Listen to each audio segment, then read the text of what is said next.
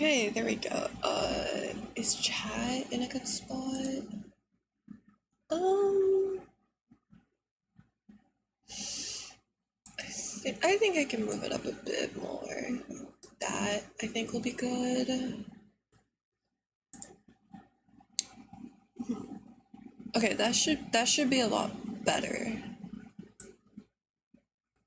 That should be a lot better. Okay. Uh, yeah, there you go. I had some tech difficulties, so took me a few extra minutes. Apologies. I had some tech issues. But I lived. I made it. when do I not have tech issues? So I made it. I figured today that I would just go ahead, do some ARAM, farm, some mastery. Honestly, I was mostly gonna farm mastery to finish the battle pass, but uh I ended up finishing the battle pass last night. So now it's more just like getting champion mastery for the love of the game and to prove that I'm good. So that works out too. Was not the original intention, but it works out. So yeah, I completed the battle pass. Cuz I'm very happy because I got since I completed it, I got the Zed skin that comes with the end of the battle pass, and a lot of people didn't like it. I mean, I get it. A lot of the battle pass skins haven't been the greatest, you know? But I like it. I think it's pretty. I think he looks cool, even though I don't know how to play Zed whatsoever. I still think he looks sick in it, you know? He looks cool. He's a cool dude. I honestly think it's probably one of his prettier skins too, because like otherwise, if I had to say like of Zed skins, which one? I mean, Galaxy Slayer is pretty cool, but like of Zed skins, otherwise, I would say that like Galaxy or I like Immortal Journey too. I would say those two are like his best, and I think this one's pretty solid. So I don't know. Some people were upset. I think it still looks nice. As you can see, Pumpkin, I did buy the Baywatch Tarek skin from the special shop. I did commit and buy it as it was on sale because this is the one Tarek skin that I was really considering buying besides this one. Because this one, I mean, bro is like hitting the smolder, you know? But yeah, I also, to be honest, I did get some new skins since we last played. I I accidentally got Prestige High Noon Evelyn. I didn't get her on purpose. I opened a loot box and she popped out. And to give context, Prestige skins that aren't Battle Pass related, Pumpkin, require like 150 of a resource called Mythic Essence, and really the only way you can get it is by grinding up battle passes, doing like gotcha pulls, or doing like getting lucky with a loot box. So I got her, which she looks cunty, so I'm happy about it because I also own oh, she's one of the KDA girls, if you know what KDA is. She's one of the KDA girls. She's a succubus. That's what Evelyn is. My disappointment is most of my days we run legally. Holy moly, everything I said. Yeah, I have her. I have this one of Evelyn already. I have her Sugar Rush one because she's like a little strawberry cat thing, and I think it's very cute. I bought this one because, well, I didn't. Did I buy this one? No, I got this one. I got this one in a chest, and I was like, "Oh, she's so cute! Like, look at her. She looks adorable." And then I got the high new one, and I was like, "Oh shit! Okay, I got the baddie skin too." Yeah, Evelyn is kind of a nightmare in this game. Not gonna lie, because Evelyn's whole thing is, at level 6, she goes invisible. At level 6, if Evelyn just goes invisible, and if she gets too close to someone, you can see her. But she basically runs around invisible, like her teammates can see her, but the enemies can't. And she just does like sneak attacks basically. Like she's a fucking nightmare, honestly, if someone knows how to play her. But no, Evelyn's got some peak design. Like I wish she had more cutesy skins just because I like cutesy skins, but like she has some really cool ones. This one's really popular because I wonder if you could assume why, Slime. This one is really popular. But yeah, this is Evelyn. She's one of the girlies I quite like a lot. Oh yeah, she's got like a cat burglar skin. She has a tango skin. Yeah, she's got some old ones too. Singed. Get out of here. I can agree. Yeah, I also accidentally got this Hakarim skin. I actually like it, so I'm happy about it. He's quite fun. I just struggle getting the grasp of him. Though his peak skin is this one. His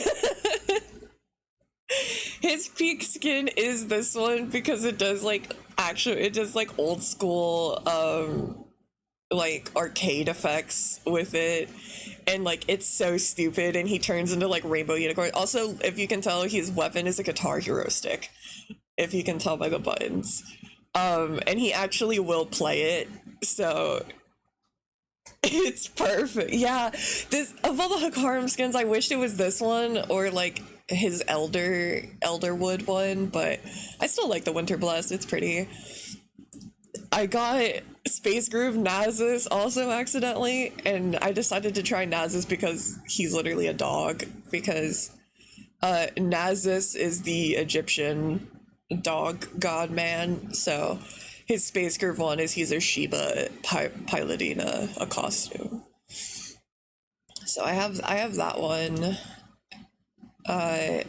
This Jana skin was a battle pass. You know what? You would really like this, Pumpkin.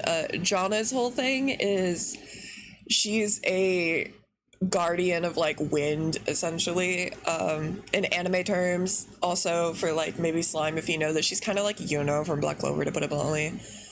Her legendary skin is she's a fucking weather reporter. She's a fucking weather reporter, and she actually, like, in her animations gets, like, blown the fuck around, and she's, like, yelling about forecasts and shit. It's pretty funny. It's, like, a really old one, but yeah, it's pretty fucking funny. She's, like, actually doing, like, weather forecasts and getting, like, torrential rained on, and it's really funny. Jana's got some really funny ones. Also, yeah, no, a lot of the League ladies are very hot. If you watched Arcane, you'll recognize this Caitlyn skin. I happened to get that one.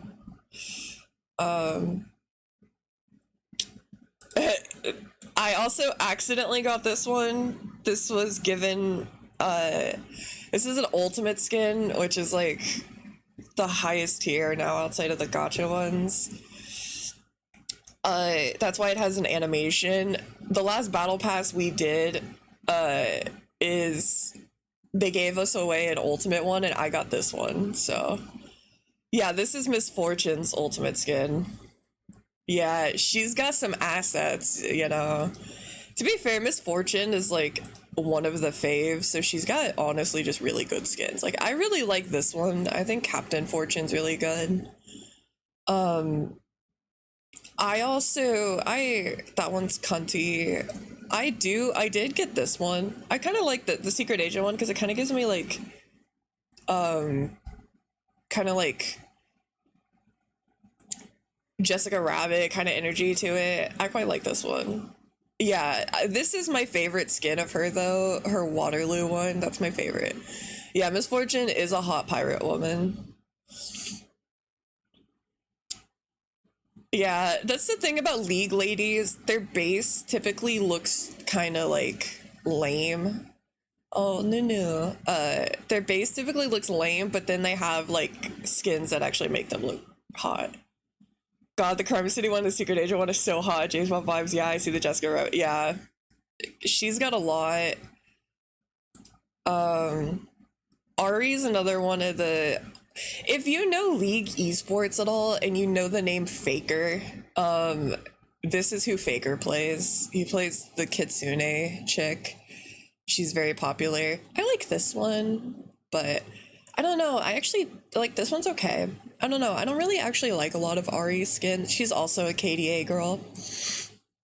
I think this one I like a lot too. I think Ari though, I don't know. I feel like I don't actually like a lot of her skins. Coven is also pretty. You've seen things about the Crime City one. What other ones do I? Yeah, because I have that one. I have Space Groove Nami. Nami is she's a mermaid. I have her Space Groove one. I think I've seen Ari in a video once with Faker. I only know because of manhwas and stuff. Ah, gotcha. Yeah, Faker is like the sports player. He's from Korea. Yeah, those are all the new skins I've gotten. But I'm still tempted to get Bard. I do own this Bard skin, which I think is his peak, but I am tempted to get Bard just because Bard. Space Jam collab went, dude, that would be so sick. So, I did end up buying Rain Shepherd Melio because it went on sale because I think this skin is so fucking cute. Actually, I kind of want to, hold on.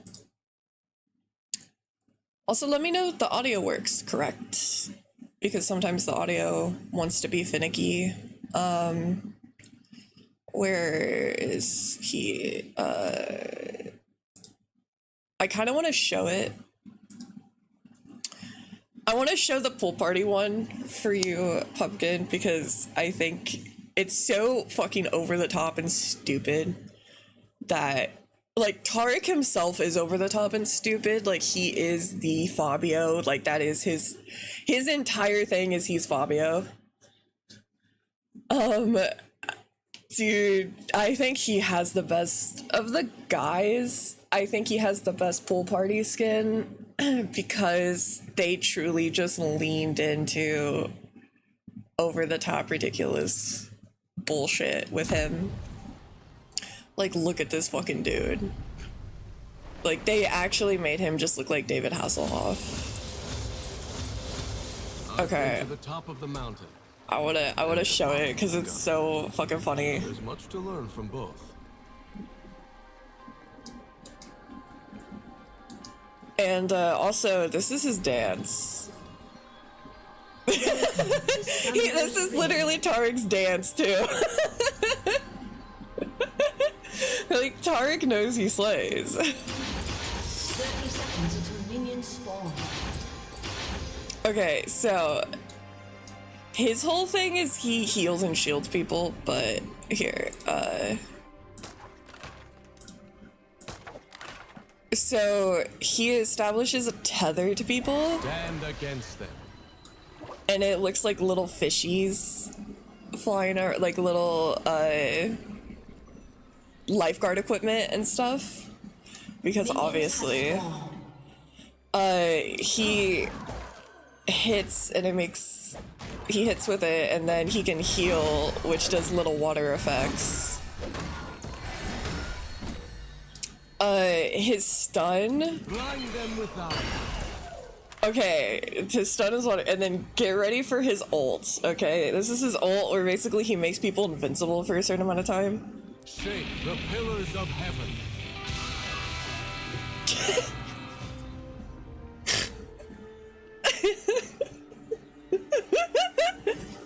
It's so fucking stupid. It's so fucking stupid, man. It's just white boy beach bum rock shit. It's so fucking stupid. I love it. If you want, so I can show the Evelyn skin too, because if I get into ARAM, I might not obviously get the character, so I can show Evelyn's. Where is she? Do I have her favorited as a jungle? No, but I should. Not Belveth. Yeah, Evelyn is very much like, she's very pricked up. As a succubus should be.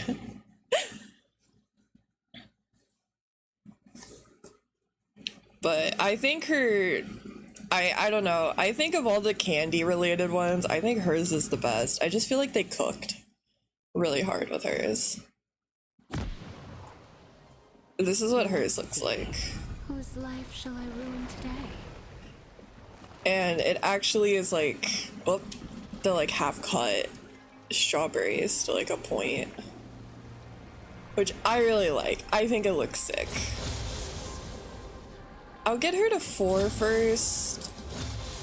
Just so I don't show her going invisible just yet.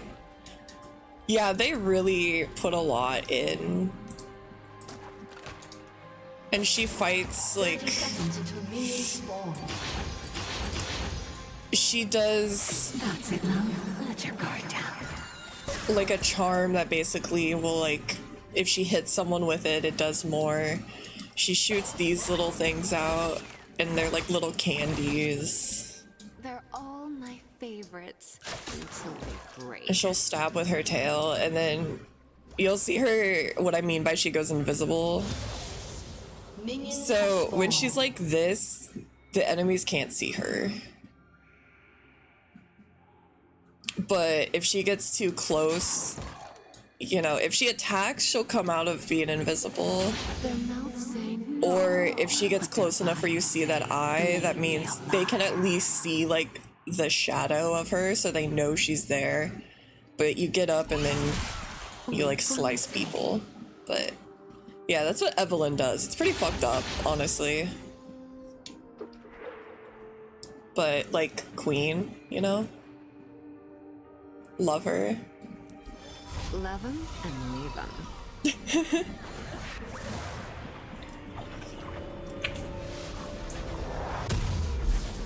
She's pretty funny. I'm still kind of dog shit at her, but she's funny. The art new to me. Yeah, no, that's what I mean. Like, unironically, like, and some people, yeah, are some of the newer skins not as good, in my opinion? Yeah, but also some of them are still super, super good. It kind of just depends entirely on the team working on it, you know? And I think for a game that makes skins, they do put in a lot of like things. And for example, legendary skins will have like different dance animations and stuff like that. So they do put a lot into them usually, which is kind of why I don't really mind spending like $10 every once in a while on like a really cool skin. Because I will say too, I don't do like collector, which a lot of people do in this game, which is fine. And that's where people buy like every skin for every character. They want the full collection. Typically it's of their main, you know? I don't do that personally because every person that I main has at least like 1 or 2 skins that I absolutely fucking hate and I don't like. So I don't do it. I personally just buy skins that I don't have the income, I feel like, to in my mind try to justify buying a skin I think is dog shit just because it's got Set's name on it, you know? I don't think I could do that. But a lot of people do. So, you know, I usually just buy like ones that I think are peak, and if I end up getting a skin for a character I don't normally play or I don't normally like, it's because like the game forced me to pick it. I'll do Vexlacy. Ooh, I mean, honestly, Shaco's pretty good. Kaisa is also pretty nice. And I'll stick with Vex though.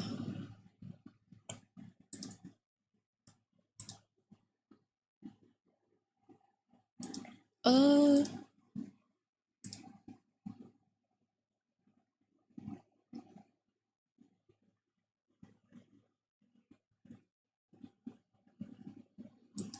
I'll stick with Vex. I could play Kaisa or Shaco, but I don't know if I feel like right off the bat. Okay, yeah, we have a Kaisa. Yeah, I don't know if I feel like right off the gate, clowning. Oh my god, why is my eye so itchy? I don't know if I feel like doing Clown Man right off the bat, because Clown Man is kind of a lot. Okay, I'm gonna tell you this, Stefan. When you see this old ass fucking Gandalf looking wannabe dude, fuck this guy. This guy's always a fucking nightmare. God, Zillion. Zillion's always a fucking nightmare. Because his whole thing is he just throws bombs onto enemies or to people. And it just makes it to where, like, you can't move, like, anywhere because there's just fucking bombs everywhere. It sucks.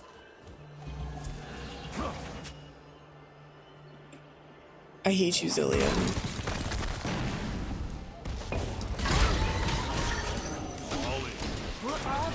Like that. That's one of his bombs. Minions have spawned.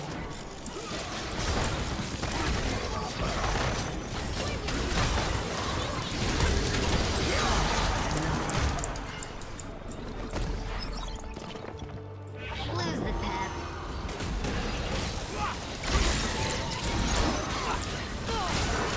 Just keep walking, Yordle. Got nothing to say to you. Dang, they're pushing hard. Victor, get off me! You got a bomb on you, get off me! Seriously?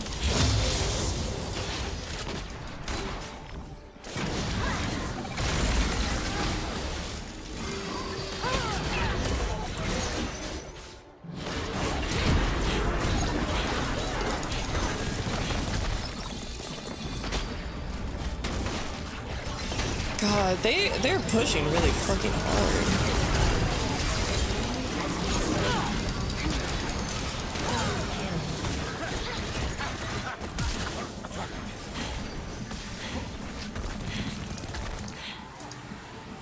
Oh my god, why is my eye itching so fucking bad? Don't even think about it. An ally has been slain.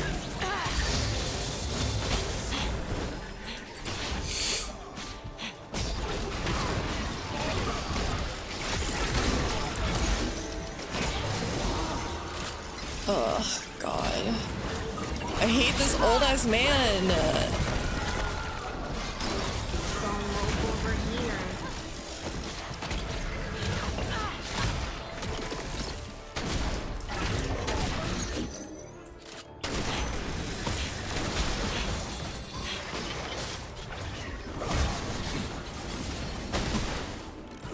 An enemy has been slain.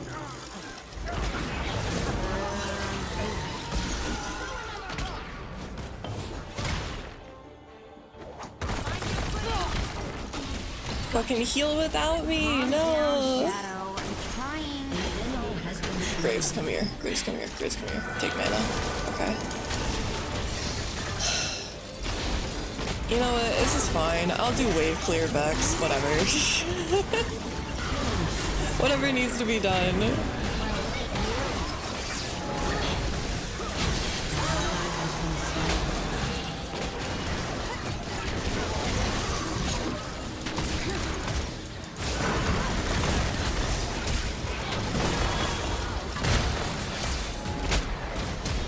Jesus.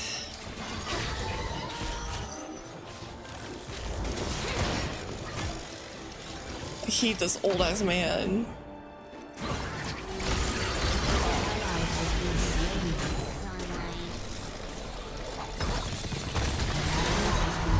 Damn it. Okay, I kind of need it. That's kind of fine. I can get my stuff. Your laptop crash? The Zeus looking guy's a nightmare. Couldn't be. Yeah, he's so fucking annoying, man. Cause look at how many fucking bombs he just throws. Like, and you just can't do anything, basically. Like, you just have to get out of them. You can't get rid of them.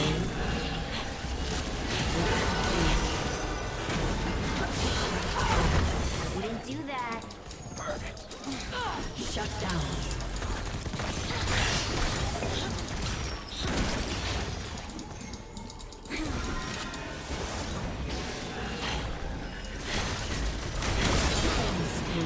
I don't know what that Draven was doing.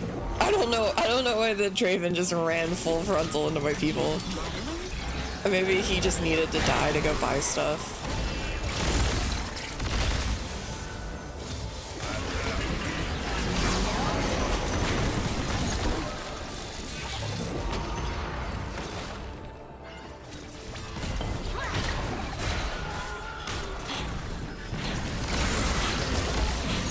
Bring it down a notch.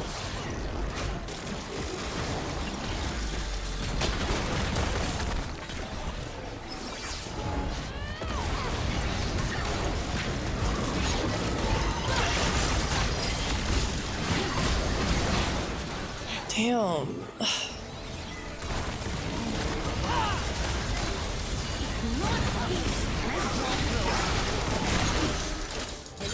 Has been slain.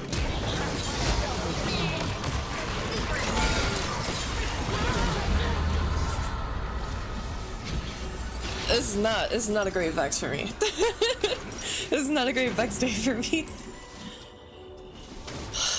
I'm just not hitting them hard enough. I mean, they... Okay. Yeah, building mana, of course. Oh yeah, because I got Lulu who's shielding. Feeling gloomy today, dear? Let's turn that frown upside down. Ugh, this is rough, man. I hate that old ass man. I hate that old fucker.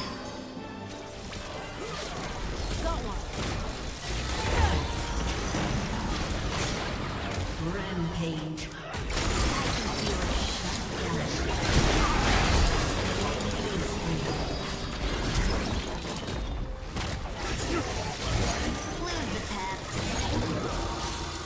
Get off me, Cho'Gath. When you do, just don't run with me.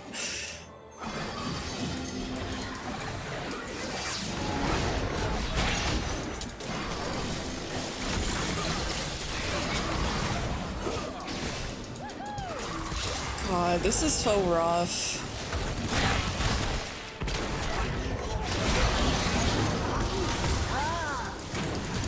Maybe I should have done the fucking clown. Oh man, maybe this is what I get for not picking the clown.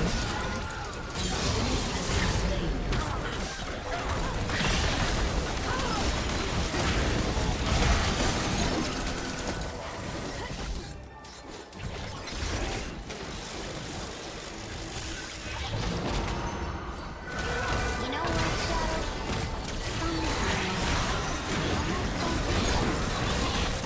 Oh shit. Ugh. This is so rough. We're not making any progress. Ally has been slain.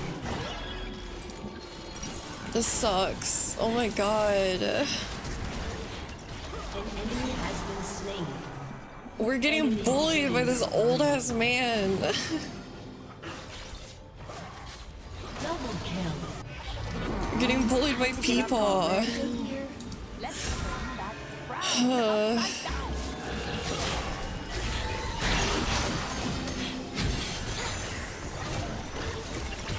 Get off of her. They also just have so much range.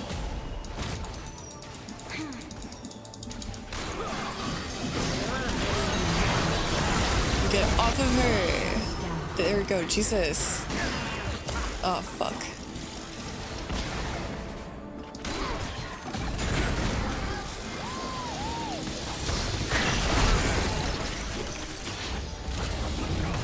Oh fuck.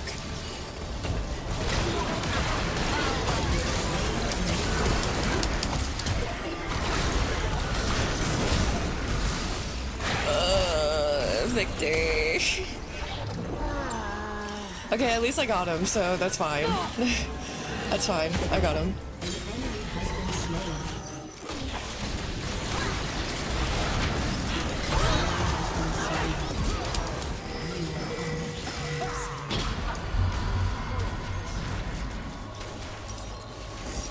Okay. Wait, fucking what? The banana. I was reading a manhwa and the villain does his backstory fucked up diabetes and mob beater alive because of that's what he limits. People think Libra on his house got his dad, like some strange coincidence. What the fuck? Okay, hold on. Hold on. I'm gonna wait. Fucking what now? Let's turn that frown upside down. Sorry first. I hate that. Remember we were talking about the freaky ass dude. Oh, are you saying that the villain's backstory felt like Onision's? Is that what you're saying, Slime? You're saying the villain in your manhwa was Onision? Because that is a terrifying level villain. You don't want Onision as your villain.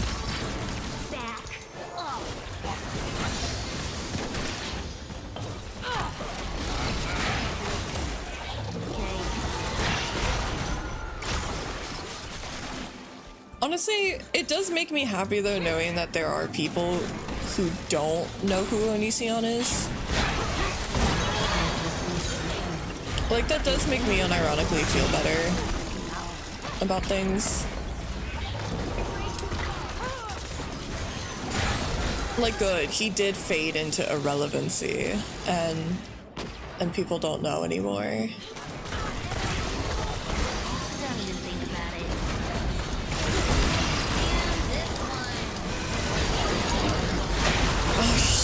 The resurrection. Yeah, also, that old fucker can just bring himself back to life or other people. He can just reverse time and be like, yeah, you're alive again. Fucking hate this old man. I'm getting bullied by a geriatric.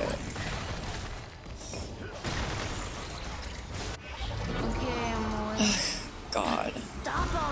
I felt like his dad was him, dude. I mean, Onision does have kids, so his kids will unironically feel that one day.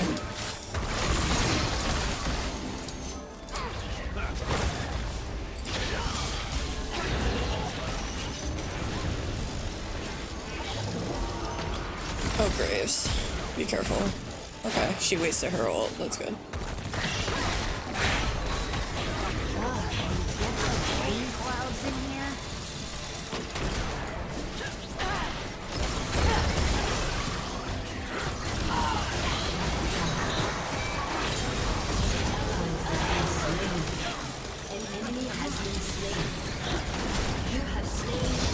Oh, thank God. Fuck that people.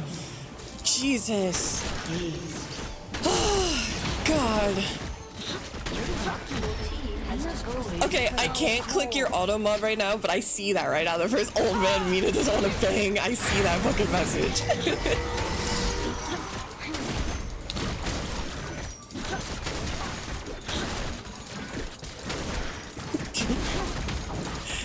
I can't tap out and free it from jail, but I see it.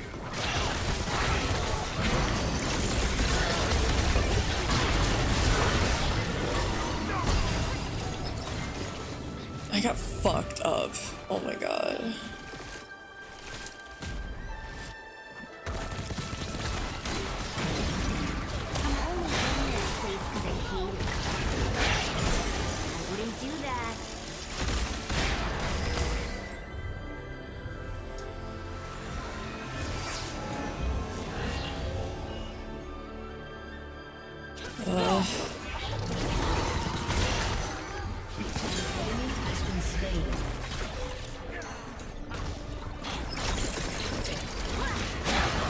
I'm so low, and I have no more healing. At least we got a good push on them, though. Oh God, the Victor ult.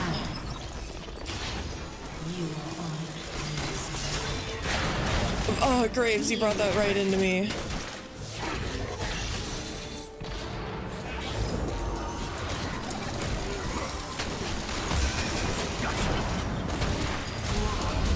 Aw, Draven! Draven! There you go. I freed you.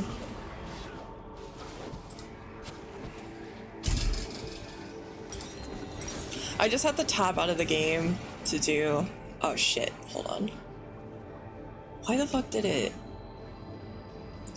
Yeah, I just had to tab out of the game to do it, so it's hard to free auto mod. Yeah, I don't want to fuck Zillion. Zillion's a fucking demon.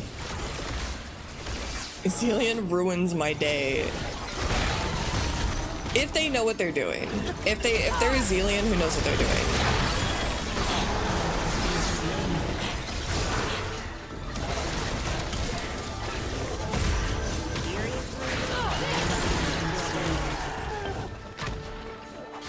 Oh, Kaisa.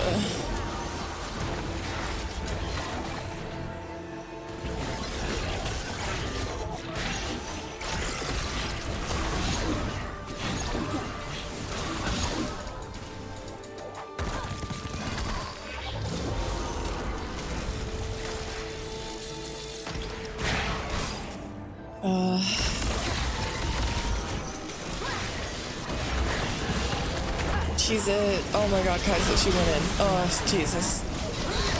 Okay. I shouldn't have, but I wanted to try. Damn it.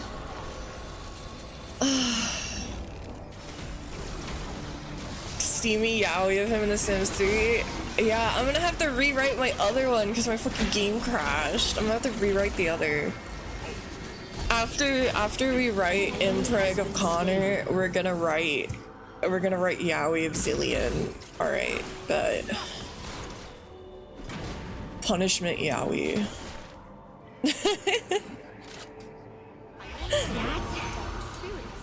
Wasn't as cool as I thought it'd be.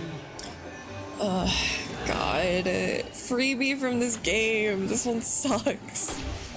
Like, my team is doing the best they can, but oh my lord. This team to go against just sucks.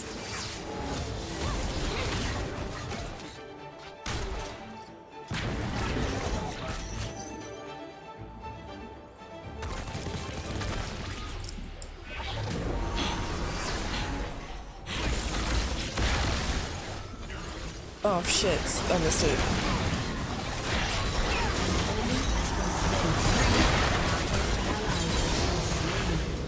An enemy has been slain. Enemy double kill. An enemy has been slain.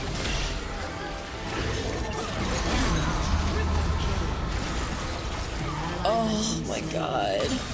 Shut down. Okay, at least Cho'Gath's got him, but... Jesus. That's why you don't play League. I mean, I get it. I'm never... Listen, I love League, but I will never shame a person for not playing League because it's League, you know? I think it's a very fun game when, you know, even stressful matches are still fun for me. I will never fault a person for not wanting to pick up this godforsaken game, you know? I will not blame a person for such.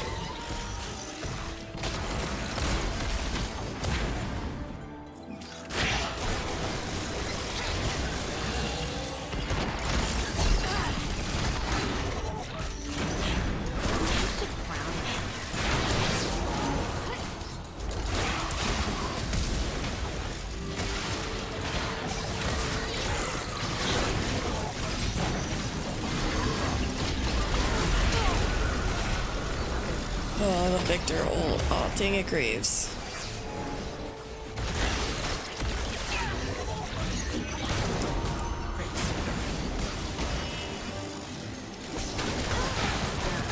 God, I just gotta get this old ass fucking man. Okay, Kaisa's. Oh, the fucking Draven Blades. Oh. Also, if you guys know who Tyler1 is, the Twitch streamer, he's a Draven main. So that's the behavior of these demonic people. Come on, Rise. Can you do it? Oh my god, please go help him. Shadow, just leave me. Me being late, I would never. It's okay. I'm just getting my fucking. We're technically winning, but it doesn't feel like it because this shit's kind of rough. We are winning, but it is a bit of a struggle.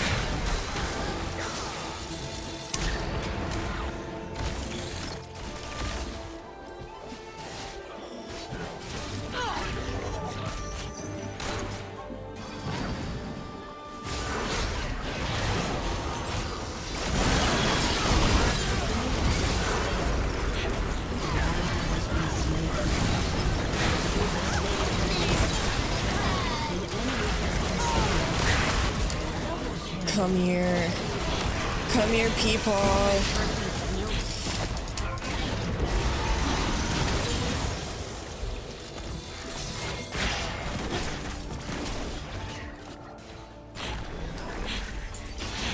Oh, they surrendered. Oh, thank God. Oh, they surrendered. Yay. That team sucked. Fuck that Zillion. Non-sexually. God. Ugh. That sucked. Arise and Graves did pretty good. Oh! Wait! Wait, I actually did get a mastery level and a champion. Wait, my first game and I upgraded one of my mastery levels. Okay, yay. I got it from Cho'Gath? Okay. Okay, so I did the most damage at least. So I feel I did the most damage on my team, so I feel at least pretty good about that.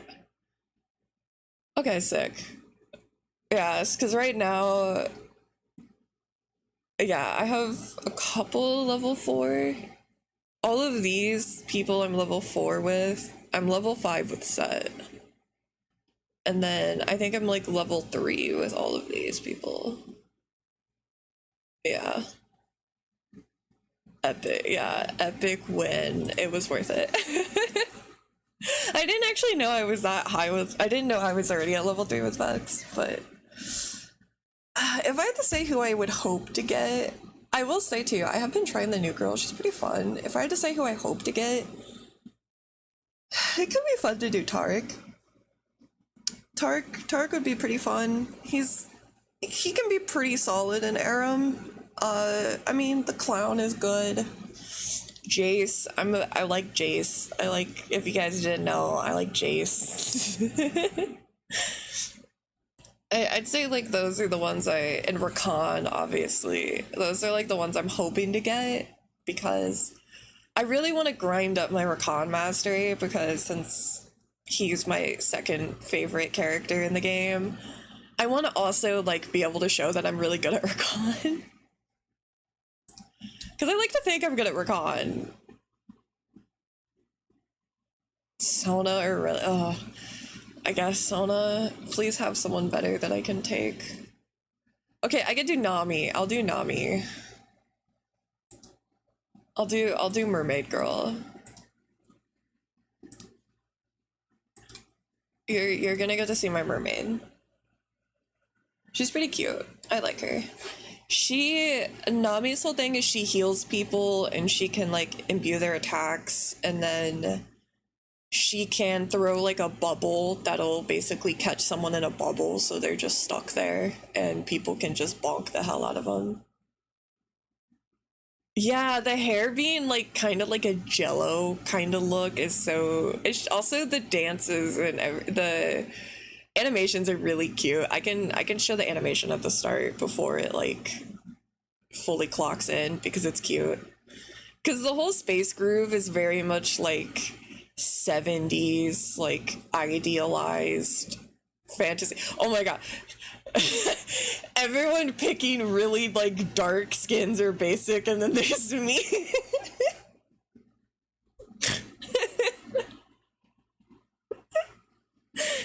Space Group Nami coming up for duty.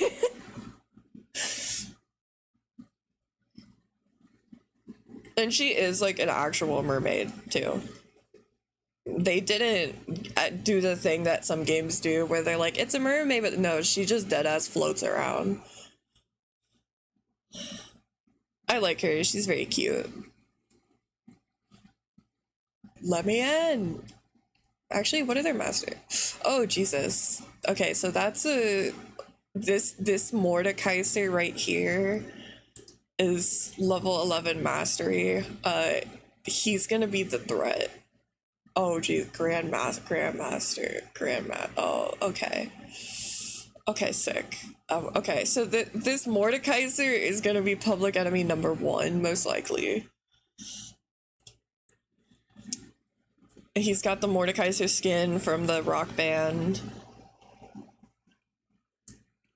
There's like KDA and Heartsteel, which are the K-pop groups for League. Pentakill is the metal band that League has. League has a metal band composed of some of their champions. Mordekaiser is the guitarist, I believe. Guitarist or bassist, he's one of the two. As you can see, his axe turns into like a instrument. So they have his Pentakill skin. The rice I was supposed to cook fucked up. I turned it on, but the Swith didn't turn. The Swith. What's the Swith? The Swith didn't turn on properly. Oh, do you mean the switch didn't turn on properly? Didn't you have an issue with your rice cooker last time? Isn't this a recurring thing with you, Slime? Having rice cooker issues? Yeah, if you want to see, that's her dance. It gets like a little glow. This is her backing. That's her backing animation. It's very cute. Yeah, the switch. Yeah, didn't you have that problem last time? Just the place for some killing. And those 3 little fishies around them means that their next 3 attacks will be like stronger. Minions have spawned. But yeah, that's what she does. It's really cute.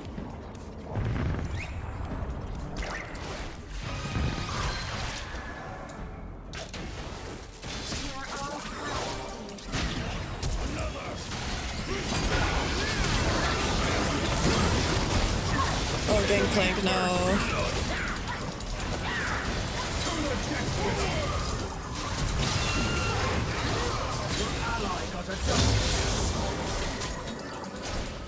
Okay, so we got a Kled, which is interesting.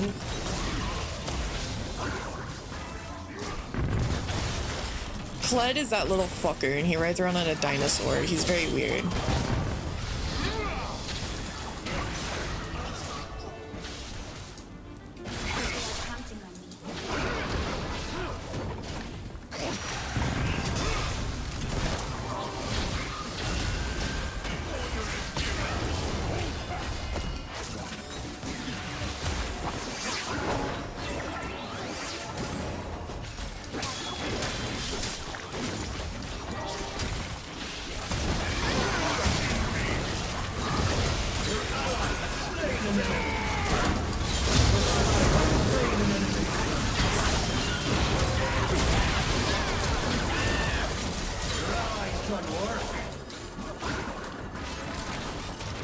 Come on, Kled. Hell yeah, he pulled through. Okay, our team's kind of cooking, honestly.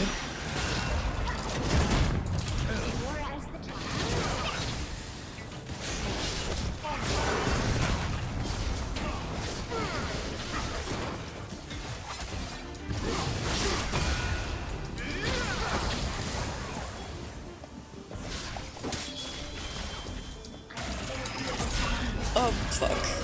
Okay. Dang it. I'm really low on mana, so I'm trying really hard to conserve. Oh shit, I didn't mean to do that. Whoops.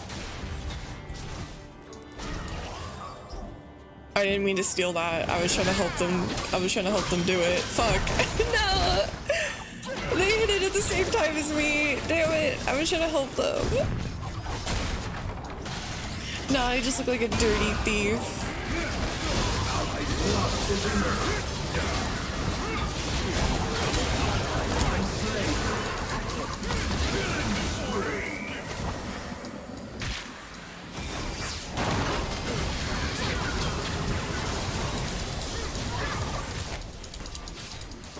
I got you, Jinx. I got you.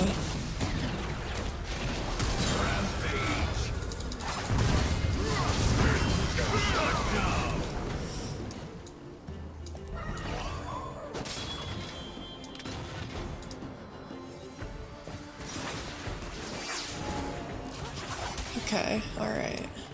Yeah, you can see Kled on his dinosaur there.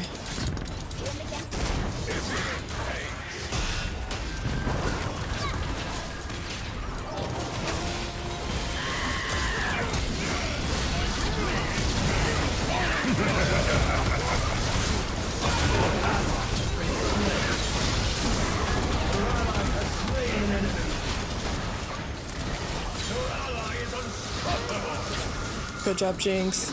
Good job, Jinx.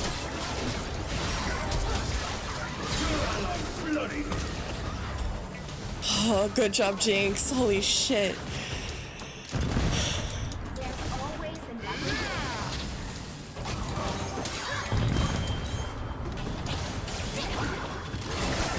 Fuck you, Mordekaiser.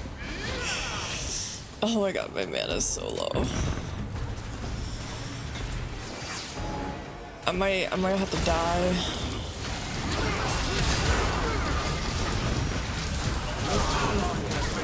Yeah, okay, that works for me.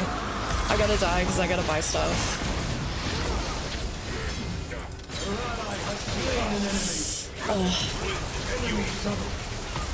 Last time I did it, I turned off the melted the rice cooker, which is a new unlucky today. I can do ice cream ball through, he's gonna fit the dumplings I wanted to buy were also gone. Oh no! That was a good pull. Yeah, Mordekaiser does a yoink that's really, really fucking annoying.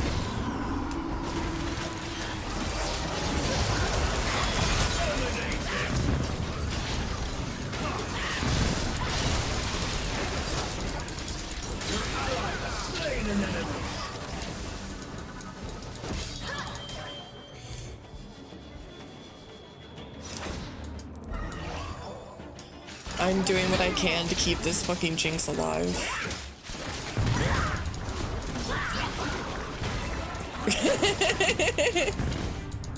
I keep hitting the ward with the bubble right as he comes in.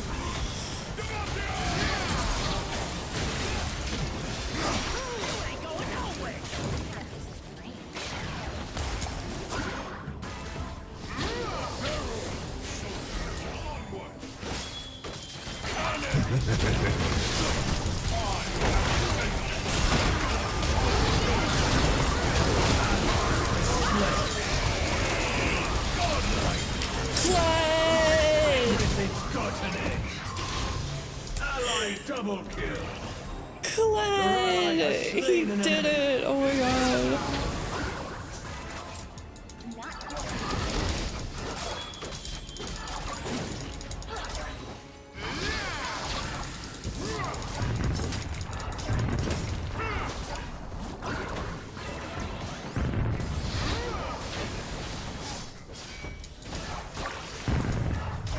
I'm gonna take this.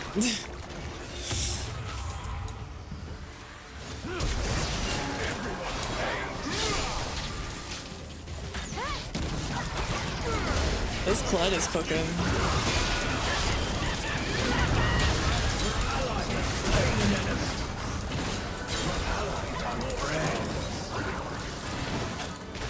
Okay, I'm kind of cooking as Nami though. Like, I'm doing pretty good, I would say. I feel like I'm popping off.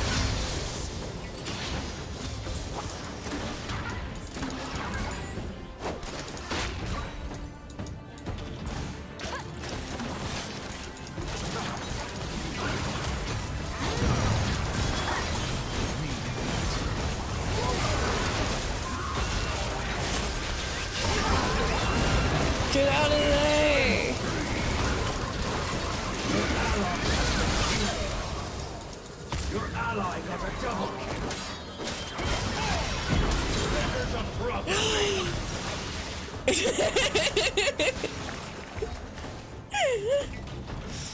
Yeah, you get it, Jinx. Brand, take it. All tied to the ocean. There you go.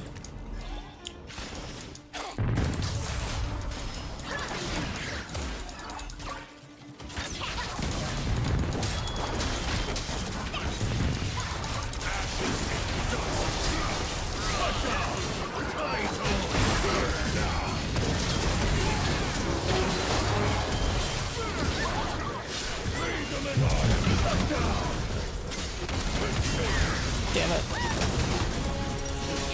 I'm unfortunately not fast.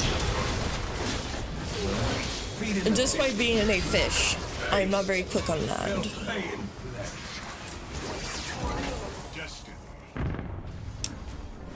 Okay, I need to get this. Your turret in splinters. No idea how I did that.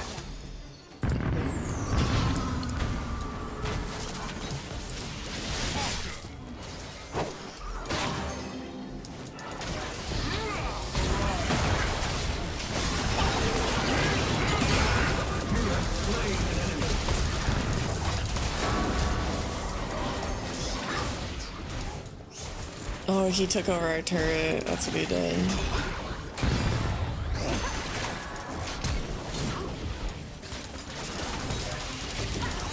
That's Azir. He can take over an empty turret.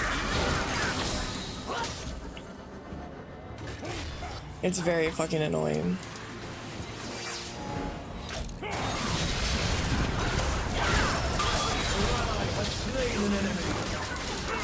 This fucking Gangplank just keeps spamming emotes on their ass. That's pretty fucked up. He keeps spamming like pride emotes on their ass. Down an enemy.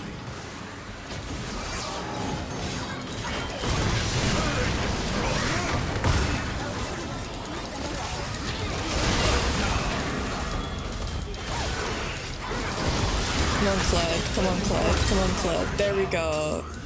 Okay, this Kled's really fucking good. Holy shit.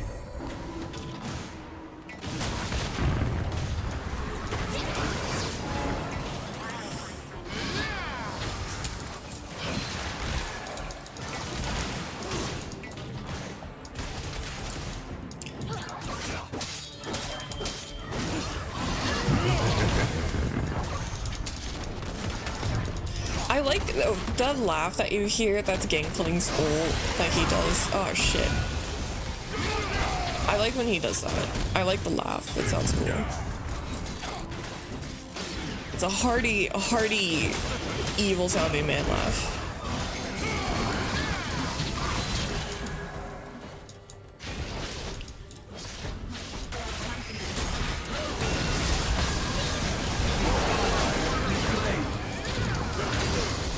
Damn it. Oh my god, I missed.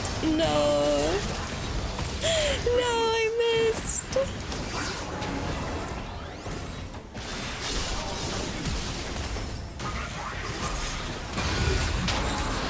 Oh shit, yeah, that Jinx is fucked. She got taken to the Shadow Realm by that Mordekaiser.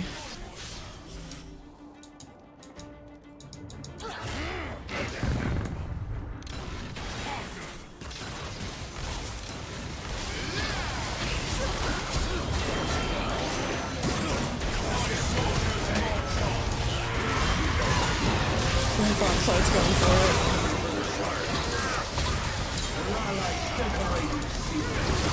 Oh god, gameplay. Oh, I tried. I just can't do much damage. Oh no, I'm a support. I can't do much damage.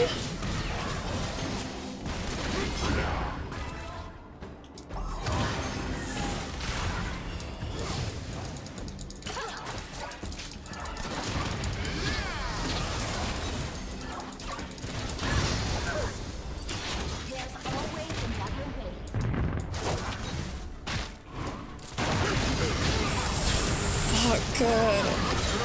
Damn it. Stupid Garen, stupid spin to win. Grr. So annoying. Look at us dying together. Oh my god, we're kind of holding hands.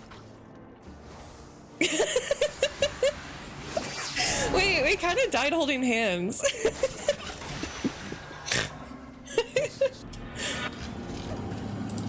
Oh my god, enemies to lovers moment with Garen. Crazy. Oh, Brand.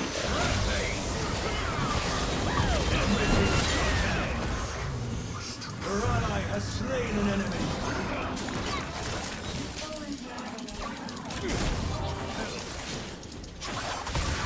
Your ally has been slain.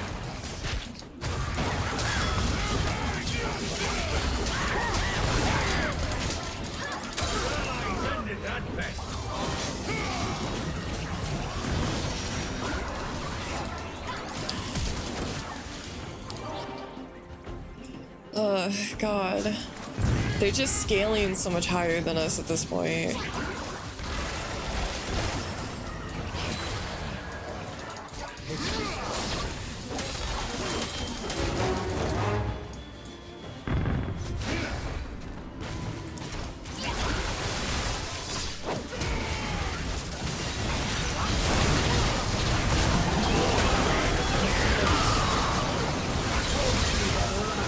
Oh, Jesus, Clyde.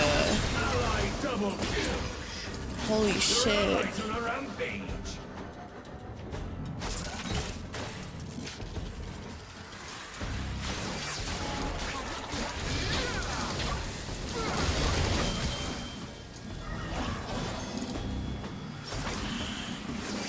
Come on, little dudes, hurry the fuck up.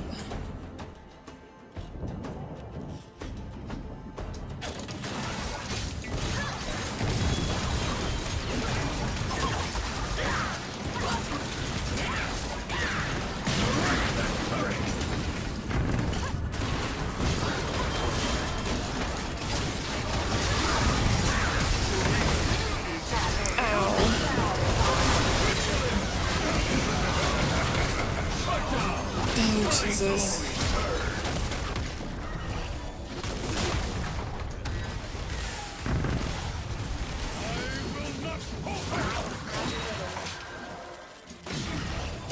This is rough, man.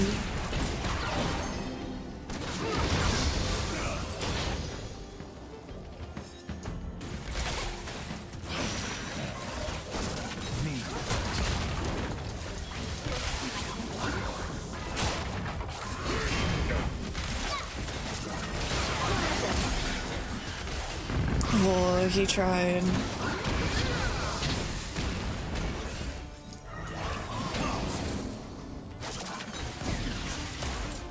Clyde, get back here. Get back here, Clyde. We need you. Yeah, go eat dinner, son.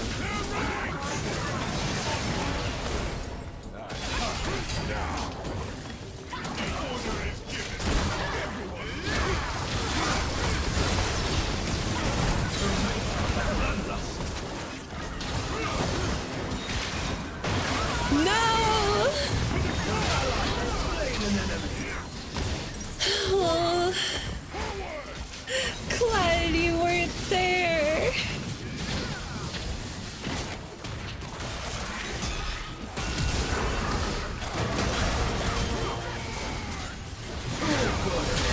Now he's here.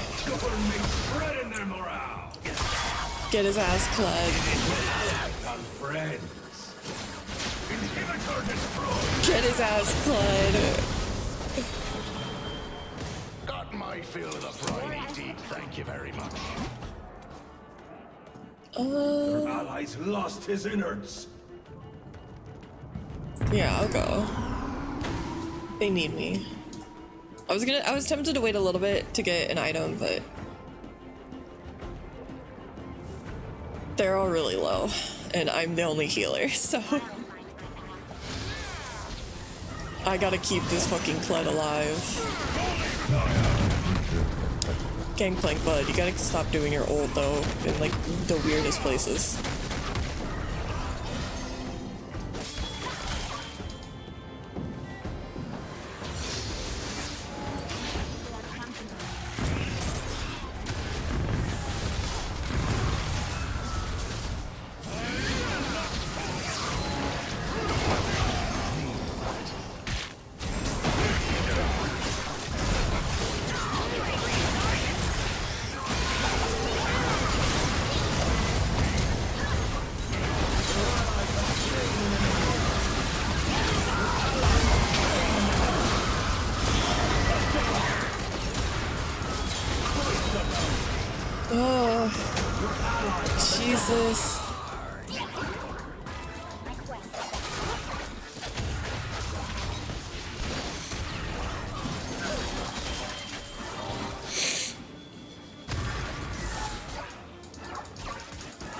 Please end this from the garden.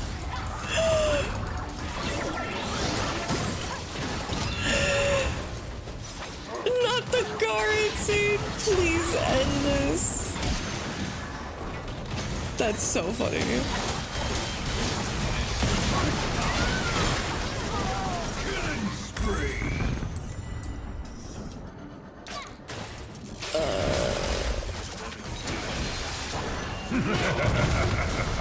Oh, I can't do it immediately once I buy it. Your ally has been slain. Okay. Damn. He really just went, fucking please.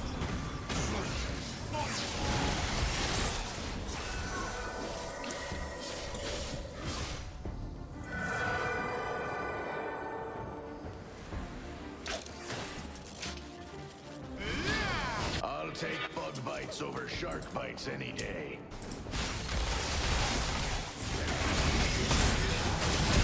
Oh fuck, I have to be within a certain distance. Keep an eye Shit. out for fishing holes. Okay. Damn it. Everything's got an end. Okay, so that ended up being useless. Alright, well. Shit.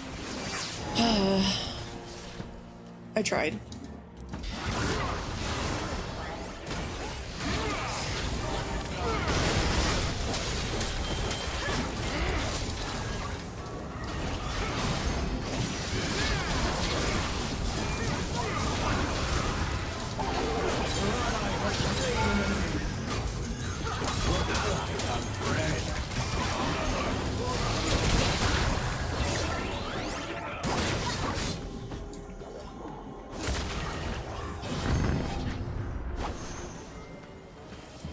Oh. Almost.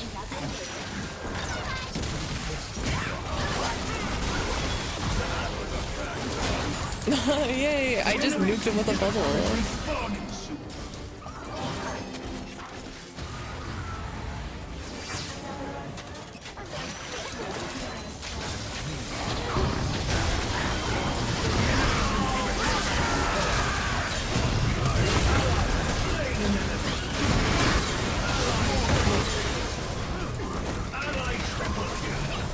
Jeez, okay, okay, okay.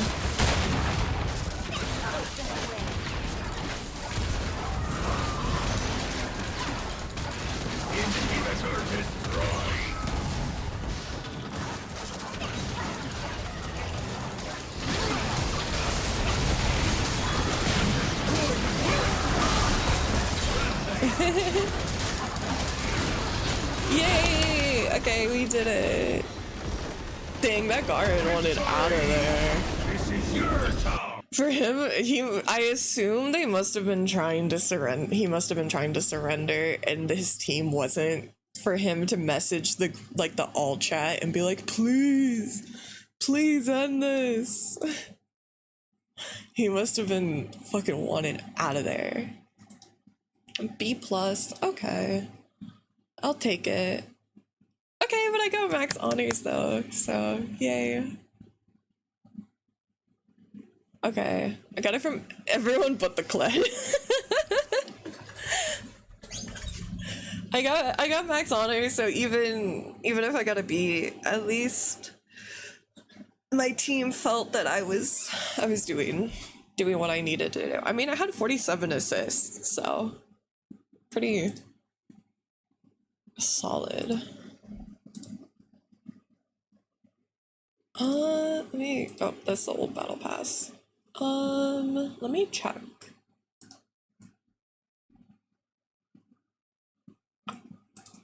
Okay, trying to think if like,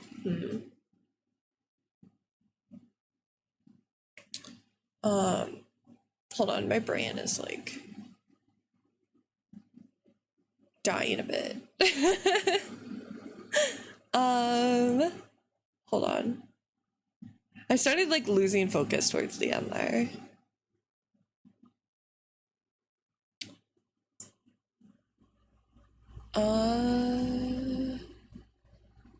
I did want to ask, So I thought about it more. Should I wait and do The Sims on stream? Or should I try to catch up off of stream? Is there a preference? Because I was thinking about it again, and I was just thinking, like, if it would still be interesting for y'all. I wasn't completely sure.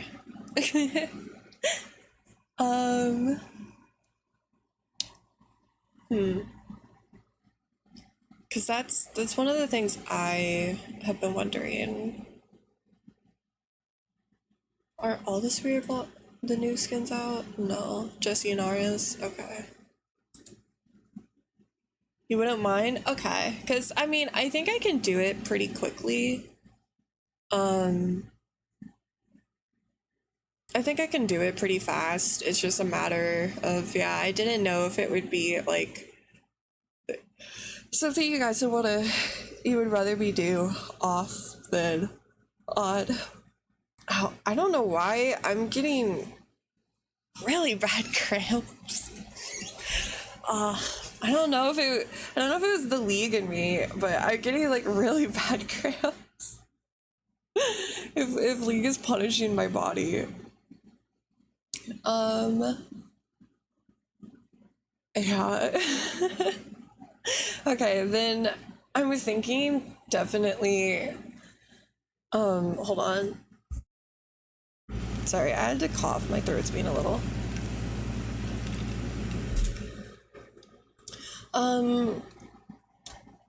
What's it called? My brain dying.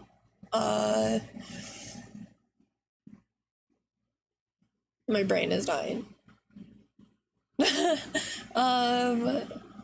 Oh yeah, I plan to do. We really did good with the absent-minded neurotic combo for my sim. I'm just gonna say that.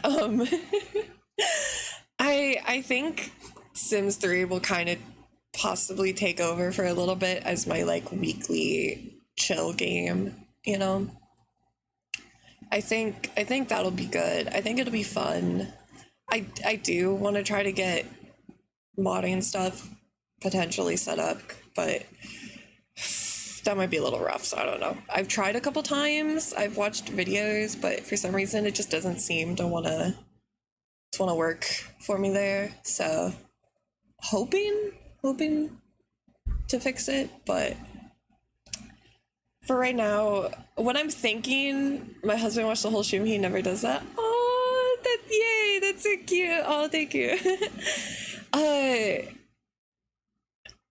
Because like I don't mind not having mods for the first like generation. It's just because of the lack of clothing and hair, because it's a very kind of microtransaction heavy game, you end up kind of making people that look the same. So that's like mostly why I want to try to get more. I mostly like, honestly, the mods I want to get, I mostly just kind of want to get it purely to have different looking Sims.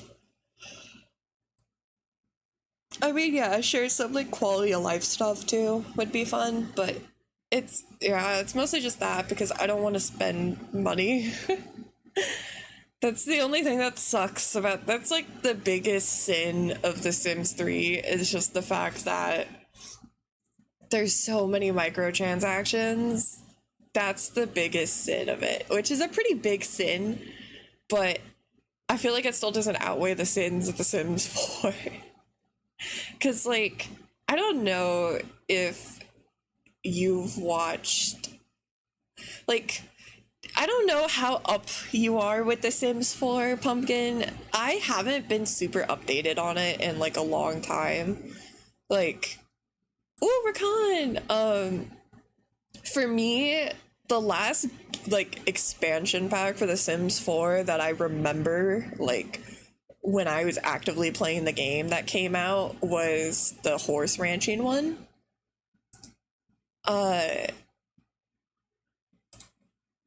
So that's what I remember. But as for like all the new ones, like, I didn't know. So I watched a couple of videos of a guy that like reviews them. I forget his name. It's not LGR, but I forget his name. And he does like very brutally honest reviews. I was like truly horrified looking at some of the new expansions for The Sims 4 because, oh my Jesus, are they fucking dog shit? Like, to be fair, in my opinion, are there some Sims 4 packs that are genuinely really good, in my opinion? Yeah. I actually do like both the horse ranching and the cottage pack. I still think both of them should have been like max $30, not $40, but I bought them both on sale in like a bundle. But I still think they should have been $30, but I still think they were good. I also think the beach one was pretty good. It's just the mermaid part fell flat, which is why I think it sadly should not be $40 as well.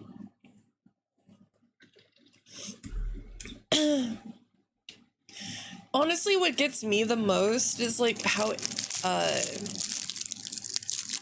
empty the worlds are. That's what really bothers me.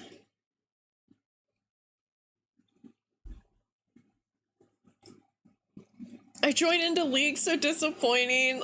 Listen, you know, it'd be like that. Like for me with The Sims 4, what gets me is like you buy a $40 expansion pack and you get a new world, and the new world has 10 lots on it, you know?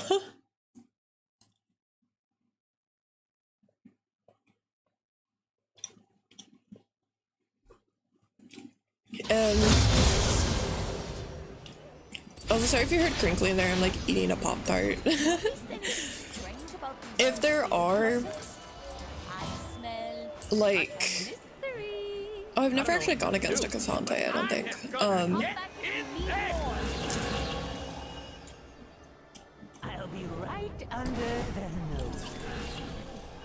The Sims 4 kind of tries to do the thing of, oh, we're gonna make a bunch of random buildings around that have, like, places you can buy shit and all that stuff.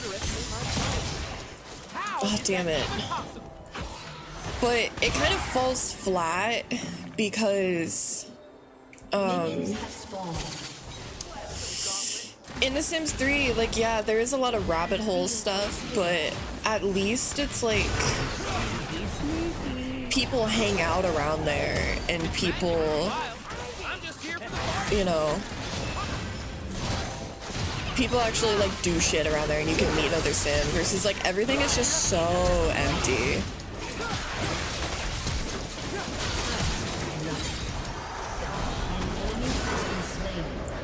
It's just, that's like one of the biggest gripes, is just the game is so empty.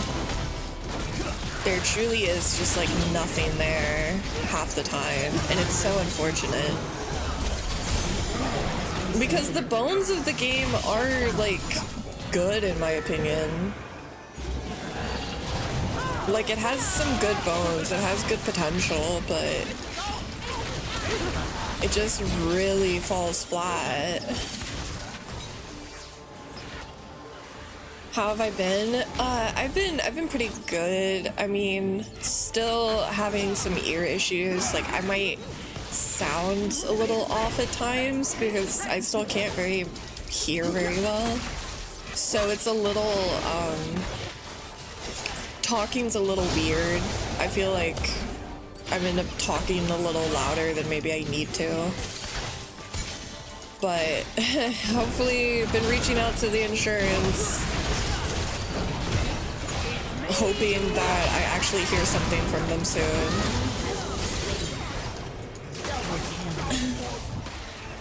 Because your gal needs her fucking surgery.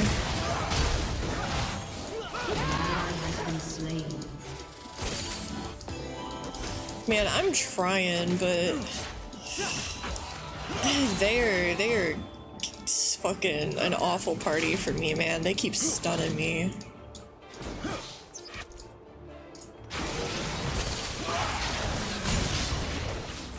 Why did it take you so long to get back to the action? I know, Rakan. I know, sweetheart. You don't have to yell at me, please. Oh, oh, jeez. Oh God, I can't. Hi. Thank you for the follow. I couldn't check the because I'm stuck in a.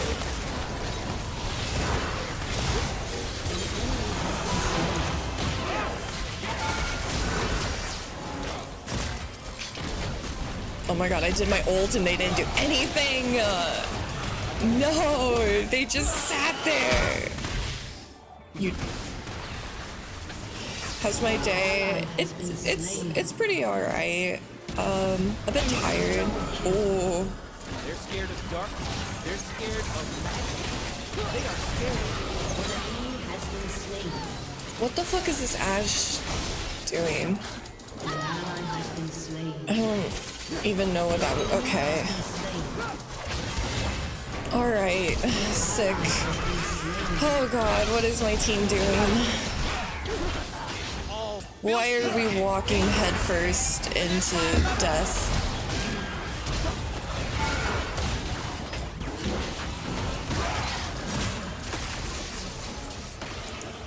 Oh my lord. Smell you can feel. I don't know what's going on with my team. I don't know what they're doing.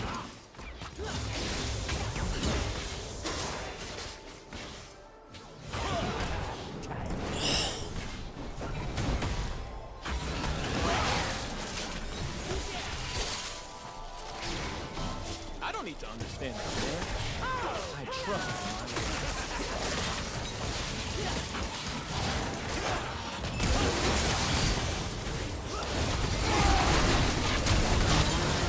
Oh, Draven. I just couldn't do anything. Enemy double kill. Enemy triple At least I had enough for my items. God. kill. Ace. That's how my day is going.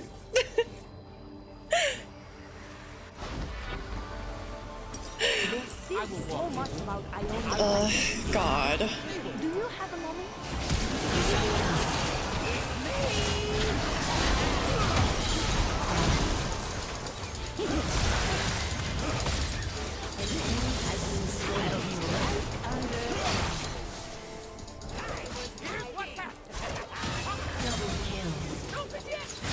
Okay, good job. Good job, team.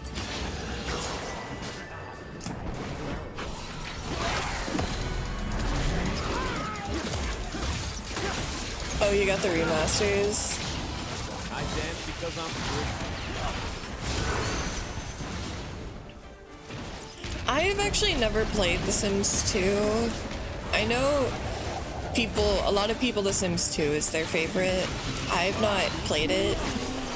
I've watched a lot of videos of it, but I've never played it. Oh, Twitch.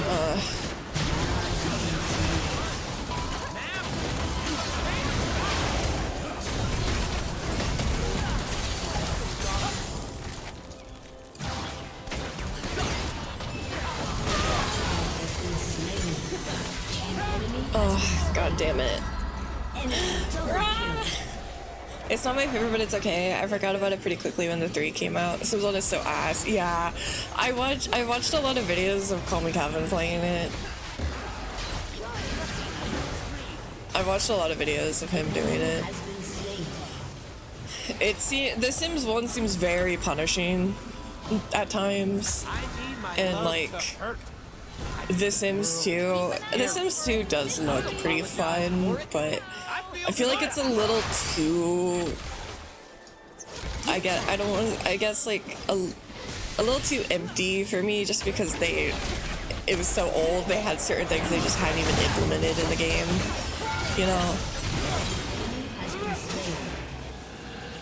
But I watch a lot of videos of people who play The Sims 2, and it looks pretty fun.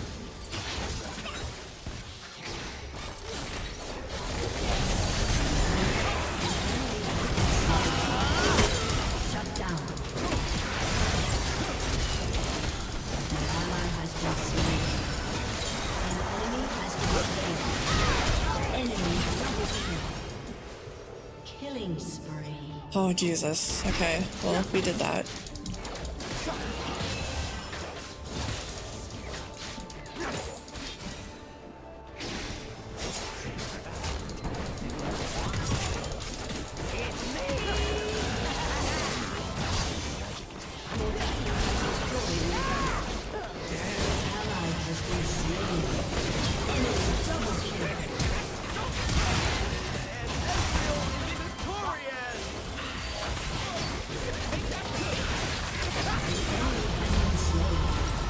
I hopefully kept them off him. That was my try. I was too low. Ugh. Ugh. I don't know why also. I feel like my nose is really kind of like fucked up today. Like it kind of, I don't know, like the side of my nose kind of hurts. So I don't know what's exactly up with that. Very charming, dear. Shut down. I don't know if maybe like I got something going on. I slept on it wrong. I don't, like on my face wrong because I do sleep on my face sometimes.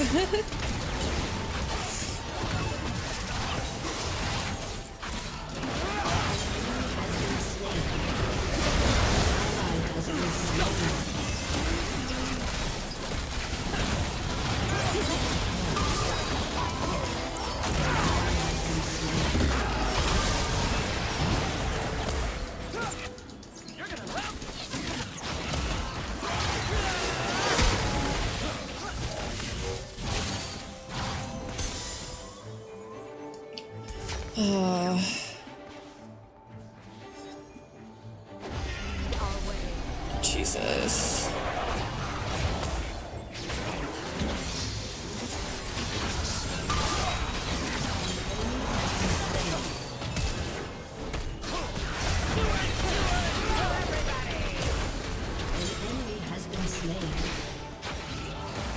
Come on.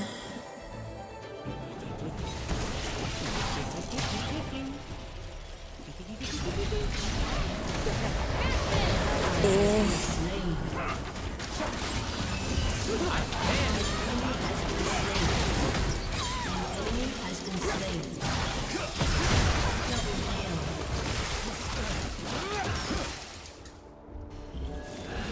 I'll be right under. Uh-oh. One, two. Woo! All right. Ouch. That sucked. Report the G?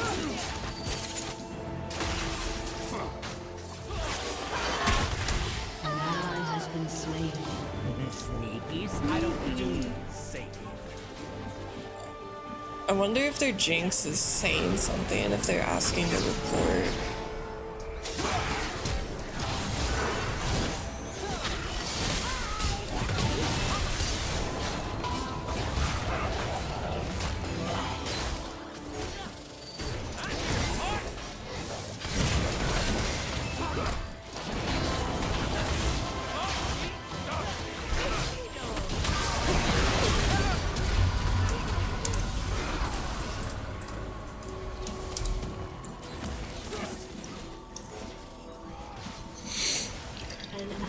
Has been slain.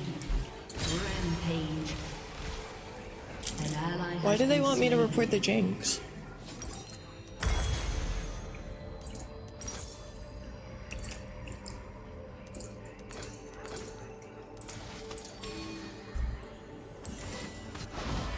Time to get it started. She left mid-match. So are they down to 4? I'll be right under the nose. Oh, okay. I'm gonna take all they want. At last. That sucks.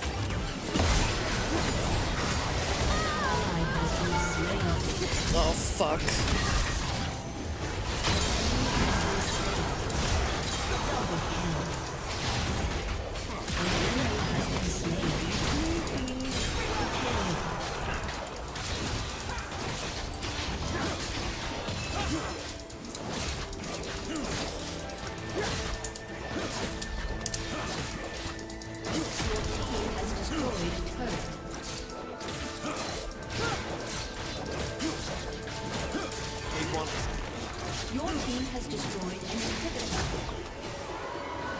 Oh, that sucks. Victory.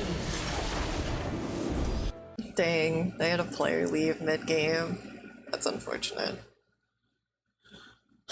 Pantheon and Draven, I'll say. Yeah, they got clapped anyways. Ugh.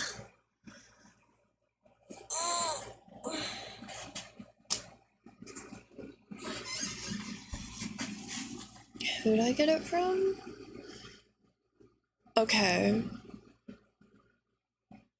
Sick. I'm not gonna say that name, but okay. Dope. I'm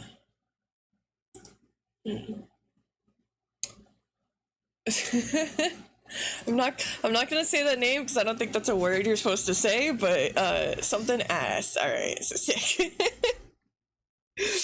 Ugh. I'm trying to think.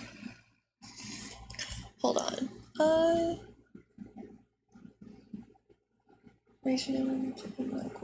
Okay.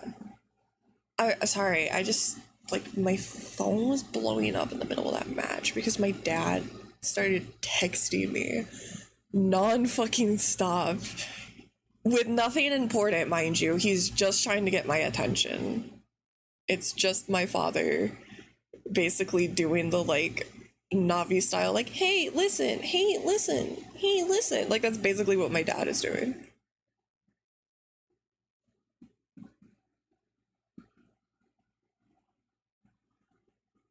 Like, leave me alone. Wait, what did Aki send me?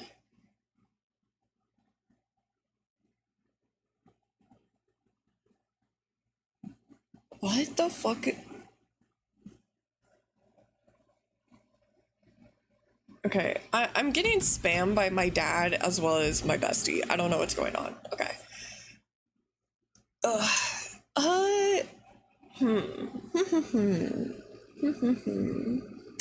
Trying to think. Trying to think.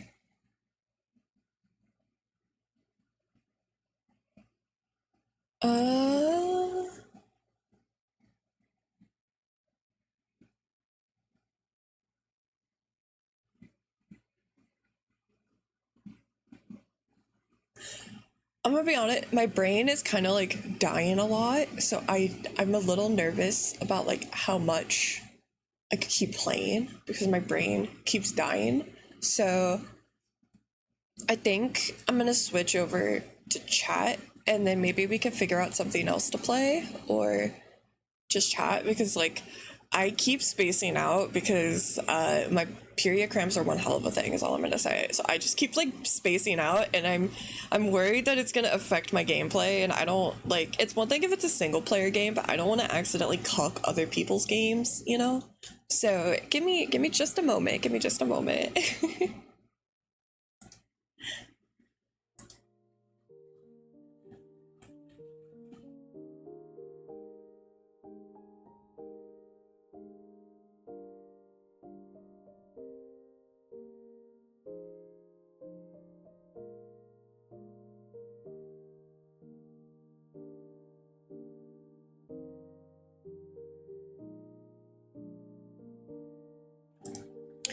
Yeah, I don't know exactly what's wrong with my brain right now, but it's kind of like all over the place. So I'm like needing to like balance a little because I'm like kind of just everywhere mentally right now.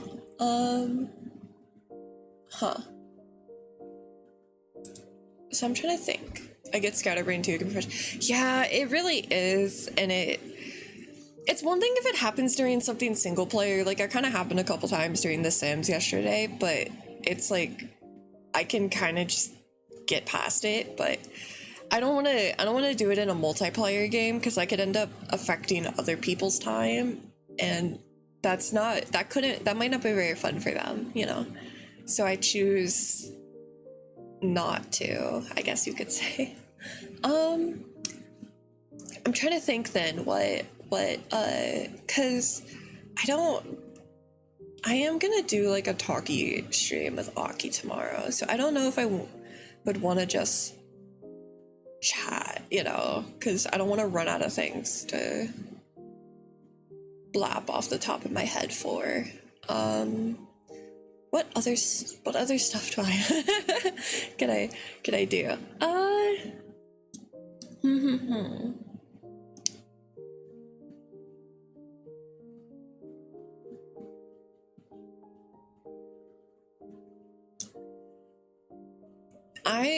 Oh my god, I'm just so all over the place right now.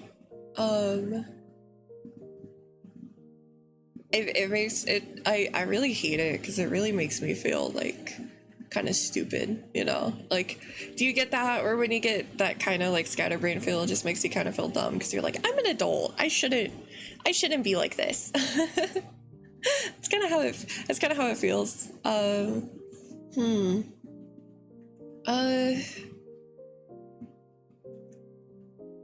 When I really want to get something done. Yeah, it's so unfortunate. I'm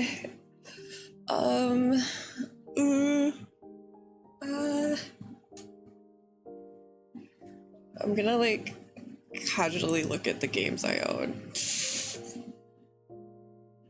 That'd be fine, it happens. Yeah, it's just, I don't know. I feel like I would feel a little bad because, I don't know. I want to, you know, like, play and stuff. It's just a little difficult sometimes with like super hectic games, you know? So I don't really, it's easy with a game like where I know exactly what to do and I can just like mindlessly log in, you know, and just do whatever. Kind of like that's how I am with like Civ or with like Animal Crossing and stuff like that, you know, like I can just idly do things, you know.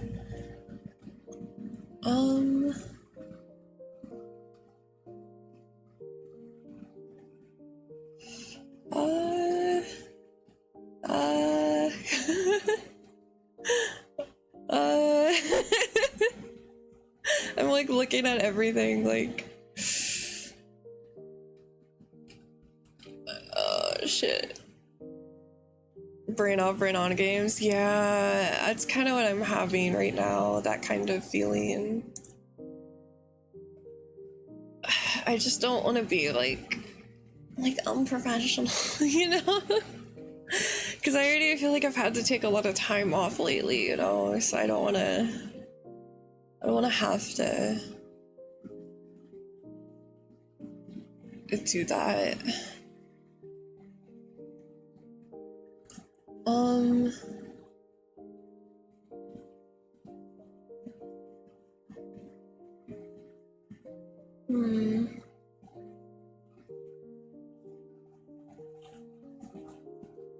I mean, I guess we could just maybe like, I could just do maybe some like Stardew or something. Maybe do a little bit of that.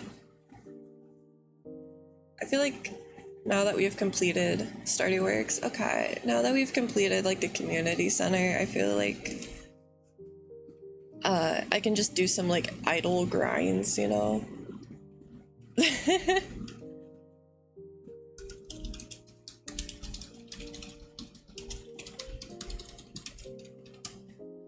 Yeah, I am. I'm doing it right now. Because that would be very unfortunate if someone came in for League of Legends. Okay, there we go. It did change. It did change. Okay. Yeah, because I don't know, man. My brain is just... I've not had the smooth... I mean, I was gonna say I haven't had the smoothest of brain days, but like my brain, the problem is right now my brain is being too smooth. Like that's the issue, actually. Alright, so give me a moment and I'll get Stardew pulled up.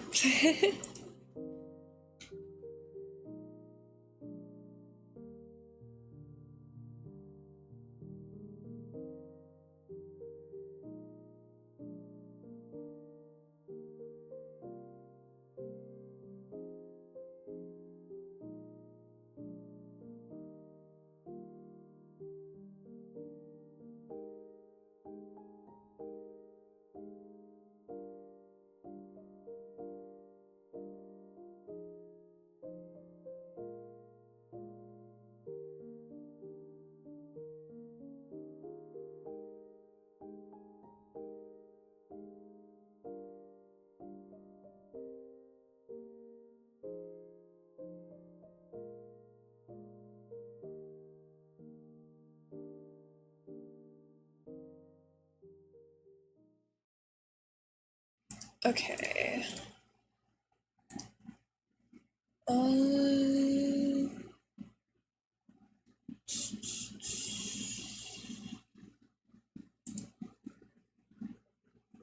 No, not that. That? Yeah. Okay, there we go. And then chat. You guys go back over here. There we go. Okay, that works. That works. Cause I don't know, like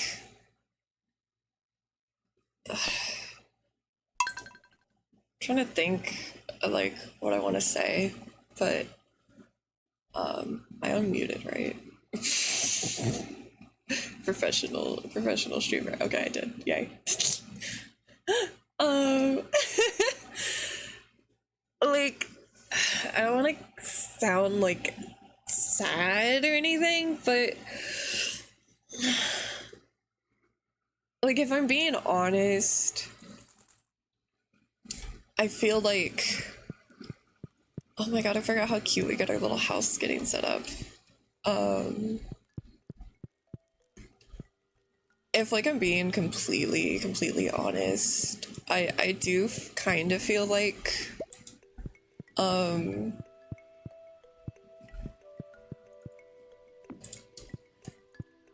of like I have like, god, I don't want to sound like sad. I don't want to sound like sad, but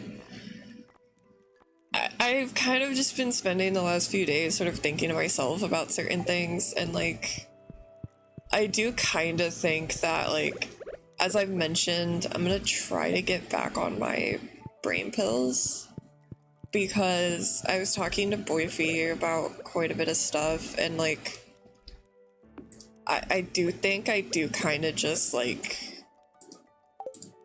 have like depression or something, and it's a little I guess like hard sometimes I'm gonna see maybe which one like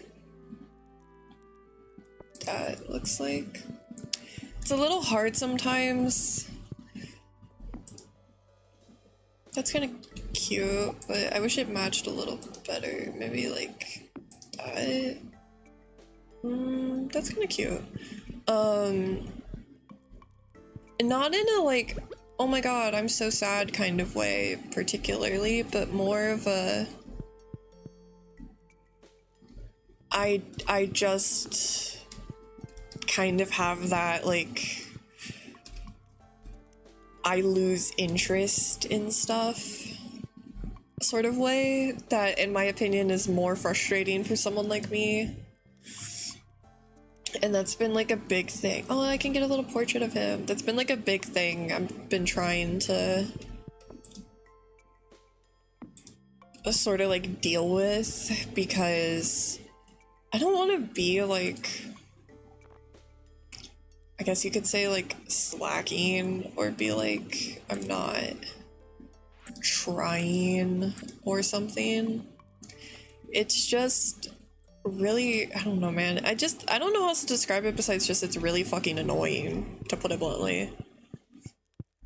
Because like I'm the kind of person where I like to have like hyper fixations on stuff and have something that I'm like super obsessed about, like insanely obsessed about. And if I don't have something to be insanely obsessed about, I feel kind of like lost, I guess you could say. Like, and that's sort of what I've been struggling with, that feeling of like I feel like a little lost, because I don't know exactly, you know, what to do, what's going on sometimes.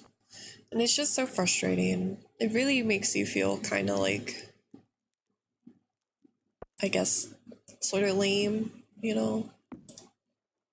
Like, I know obviously I shouldn't let that dictate, but it's kind of hard not to, you know? It's annoying, frankly. And that's just been my big struggle lately.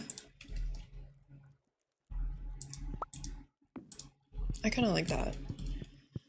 Totally get that. I'm usually a very passionate artistic person, but when I can't get excited, it makes me feel like I don't feel myself. Yeah, I'm on something. Exactly. Oh, Jesus. That's kind of what I've been having. And I tend to be like a person where when I lose interest in something, it feels sort of like I'm fucked, I guess you could say. And, you know, I'm one of those people where I get like super into something and then my brain latches onto something else, or like, you know, things of that sort. And I've been like scared about like my brain doing that for something like streaming, you know? I wish I could change like his shit, you know? I guess to be fair, we don't technically need this setup because he has that, so I mean, it still is cute, but it's like a little redundant right now.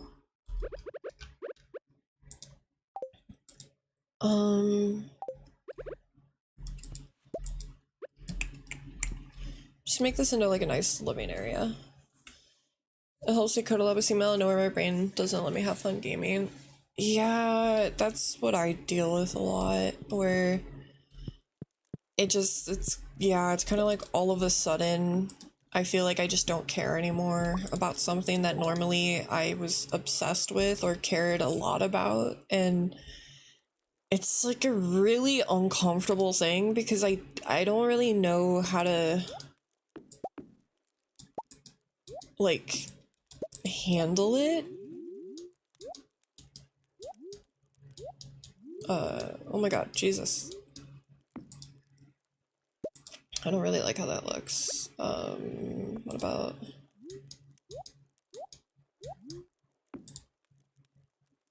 I don't know, to be honest, I kind of like the base one.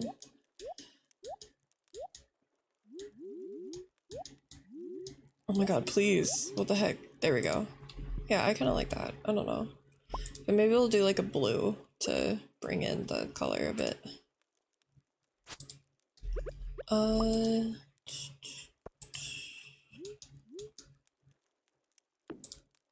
Like that. I kind of like that. Feels like fun won't come back, but it always does. Yeah, that's why, like... I've been wanting to start, like, my weekly sort of, like, political talk thing, because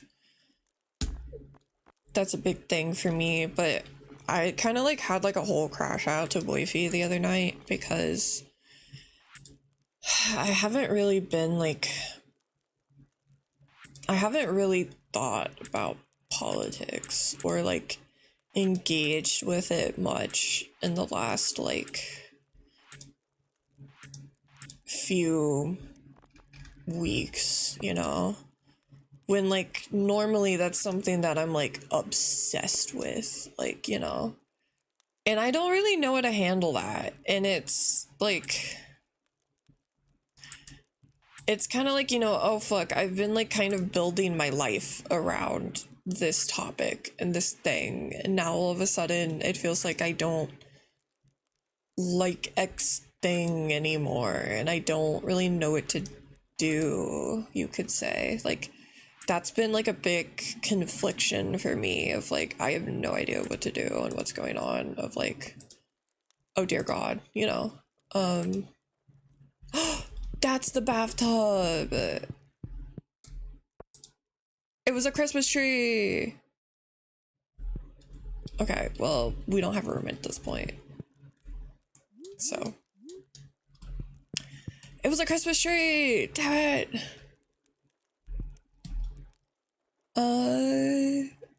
Ooh, we could have like a bundle of plants though. It's kind of nice. I kind of like that. That's cute.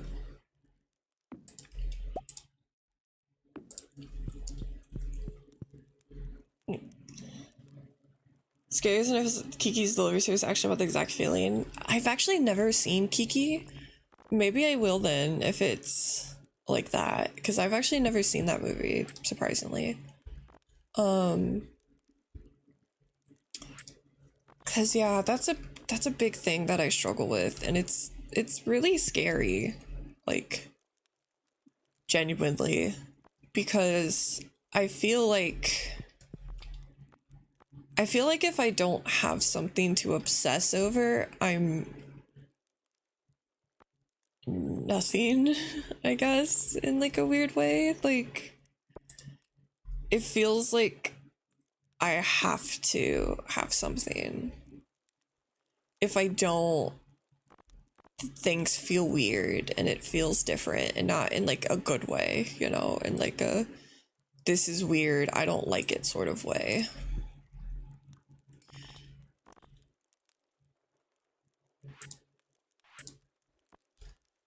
So that's been just a really weird fucking thing for me to try to like deal with. Yeah, maybe it could be like that can be our gaming one, and then this can be just like our nice big TV. I kind of like that concept. And then maybe actually move this one over here, and then maybe move that like that. Yeah, I kind of like that. The only thing is I wish I could move these like up against the wall, you know? I hate that there's just like a space. I don't know, that's kind of bothering me.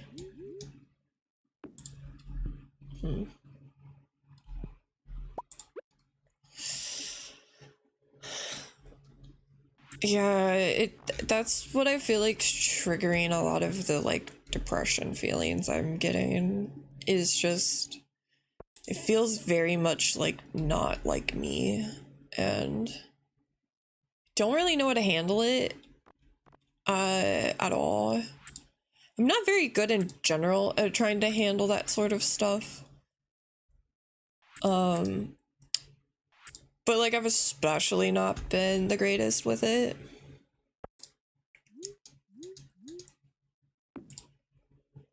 And I don't know, man. I'm just like kind of confuzzled, and I've been like actually terrified of what if it starts doing that to me with like streaming, you know? Because that's something that I really enjoy. And I'm just, I guess like I'm always scared of, I guess I don't know how else to describe it besides like the feeling that something I enjoy is being like taken from me. I guess I could describe it like that, is sort of like the fear, you know, like I'm losing something that was something important. That might sound a little dramatic. that might honestly just kind of sound a little dramatic, but that's like the fear that I have. I just hate how like off-centered everything has to be in this goddamn place. Cause like even this is okay, that's better.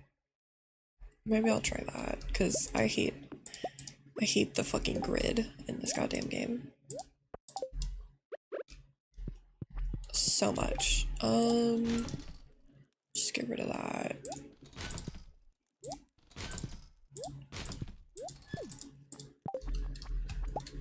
We don't need all of this right now.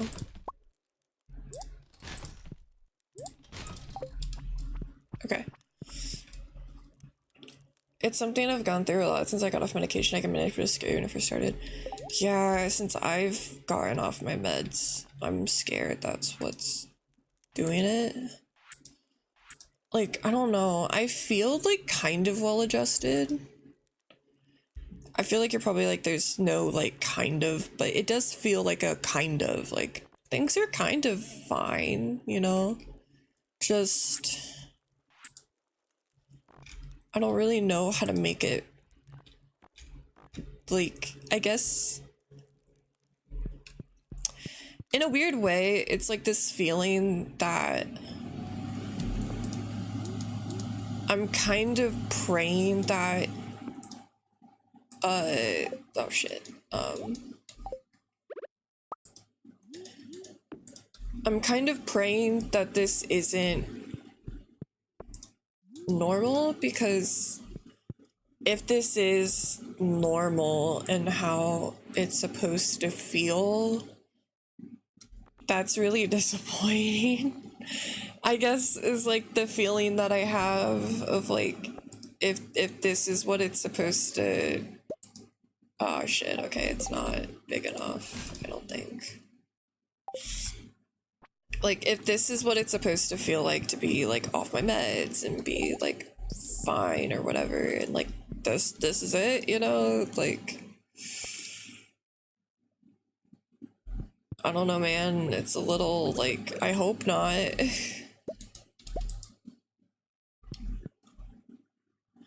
I hope that's not the case.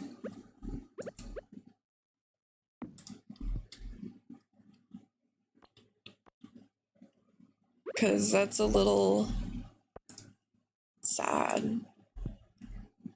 It's a little, I guess, just, yeah, that like this is it, kind of.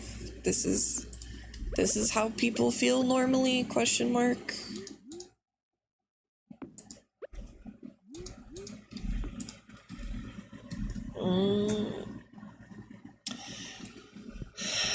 I don't know if I like that much better either, because god, everything is just so fucking off-centered in this game. I hate it.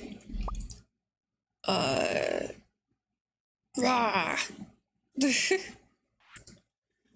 Fuck it, I'm just gonna go with the lace one.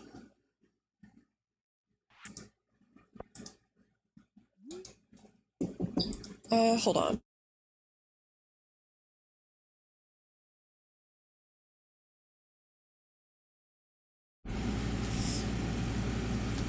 It gets easier. Yeah, I don't know, man. Fucking move, Shane.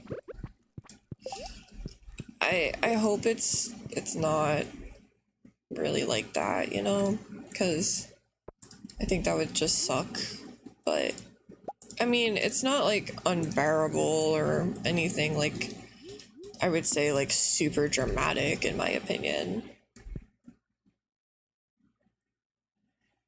I don't know, I guess it was a thing of, like, I just didn't,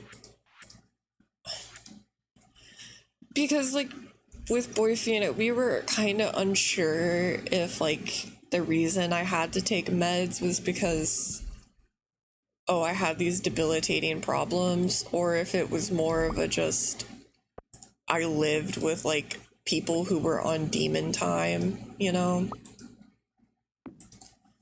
And maybe that's more of the issue than, like, you know? So it was more of a, like, is this something I actually need? Or is this something that, you know, I don't need anymore? Maybe I've progressed past it now that I'm out of that situation. I think, unfortunately, I'm finding that it is something I need, which isn't inherently bad by any means. Like, I don't think people should feel, like, ashamed or anything of taking medication. It's just, I was hoping I would be fixed, I guess you could say. 'Cause, like, it's a lot harder. It's a lot harder when you kind of realize that, like, you're sort of like, oh shit, so I'm just kind of permanently fucked up, huh? Like, really? I can't put any, it's not gonna show at all? That's stupid. Yeah, it's kind of sucks when you just sort of realize that, like, you're just sort of permanently fucked up. And, like, there's just kind of nothing you can do about it, truthfully. Like, that's not a very fun pill to swallow, you know? And like, obviously, you know, it doesn't necessarily mean you're fucked up, you know, but I don't know, man. It's like, why do I have to take medication to function like a normal person when, like, you know, oh man, my mom was mean to me as a kid and now I have to take pills for the rest of my life, you know? It's like, it's kind of like that feeling, I guess you could say, of just like, what the fuck, man? Like, seriously? Like, truthfully, this is deadass what we're doing. Like, come on.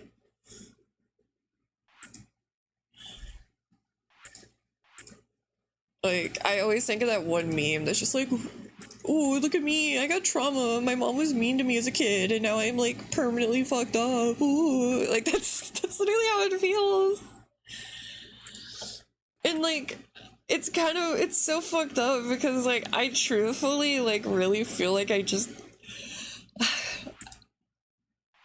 I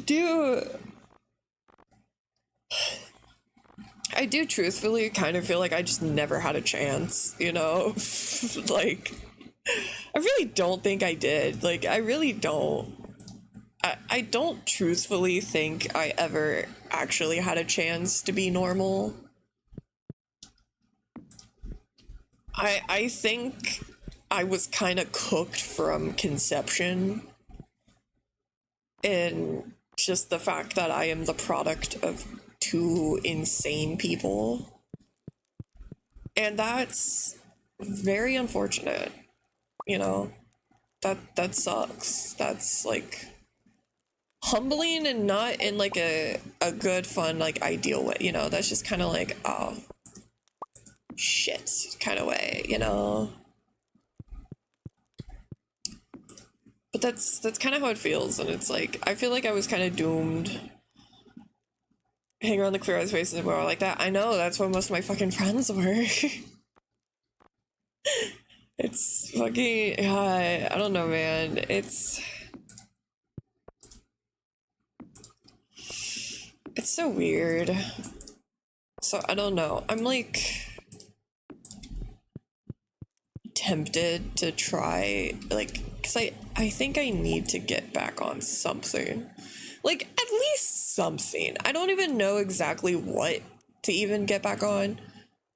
But there's gotta be something. There's gotta be something. Because this is, like, preposterous, you know? Like, I will be pissed if this is truly what it all is. Like, that, if this is what it all is, then it sucks, you know? Like, I refuse to believe that 'tis all there is to feeling like a normal, well-adjusted person.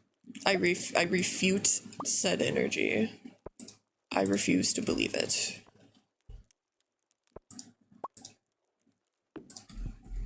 Okay, I like that. Because that would be insanely depressing. Frankly. For me, at least. If it was just like, yeah, that's it. 'Tis all. Like, what?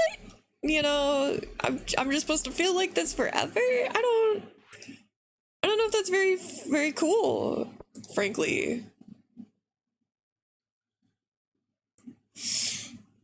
I don't know if that's very fun. Sounds kind of like a nightmare, actually.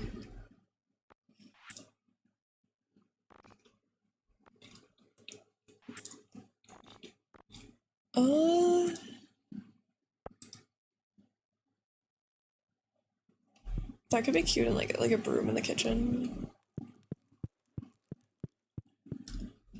Oh, I don't really have a spot to put the broom. I guess I could put it like there. Oh, you can like barely see it though, so fuck it. I'm gonna put my weird ass crystal back. My weird ass kitchen crystal. Painting for a whole year and had to start practically like a beginner. Randomly losing your pension is terrible. Yeah, cause like, you know, I definitely think people feel it to a degree, but I'm like, I don't think they feel it to this degree, man. Like, it feels a little excessive, and that's what makes it like a little hard for me to do. Like, I guess you could say I think that's part of the reason why I sometimes struggle with like, I made some breakfast. Oh, thanks Pooks.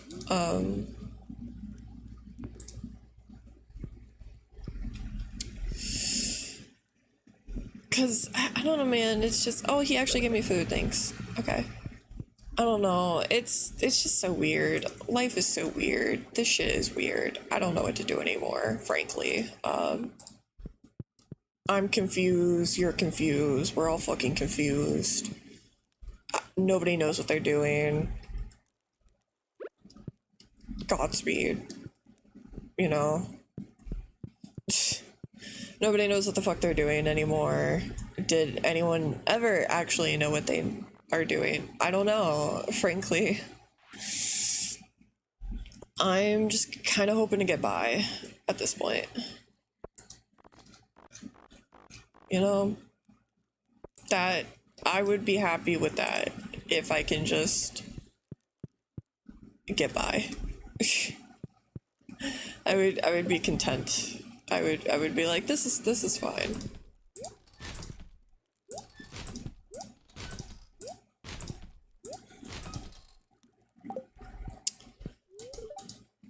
Well, actually, it's dinner from last night. I just forgot about microwave, but it's still good. See?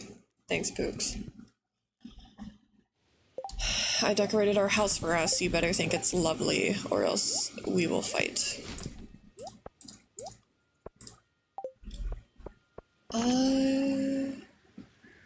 Yeah, put that in there. And then I'm gonna want to decorate it with some of this stuff. Eventually. Oh, today's the last day of the season. Okay, so we need to pick our stuff.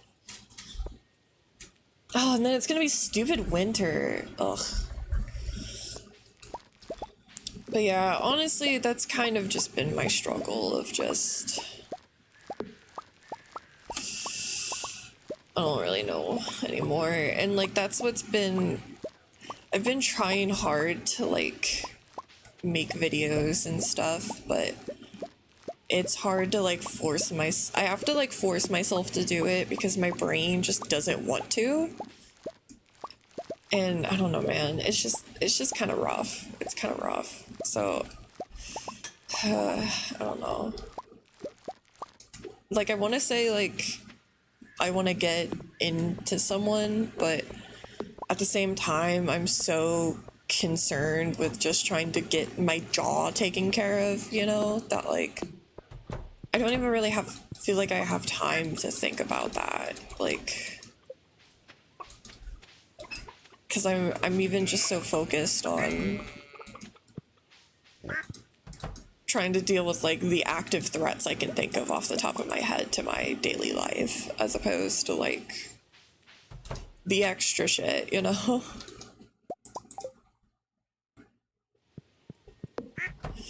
It's just a lot, so I don't know. It feels kind of nice to talk about it, but it's stuff I've said like 1,000 times already, I feel like, so.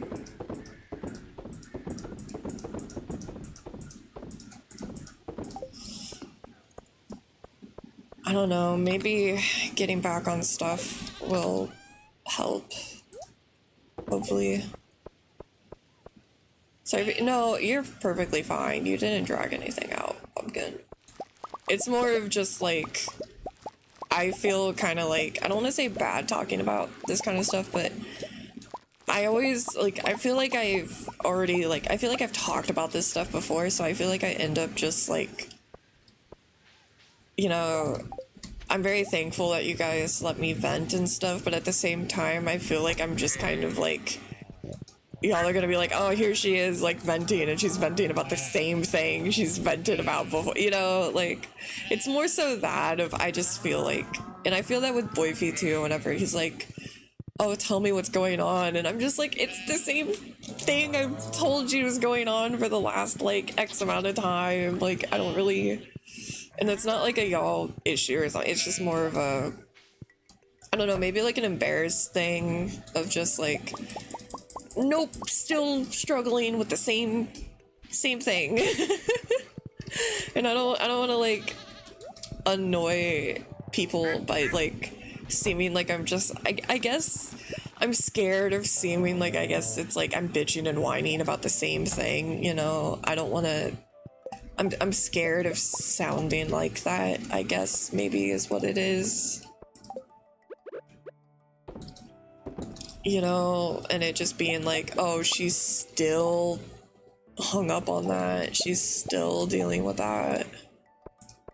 Which I know, like, you guys aren't gonna think that, but it's just how my brain works, and it's what my brain goes to. It's not a y'all thing at all. It's just like, I'm convinced that, like, at all times, I'm convinced everyone hates me, but also people like me, but also I'm the worst, but also people tell me I'm nice. Like, that's like what goes on in my brain nonstop. It makes Boyfie want to bash his head in because he's like, you're too mean to yourself, and it's like, I know, that's my problem. I don't know how to not do that. Like, I don't know how to not be like that. Maybe it's the bipolar because I feel it every day too. Yeah, like that's like, I try really hard to not look like at all at any potential like numbers I might have or things like that, because I would literally just dead ass get in my head and be like, see, everybody hates you. Like, it's so childish too. I think that's what pisses me off the most about it, is like, it's so childish to think that, and yet here I am, you know, being like, no one likes, you know, like, it makes me feel so childish, and I hate it.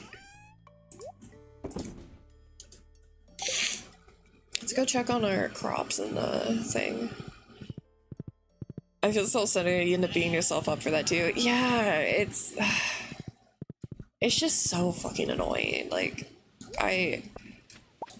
it makes me feel like so childish and so like, woe is me, and just like, it makes me feel like I'm being annoying, and it makes me feel like I'm almost like I'm seeming like I'm compliment fishing, or like seeming like I'm entitled to like something, like people's affection, or yeah, like, I don't know. And I know people say it doesn't seem like I am like that, but that's just immediately what I think, because like my brain hates me, you know.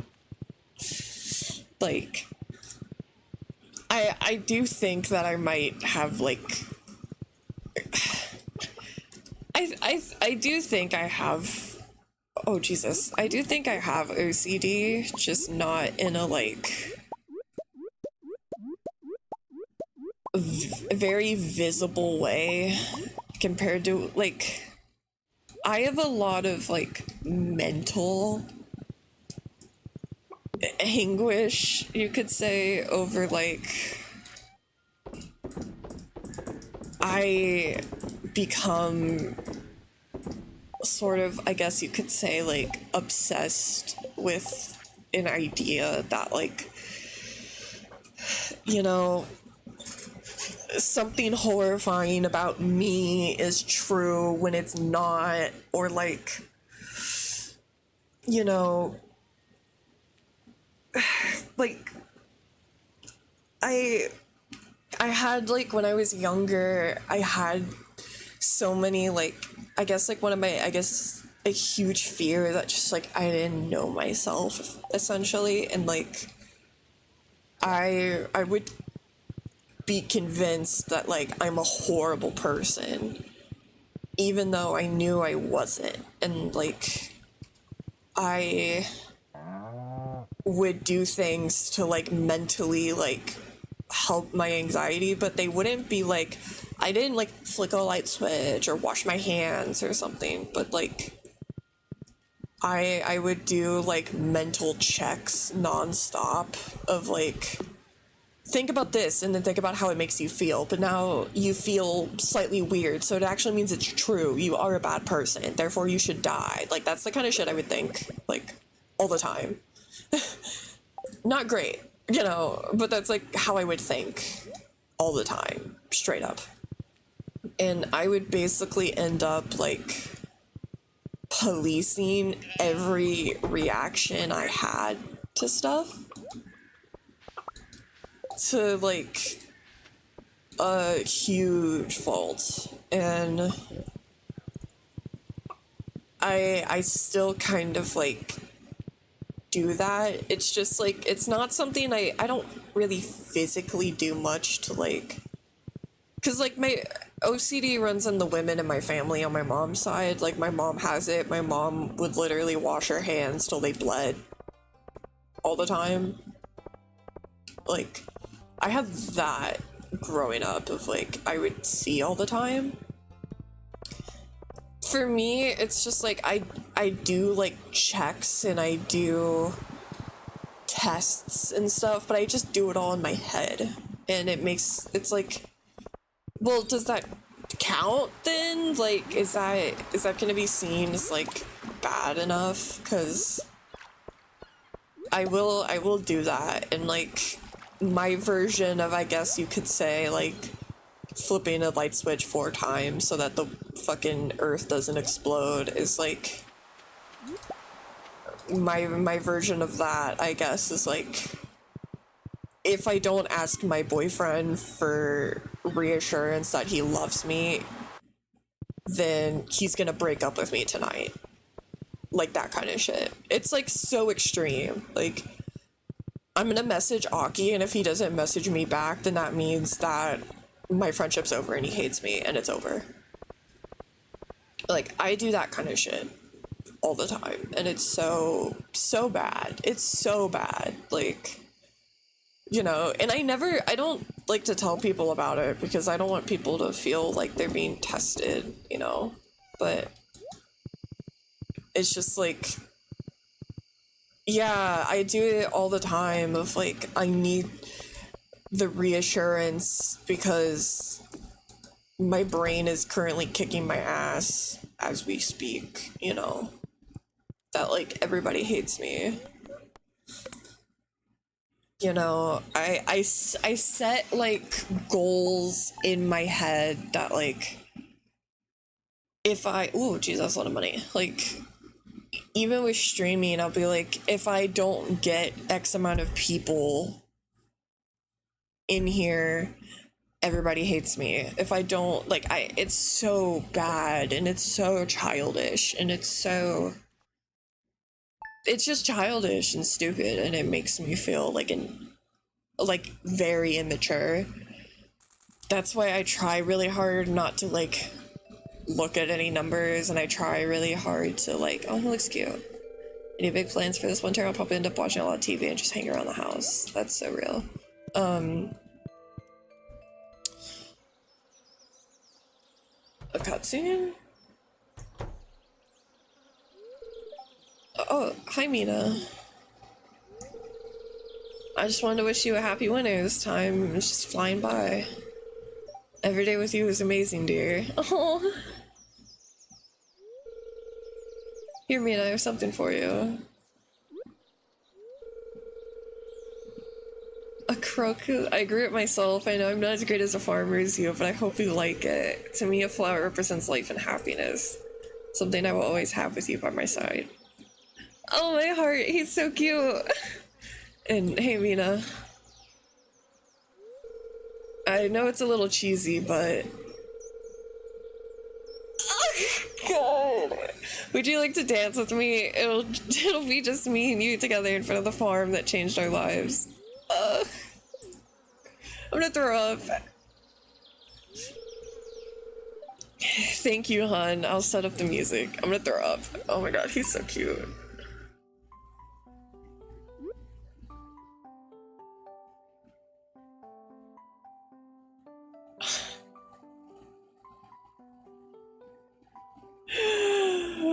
I'm gonna rip my throat out. Holy shit.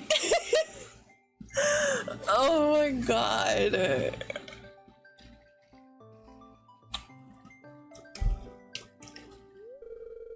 Thanks for dancing with me, Mina. I can already feel the great season that lies ahead of us. I love you, Mina. I love you too, Shane. Oh god. I'm just gonna claw at my skin. Oh my god, he's so cute. God, I love him so much. I love you, Shane. That's why Shane is peak Stardew husband. Oh my god. Yeah, I don't know. It's just like I do that kind of bullshit and it's so stupid, and you know, maybe that's why I marry Shane, because I too am fucking neurotic and have like a bunch of like, I too used to have struggle with addiction and have all these problems. But I was not addicted to anything cool. I used to be addicted in high school to huffing my inhaler.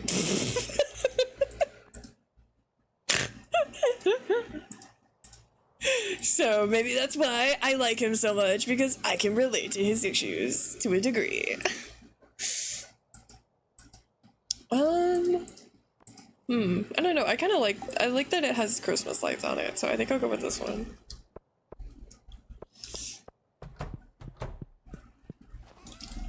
Close all the little doors for the animals.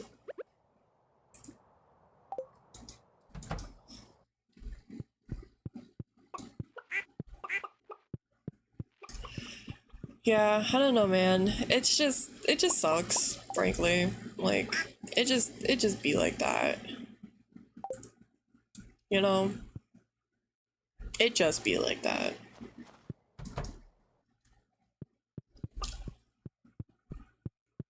Wish it wasn't, but oh well. I definitely think I should probably like go talk to someone, you know? And Boyfie's been very supportive because he's literally an angel. But I think I really wanted to try to like prove that I didn't need it. And I think I need it. I've never even necessarily, it's the thing that's so stupid too. It's not even in a like, it's not even in the like, I was like the independent daughter kind of way that I feel like a lot of women experience. It's just, I don't know. I guess I was hoping I wasn't that fucked up, but I think it's like truly a mixture of like upbringing was shit, but also like I just genetically got kind of fucked over, you know? Like, and that's what sucks. That's the worst part, is like I think I really just didn't have a chance. I think I really just did not have a chance. Could be just imbalance of Vanquish, you know? Yeah. Which sucks. That's so fucking lame, though. That's the thing. It's so lame. Are you kidding me? Like, I was born with a shit brain, you know? I was born with a stupid shit brain that can't regulate emotions like a normal person. Like, what the fuck? Dude, I'm not even kidding. Both of my parents have it. Like, I got double whammied with it. Not only do both of my parents have it, but my mom goes manic and my dad goes depressive all the time.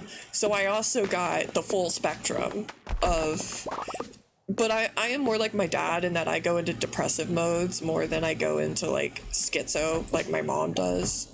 My mom just straight up like loses her fucking mind, basically. My dad, like, my dad casually telling me that he's been depressed his entire life, and it's like, that's not good. like, like, that's not normal, bud. Fuck. Like, when he told me that, I was like, oh, I'm so cooked. I'm so cooked, man. Are you kidding me? Fuck. Like, damn it. I didn't even have a chance. There wasn't even a chance for me. Like, love him, but oh my lord. I just got fucking hit from all angles with it, basically. That's part of the reason why, like, I never will have children, because I would pass on a diabolical concoction to whatever child. Like, sure, Boyfie is like well adjusted and would probably pass on normal stuff. I mean, Boyfie doesn't want kids either, but like, I would pass on a devious brain concoction that should not occur anymore. it should be taken out. I am strategically ending the bloodline of the family. Because I am also the end of my father's family name. I am the only person that carries my dad's last name anymore besides him and like the men in his family. But because everyone in his family had girls and they all married and took their husband's last name. So currently, outside of my own dad, nobody else in my family has my dad and my grandpa's last name. And I was like, my dad doesn't really give a shit if I have kids or not. He's like, it's your decision. He's just like, you might change your mind. And I'm like, but he doesn't like, neither of my parents pressure me for it or anything. But I told him, I was like, sorry, bud, but yeah, that name, don't rely on it, probably. Like, it's not getting passed down to nobody. And he was like, well, I don't really care, so sick. So I'm grateful for that, at least, because I know some people, you know, get like pressured from their family for that kind of thing. Thankfully, my parents don't really care, so that's not too bad. Could have been a lot worse, you know.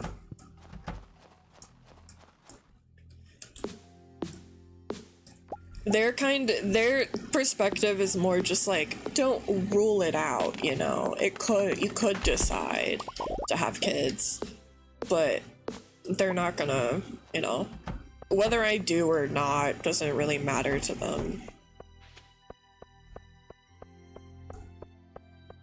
Which I feel like is like the bare minimum for a parent, but apparently not.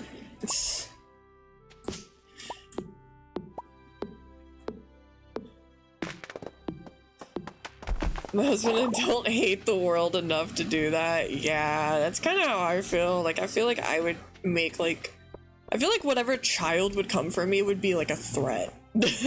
You know, like, I don't know, man. Oh shit. I don't think it would be very, very good. Very great.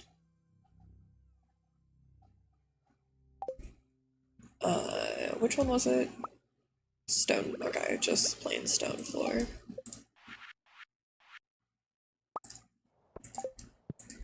There we go. Also, just like, damn, I wouldn't want to have kids in this society. Like, not to sound dramatic per se, but like, I don't know, man. The world kind of sucks right now. I really would not want to have children in this world. Like, not like the fact that you can't afford it regardless, but just with the climate of how everything's going, it's just like, I don't see a point really. Like, I'd rather not.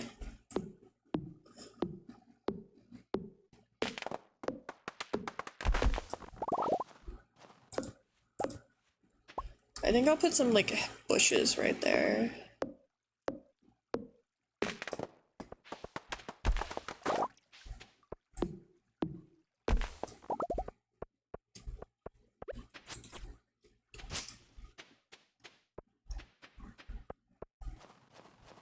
I should check that my stuff does auto feeder. Hold on. Republican cousins keep having kids is terrifying. That's what it always is though. That's what it always is. And it's like, I don't know, man. It freaks me out. I would not, I can't bring myself to do that, man. That's kind of scary.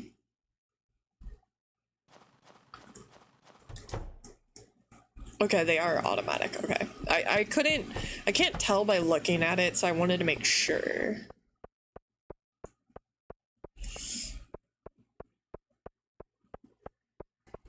Okay, I'm pretty happy with how the farm looks right now in terms of like, ooh, owl, layout. It's just a matter of getting any other buildings I might want.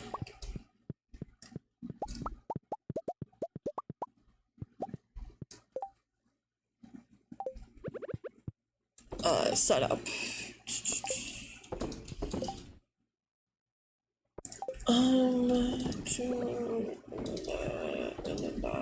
And then milk.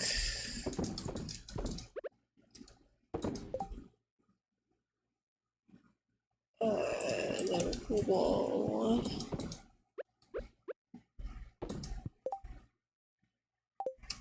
Okay, that works. In my opinion, we're getting closer and closer to the Idiocracy movie. Yeah. I mean, aren't we already there? Like, I'm gonna be honest, like, aren't we kind of already there? If we're being completely real, you know?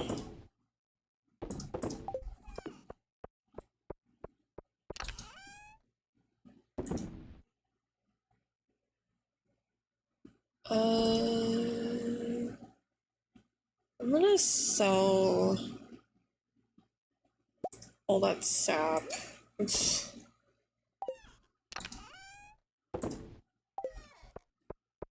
got a lot of sap. I want to save this flour because my husband got it for me. Fridge flour. Perfect. Oh, we can go check the movie theater too tomorrow. We are so past there. Yeah, that's kind of how I feel. I mean, like, hell, just look at the, like, reaction to, like, the Epstein shit going on right now, you know? Like, fucking bro spent, like, the last 10 fucking years being like, the Clintons are withholding it, the Obama's withholding it, Sleepy Joe's withholding it, and now he's like, client list never existed. Never existed. You know, like, unironically doing the meme of just deny, deny, deny, you know. Linda McMahon, yeah, literally having the wife of the fucking demon that runs the WWE as our Secretary of Education was when I knew we were cooked, truly. I got up early and fed all the animals. I just hope it makes your job a little easier today. Thanks, Pooks. I didn't sleep well last night, so I'm hoping this fresh air will get my juices flowing. What juices, you ask? You're weird. Listen, I know what kind. Shane, come on, just hear me out. Please. Please. Okay, but this looks cute. Okay, so I want to get like a little pass.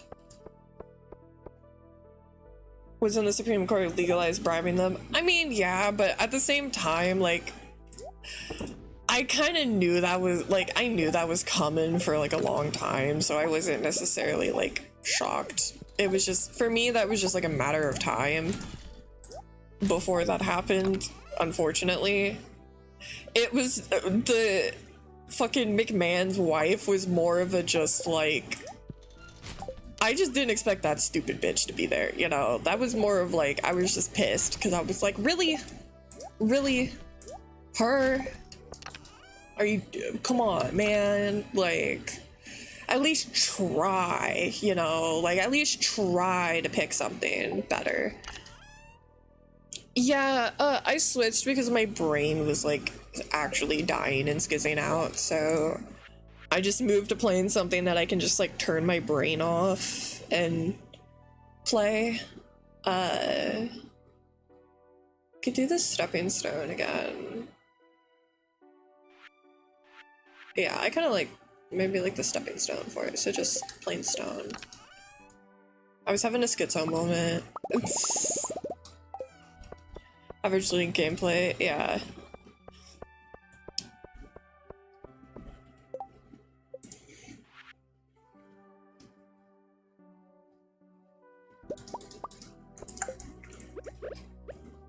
Like...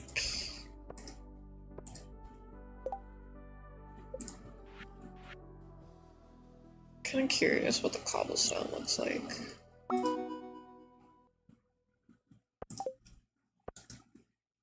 Okay, I kind of like that. It blends in well.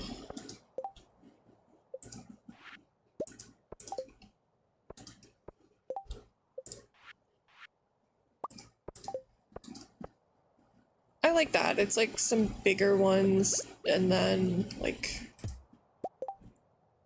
maybe get rid of that and then do,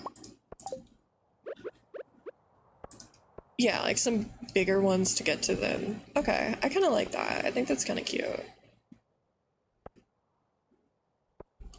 And then I'm just gonna put like grass and stuff around.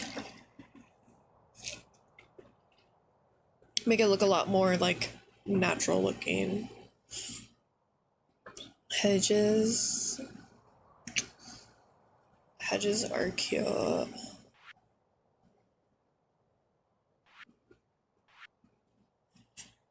I know defense isn't your jam, but Peak Headset and his cronies are so incompetent. I could crash out something he's done like twice. Okay, listen. I don't... Anything Pete Hexa does revolving domestic defense, yeah, I know enough about that where I'm like, oh, great heavens.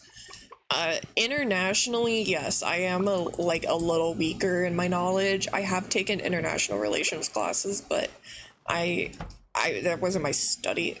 Oh yay, new chick hatched. But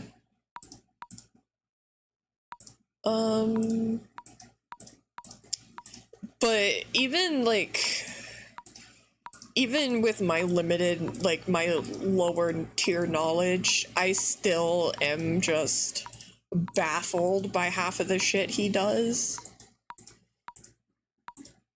Wumbus, there you go. You're Wumbus now.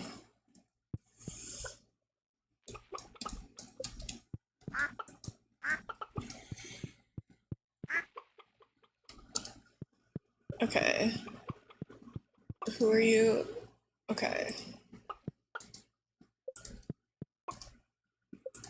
So here, we will sell, and then you are now void.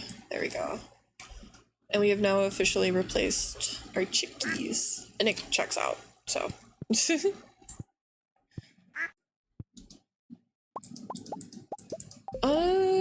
Honestly, maybe we could get another duck. Maybe that would be good. What do you think? Maybe like more ducks. So we got 4, and then we have to, yeah, I'll do another duck. When will it, oh shit. When will it be ready? 6 days, okay. Okay, go walk your dog. He removed and replaced so many experienced and decorated officers in their positions solely because they're black women or gay. I want to show them in a locker for all eternity. Yeah, dude, I remember when, like, they were pearl clutching just from the one fucking guy. I think this happened maybe during the Trump administration, like the first Trump administration, or maybe during Biden. I wasn't too sure.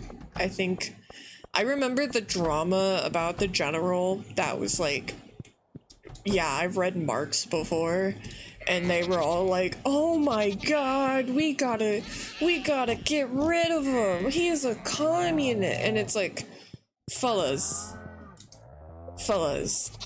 does that make you does reading one of the most prolific and well-respected political theorists of all time make you bad at your job?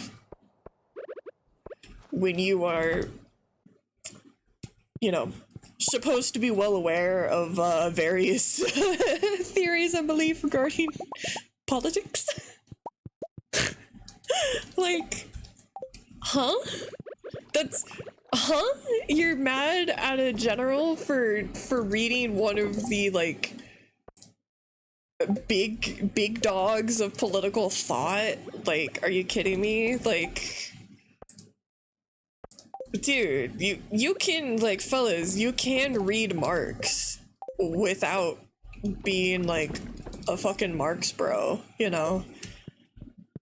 There's nothing wrong with reading political theorists that you might not agree with, because it's important work that should be, you know, analyzed as opposed to ignored, especially when there are areas of the world that do follow said beliefs. I mean, there's really no, like, actually, like, proper Marxist style communist society, but you get what I mean, you know? It's like, I think actually he should be reading that, and I think more of them should be reading that, because, like, it's kind of important to know.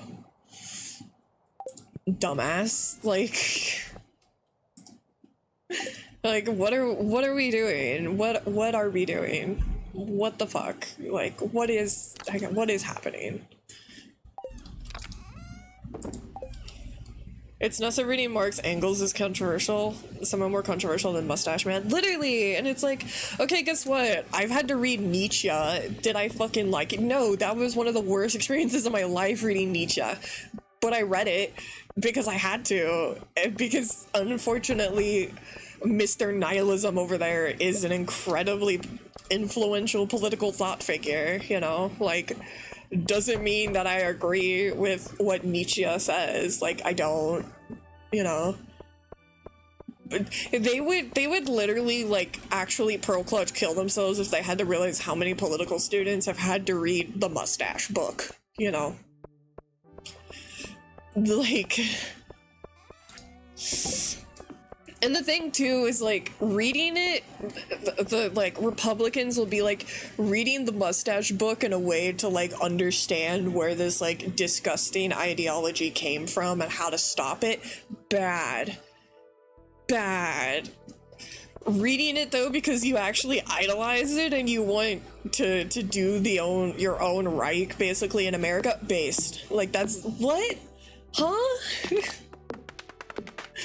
What do you mean? Because, like, I'll see them, like, accusing, like, people who have read it, and it's like, there's a difference between, like, someone reading it because it's genuine, like, thought that should be understood versus a fucking 4chan guy reading it and just being like, holy beast, guys, you know? Like,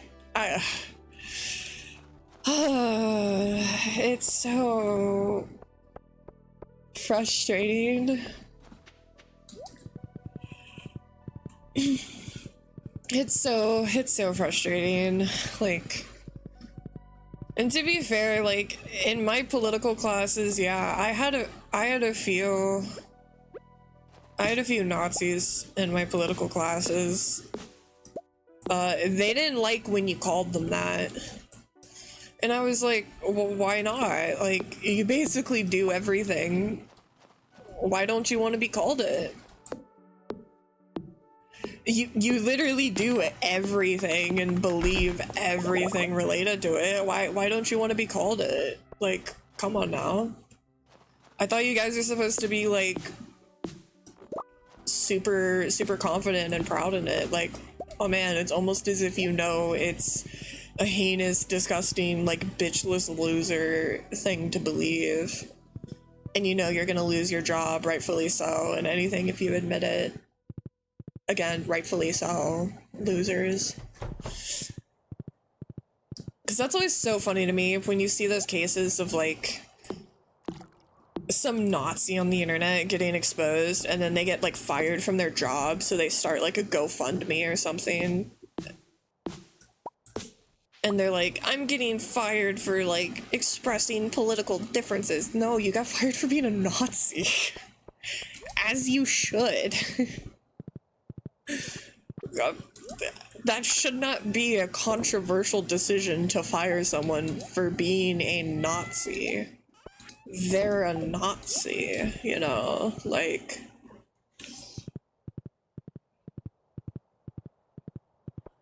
Yeah, my father-in-law read the Glock biography because he's a business nerd and he loves guns. Exactly. It's... I don't know, man. It's so... Critical thinking is dead, and it is going to be the death of our society. Is all I'm gonna say. Critical thinking is dead, and it will be single-handedly what destroys, like, lead infested paint took down a Goliath nation. Truly, like lead products took down a Goliath nation. Because our like older generations are just absolutely demolished mentally, and they're the ones that are raising the youngins who were just, they don't even have a chance at this point, man. Like, let me in. Okay, a shark, 5 ancient fruit, wine, void salmon, caviar, prismatic shard. I have the caviar and the prismatic shard. I don't have a void salmon. How do I get that? Well, the witch's swamp. Ugh. What about a shark? Probably the ocean, I imagine. Oh, I gotta go to the... Okay, so I have to go to Ginger Island first. Okay, I'm trying to remember what I need for Willy. Like, what's the last few things I need for him to get that boat up and running? Because I think I gave him the iridium. Maybe it's like hardwood or something. It could be that. I'll have to go check, because I forgot. Get rid of those. Yeah, 'cause I don't know, I want to talk politics more on stream. That's why, like, I want to do my little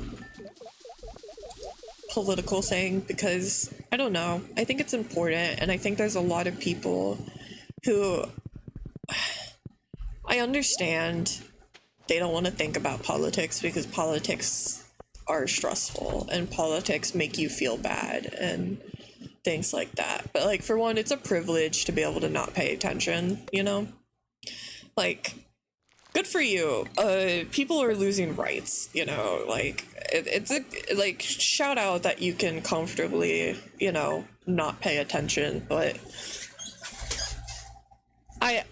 what I want to try to, like, because I want to get people invested, but I really want to, like, I mean, I really mean it when I say the best thing in my life. Oh, he's so cute. I think a lot of men, especially, have this, I don't have to pay attention, you know? Like, I think that, you know, I want to try to illustrate to them that, sure, you might not have your rights being threatened in the way that, like, women and LGBT and, you know, Muslim and, you know, any marginalized group is, but even if the idea of people losing their rights isn't enough to, like, make you pay attention, to put it bluntly, at least think about it in the perspective of, hey, guess what? Your tax dollars are blowing up children right now.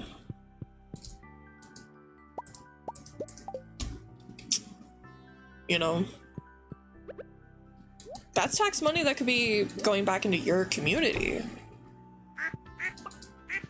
It's being used to absolutely level Gaza right now. You know? There are more pictures of Trump hanging out with Epstein than there are trans athletes even in professional sports.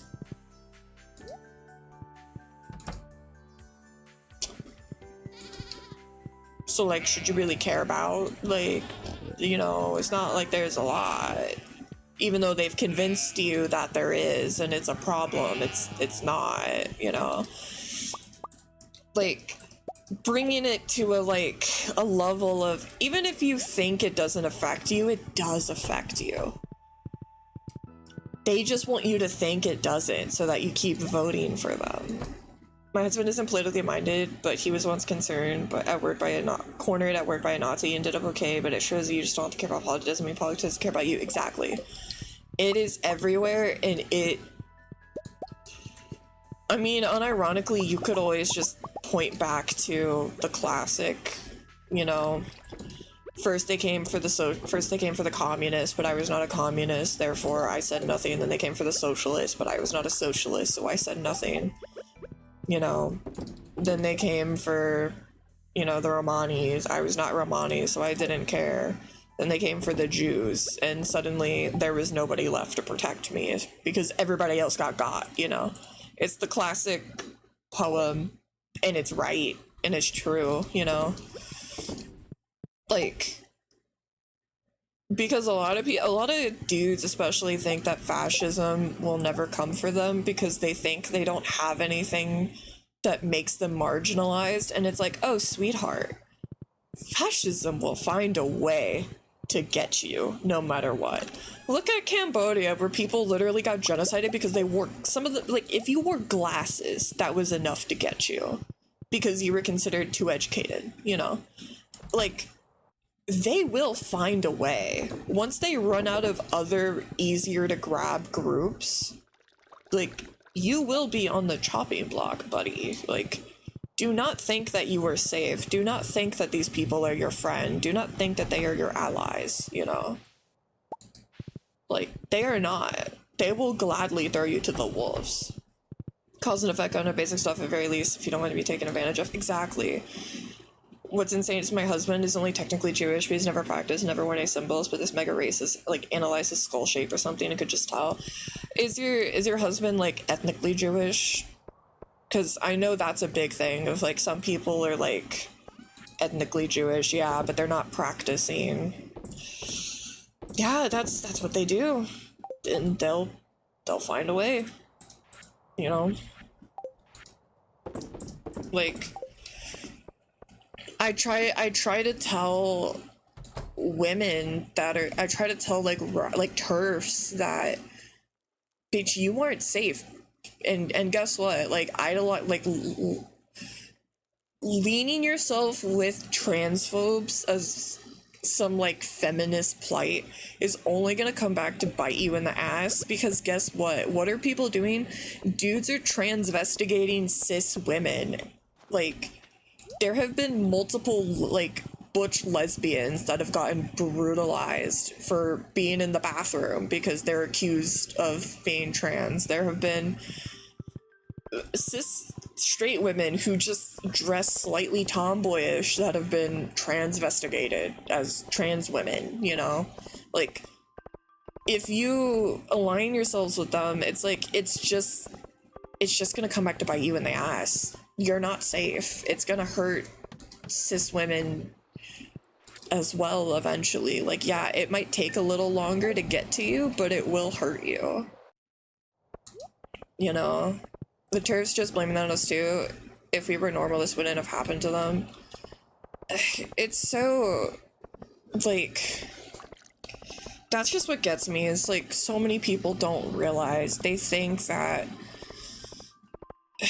and that's also just such a problem with white women in particular, specifically, especially cis-het white women, but also even like more cis-het passing women, like bisexual women, pansexual, asexual, you know, trans women who pass extremely well so they can get away with a lot more, you know, than a trans woman who doesn't pass or doesn't want to pass because they don't care, you know? Where they basically, they align themselves with the fascists, with the abusers, you could say, because they think that they'll be seen. It's the Uncle Ruckus mentality, the you're one of the good ones mentality, and they'll sell out whoever it is if it means they can hold on to their position. Like, for example, I always think of this, and like, I've told this to Boyfie, and he was like, damn, that's harsh, but it's true. I think it's so funny when I see some woman, some like cishet white woman in the suburb with her Republican husband who's like kind of a Karen, and she's like, yeah, this is my life, blah blah blah, feminism, I don't care because I have a nice suburban McMansion and 3 kids and a golden retriever. And it's like, okay, here's the thing, Miranda, here's the thing. At the end of the day, when you get to your 40s and you get to your 50s and you no longer look as young as you used to, and your husband gets a new secretary or a new receptionist, and she's younger and she's prettier and she spouts the same bullshit that you do off the top of your head of, yeah, totally, women shouldn't do this, yeah, totally, LGBT people are kind of, I don't get it, oh my god. Guess what's gonna happen? He's not gonna stay with you. Because you are a prize to him. You are his trophy that he parades around to his boys of being like, see fellas, I got a good one. So once he finds one that's younger and prettier, that's gonna be a better trophy. And so your options are either you're gonna have to sit in your miserable fucking existence because you sold out everybody so that you can have a McMansion, so that you can be a stay-at-home wife for a husband that doesn't really love you and kids who don't respect you and treat you like a fucking doormat. And ultimately, you're gonna either end up knowing that your husband is staying late for work when he's not really, or you're gonna be met with those nasty divorce papers and you're gonna be a stay-at-home mom for 20 years and you're not gonna have any job skills to be able to get something relevant. And who's gonna help you? You alienated all the girls you know. You alienated all the LGBT people that you could have known that could have helped you. Especially if you encountered any, like, POC, they're not gonna want to fuck with you anymore and you're gonna be alone. You know?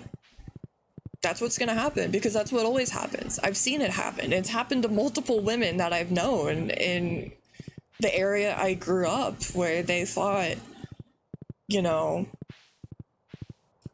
they'll just play the part of the pretty fake blonde woman that lets her chud husband say and do whatever he wants, and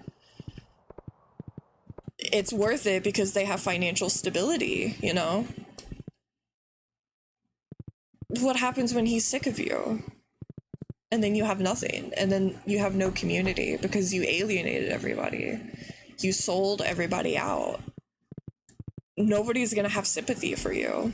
Nobody should have sympathy for you. Yeah, it's the why don't my kids call me anymore? You know? It's such a common thing with, like, upper middle class white women in America, in the suburbs, where they do that, and then they're, you know, that's why all of them get fucking addicted to Adderall and shit, and wine, drunk constantly. Like, where do you think the wine mom thing comes from? Deeply unhappy suburban women who know that their chud husbands are fucking gooning over their friend's daughter, like their daughter's friends, and they hate their life, but they got a McMansion. They got that gray linoleum floor. They got that marble countertop. So it's worth it, right, guys? It was totally worth it. I got up early and fed all the farm animals. Thanks. Thanks, Pooks. And that's something just a lot of women need to hear, and they need to realize. And it sounds kind of fucked up, you know, to say it. But like, that's the reality, you know. And they always say it's not gonna happen, it's not gonna happen. It does. It does. You know, why do you think majority of these rich chud men end up divorcing their wives and then getting with women 20 to 30 years younger with them, you know? Like, that's by design.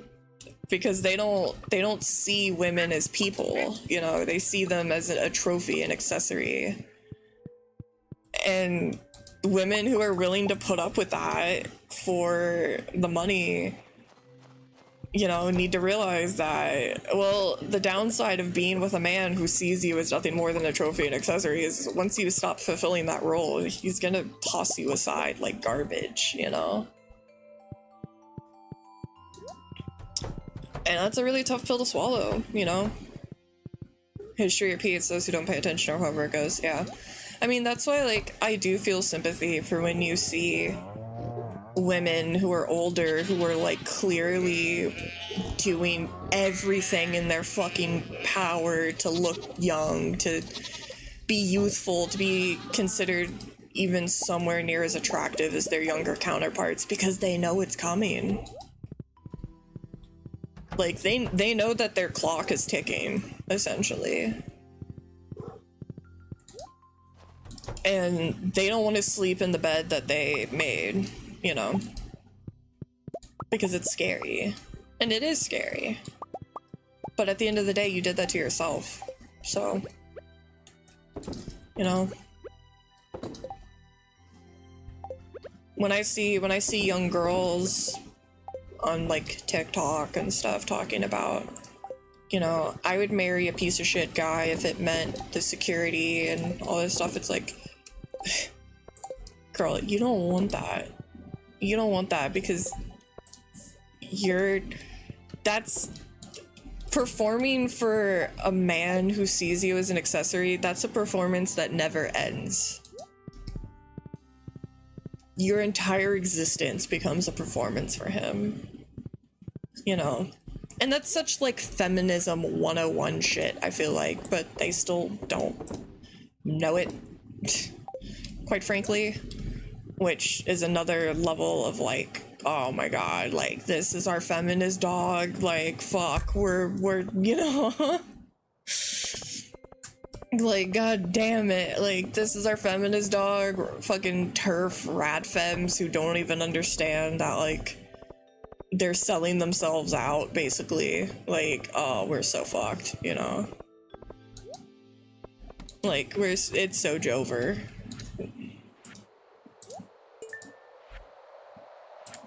Okay, I can do without one of them. Okay, let's go check Willie's shop.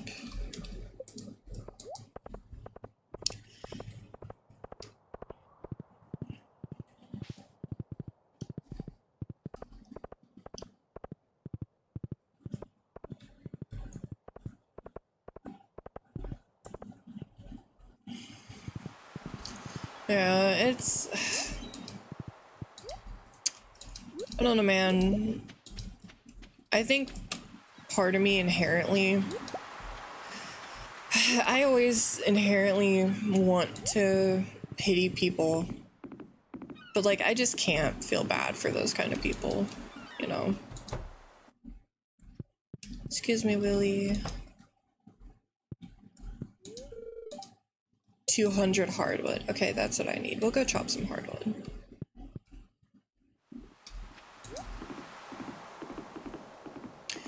You know, that's why when I see those, like...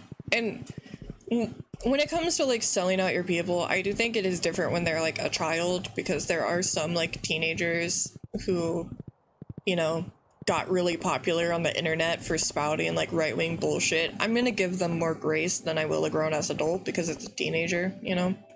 Like, Calvin Guerra did some irreparable damage to trans youth on YouTube, but he was also a youth himself, being, you know, desperate for any approval, no matter what, even if it's getting hit with the "you're one of the good ones" hammer, you know? But, like, I can't give, like, grown-ass adults that, you know, that grace, because, like, you know better, you know? Don't try to act like you don't.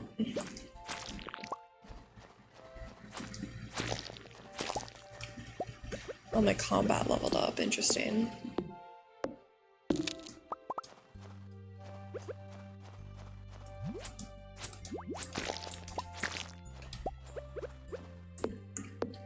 I could also go check on my hardwood trees, because I think I planted a bunch.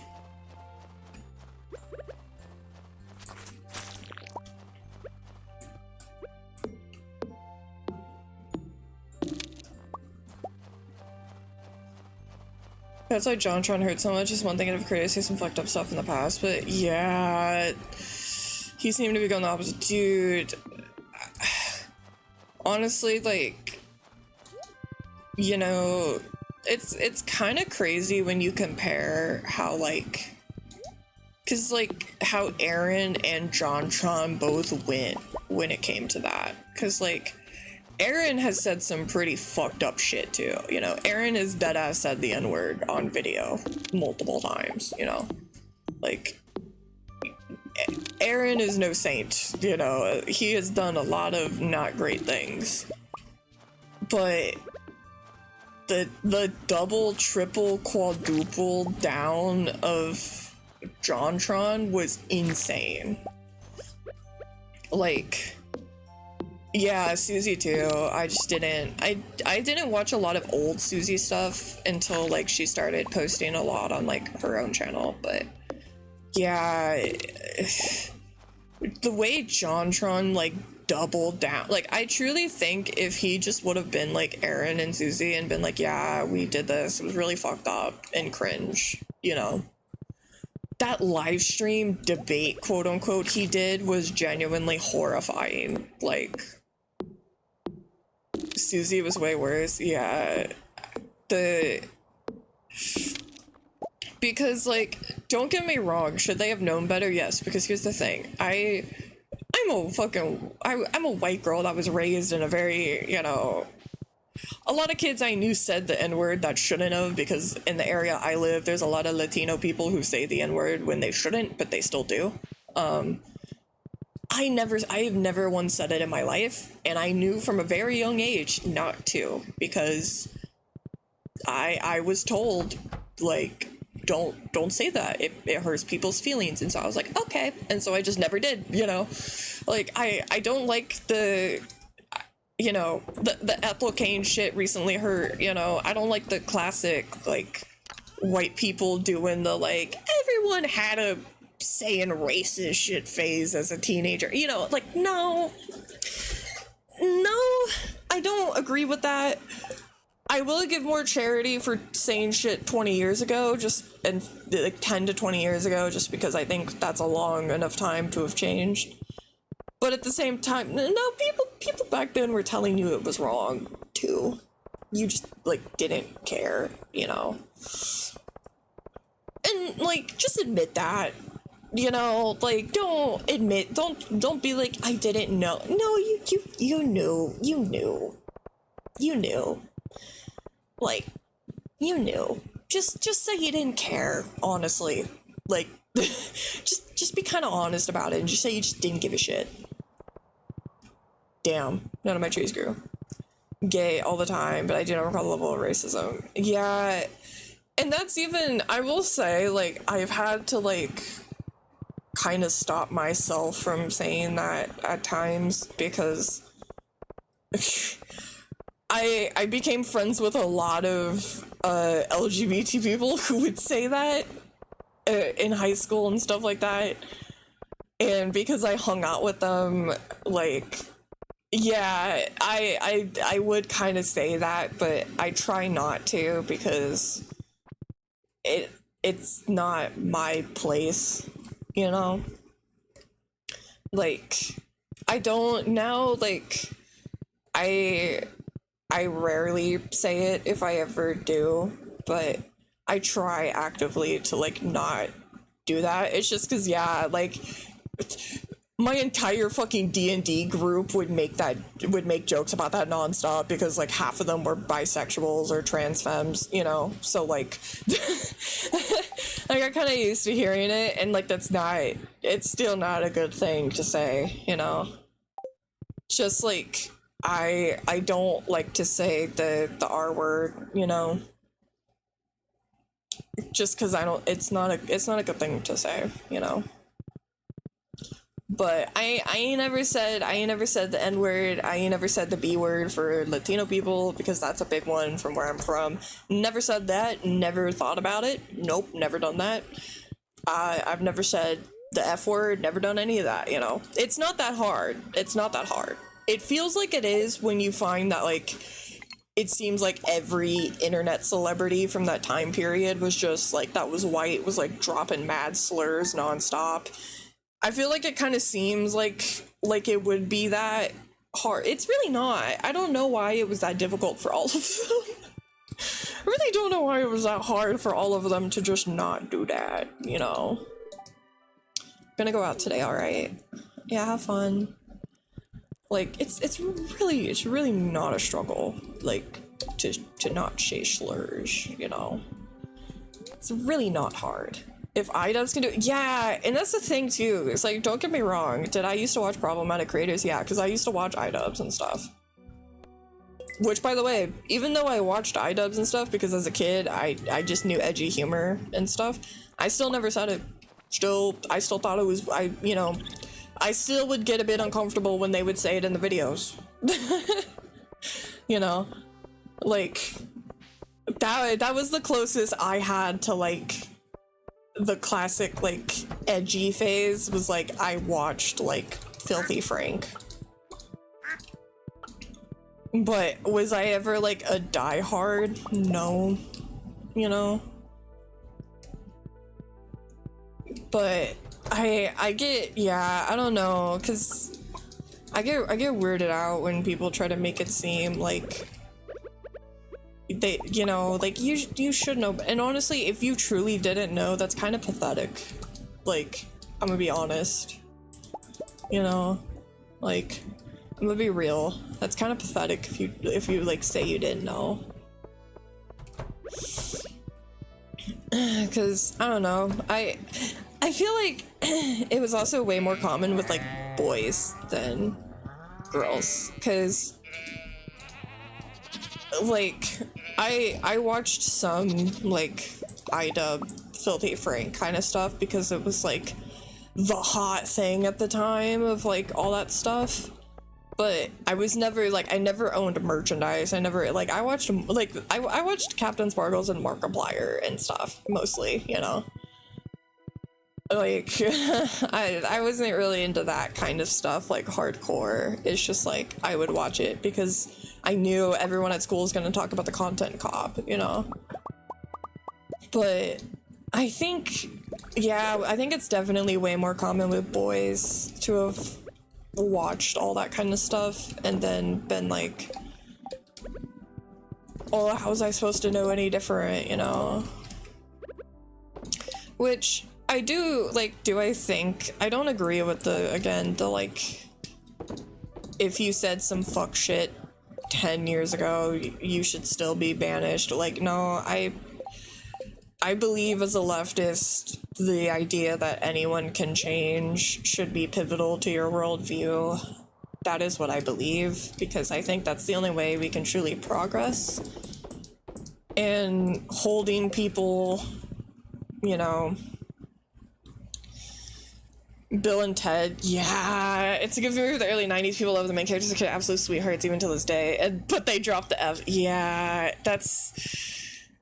yeah, it's crazy when you watch any, like, old comedy or something like that, and then they'll just say some heinous shit, and you're like, whoa, okay, what the fuck, you know, like, Yeah, it's unfortunate, really. It's just one of those where you kind of wince and you're like, ooh, yeah, forgot that was in here. Ooh. Or another big one is like the T word, you know, for those who wouldn't know, for trans people, that's another big one that was said a lot in like old 90s stuff. And you hear it and you're just kind of like, oh god, we're doing this. Oh shit, like damn it. Like immediately you're just taken out of the vibe and you're just like, you know, like, that's disappointing. Oof. I don't remember that being a part of it. Always Sunny fans, yeah, that's why I will say, like, that's unironically, like, I think why ARAM and Grainbones is still popular now is because they unironically did the, like, the Always Sunny method of they acknowledged what they did was fucked, and they acknowledged that, yeah, they did know that they really shouldn't say that, because people were very much saying don't say it, but they thought, like, okay, it's fine, I guess, because the general culture seems okay with it, you know. And then they just stopped doing it. I think that's honestly the best way to go about it, because I think when a lot of people, especially grown-ass adults, try to do the, like, I didn't know, it's like, girl, just shut up, just say you didn't care. Like, be honest. I think more people would be receptive if they just were, like, dead-ass about it, and was like, yeah, I just didn't really care at the time. And now that I'm an adult and, like, well, more of an adult, and I've learned what basic empathy is, like, I care now, you know? Like, just kind of be real about it, because that's kind of how I feel with, like, when you know, the only one that, like, can hit me personally as I'm, you know, a cishet girly is just when I see, like, really intense misogyny in certain, like, old things that I liked. And it's just kind of like, yeah, you know. And I would just much rather them be like, I don't care, I thought it was funny at the time, but I realized, like, yeah, I shouldn't have done it, I won't do it again, you know, it's cringe looking back on it. I would much rather that than, like, I didn't know that it was offensive to women. Like, you didn't know that it was offensive to constantly hit women with the sandwich jokes and the kitchen jokes and the, like, come, shut up. Yes, you did. You just didn't care because you thought it was funny and you were being one with the boys. Like, just admit it. Like, just admit it. Daria, because the show is pretty brutal to the blonde, but yeah. That's just kind of how I feel. It's like, just don't try to like baby yourself about it. Like, come on now. Like, I know. I know. You know, not everyone, it is true, not everyone is born out the womb woke, but, you know, I'd rather you admit your faults than try to, like, dance around it. Because that's how like, any comedy movie from the early 2000s is just, like, 90% of the time gonna be, like, the most horrific shit you've ever seen towards a woman. You know? And that's just, like, the joke. And it's like, oh god, it's very unfortunate.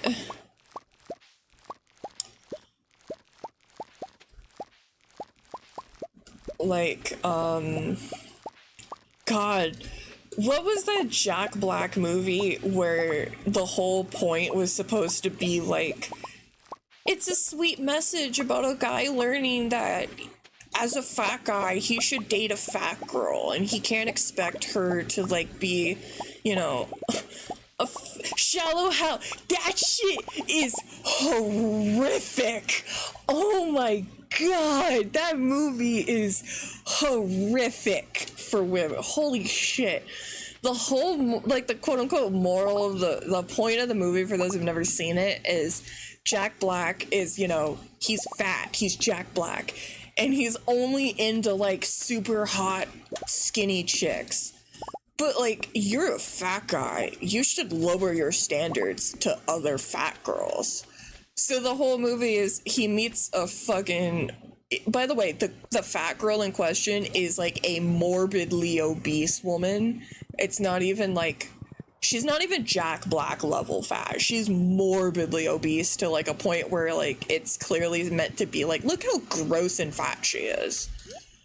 And he sees her as a skinny woman when she's not actually skinny. That's the whole point, is like, and it'll cut to like everybody watching this fat woman doing something that would be considered like hot for a skinny woman, but because she's fat, they're like, oh my god, laughing at her. And then it's supposed to be like, he learns at the end of the day to love her no matter her size. Oh my god, I saw that as like a fat girl growing up, and that movie made me want to kill myself. That movie made me want to die as, like, a young teenage girl that was struggling with her weight. Because, like, are you kidding me?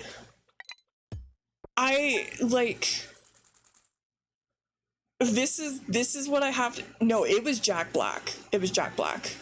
Yeah. Shallow Hal is Jack Black. Adam Sandler had some pretty horrific ones, too. But it was, like, School of Rock age Jack Black. It was, like... when he first started really popping. It was one of his, like, first movies that, like, it was all over the place. Adam Sandler has also had some pretty yucky women related things. I think it was like hypnotism. Yeah, he's done some that are pretty... I mean, for Adam Sandler, you could just point out the fact that, like, one of his biggest movies of all time is him pretending to be, a mentally challenged man for comedy's sake, you know? Like, that alone did not age well, and that was considered his, like... first breakout movie was him pretending to be a mentally challenged man that like did not age well really like at all.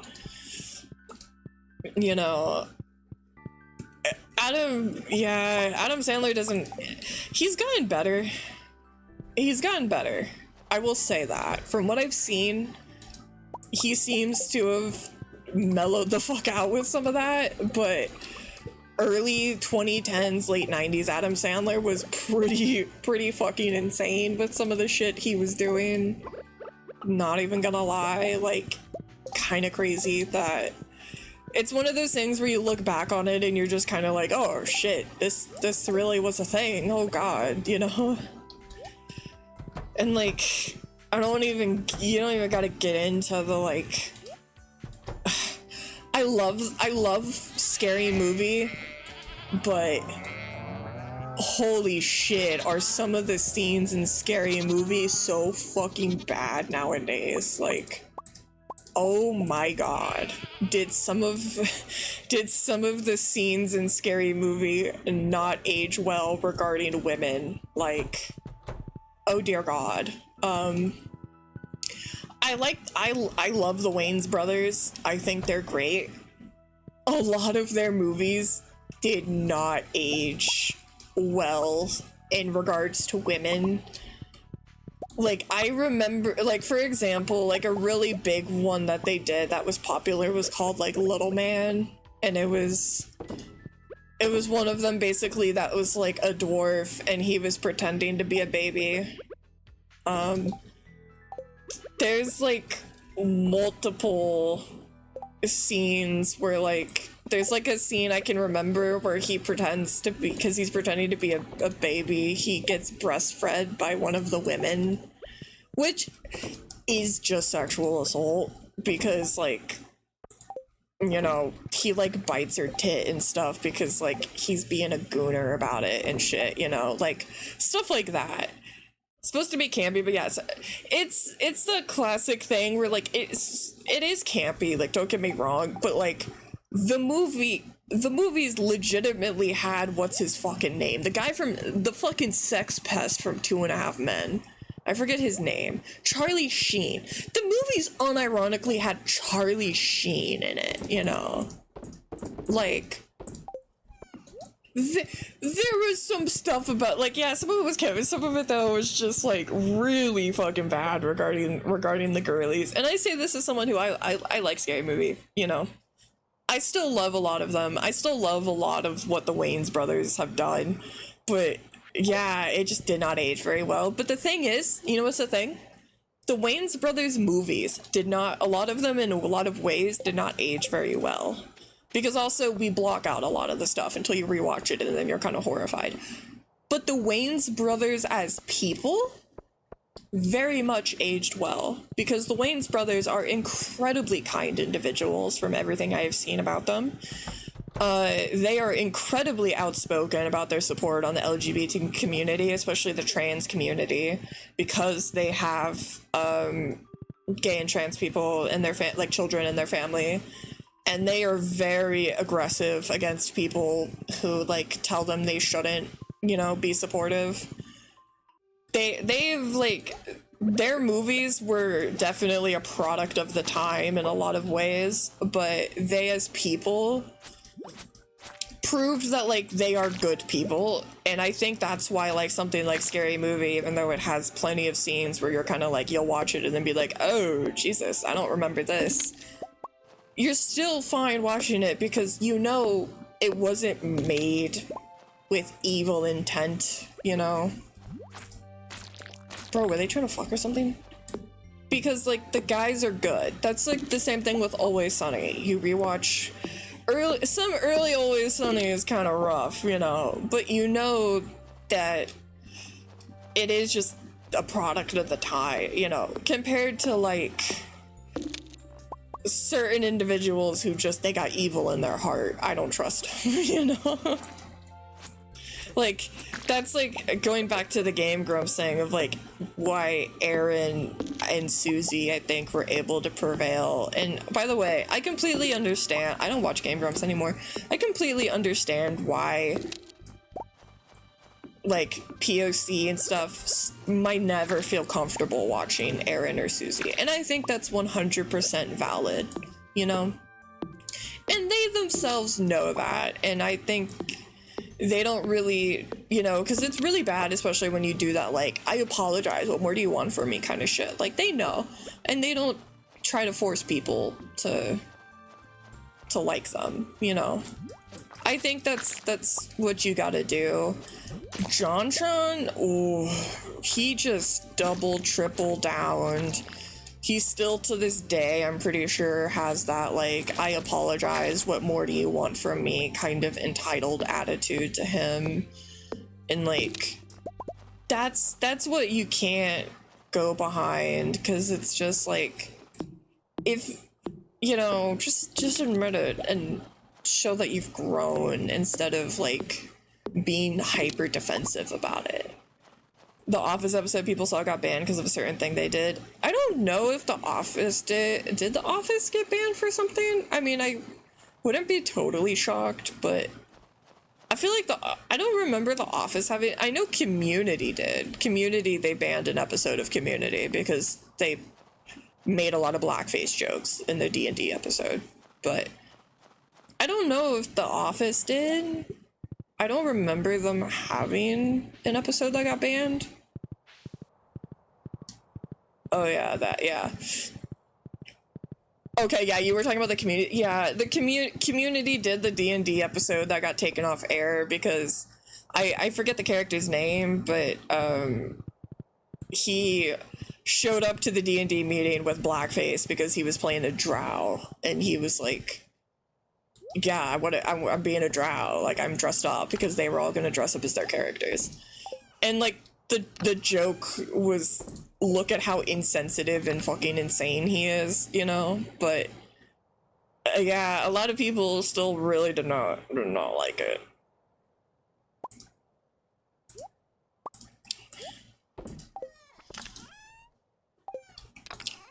Because that's also what a lot of, like, Always Sunny stuff is it's a lot of, like, the joke is you're supposed to laugh at how horrifyingly stupid and bad the main character is, but you know, that's still not going to be comfortable for a lot of people, and I think that's fine. Like, you know,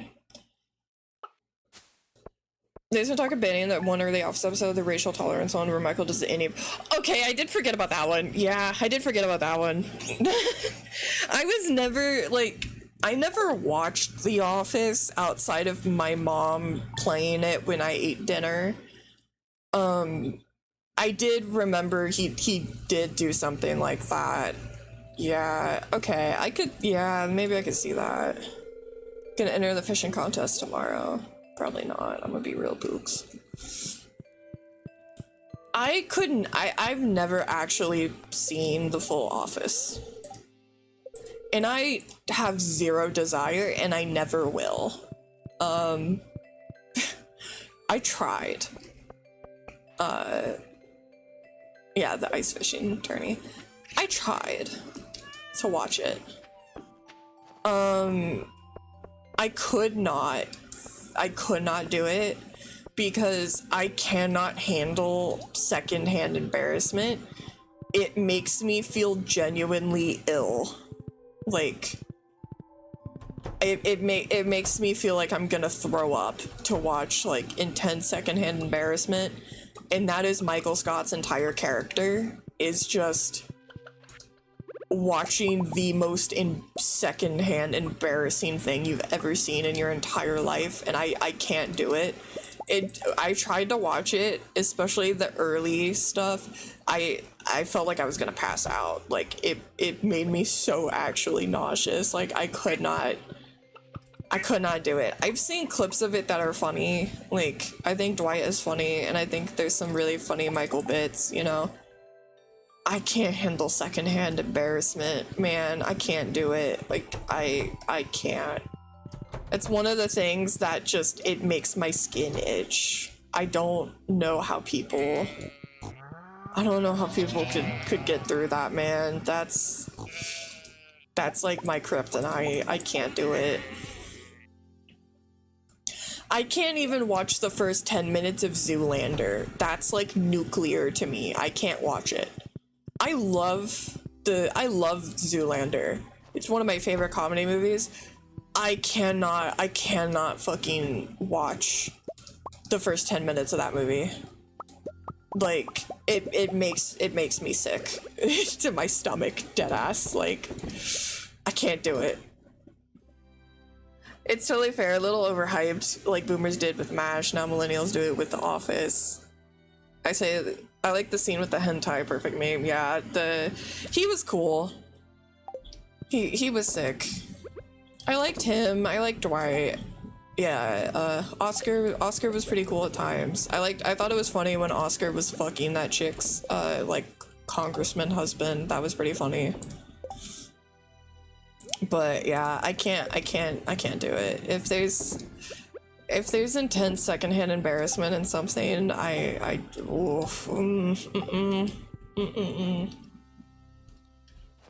genuinely I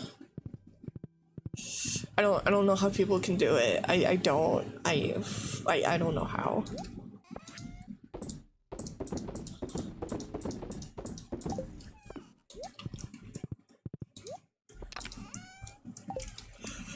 Like, respect. Could not be me. I'm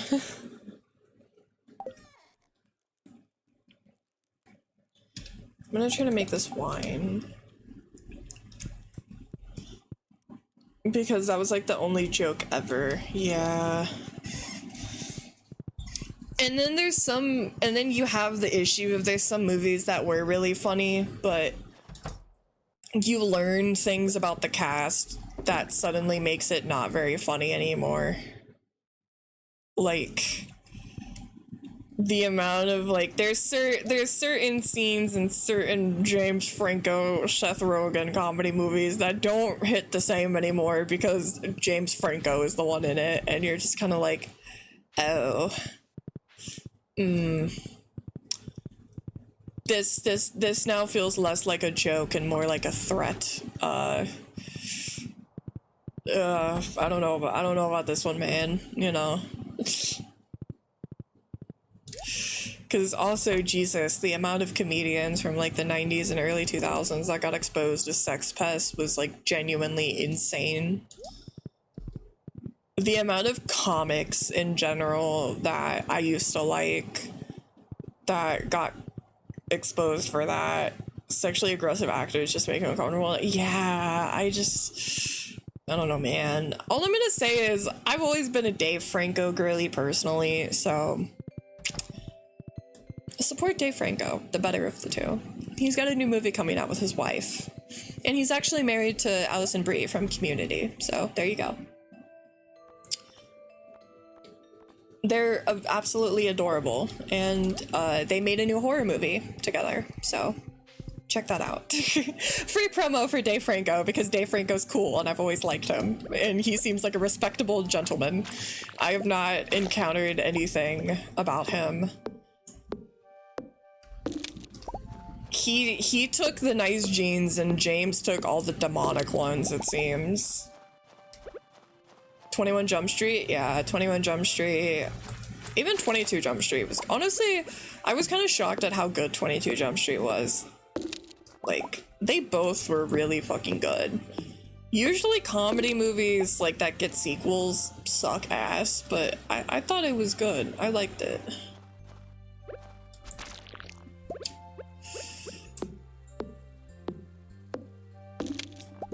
I will say, a comedy movie that's like my go-to Christmas movie, if you haven't watched it, I recommend it. I don't know if there's many things I could remember off the top of my head that aged really, really bad. It's not that old. It's maybe like probably like 10 years close to at this point. But it's called The Night Before, and it's starring Seth Rogen, I believe Jay Baruchel, and then I believe it's Anthony Mackie, which Anthony Mackie does Falcon and now Captain America. Seth Rogen. Jay Baruchel, he does the voice of Hiccup from How to Train Your Dragon. That's what a lot of people know him as.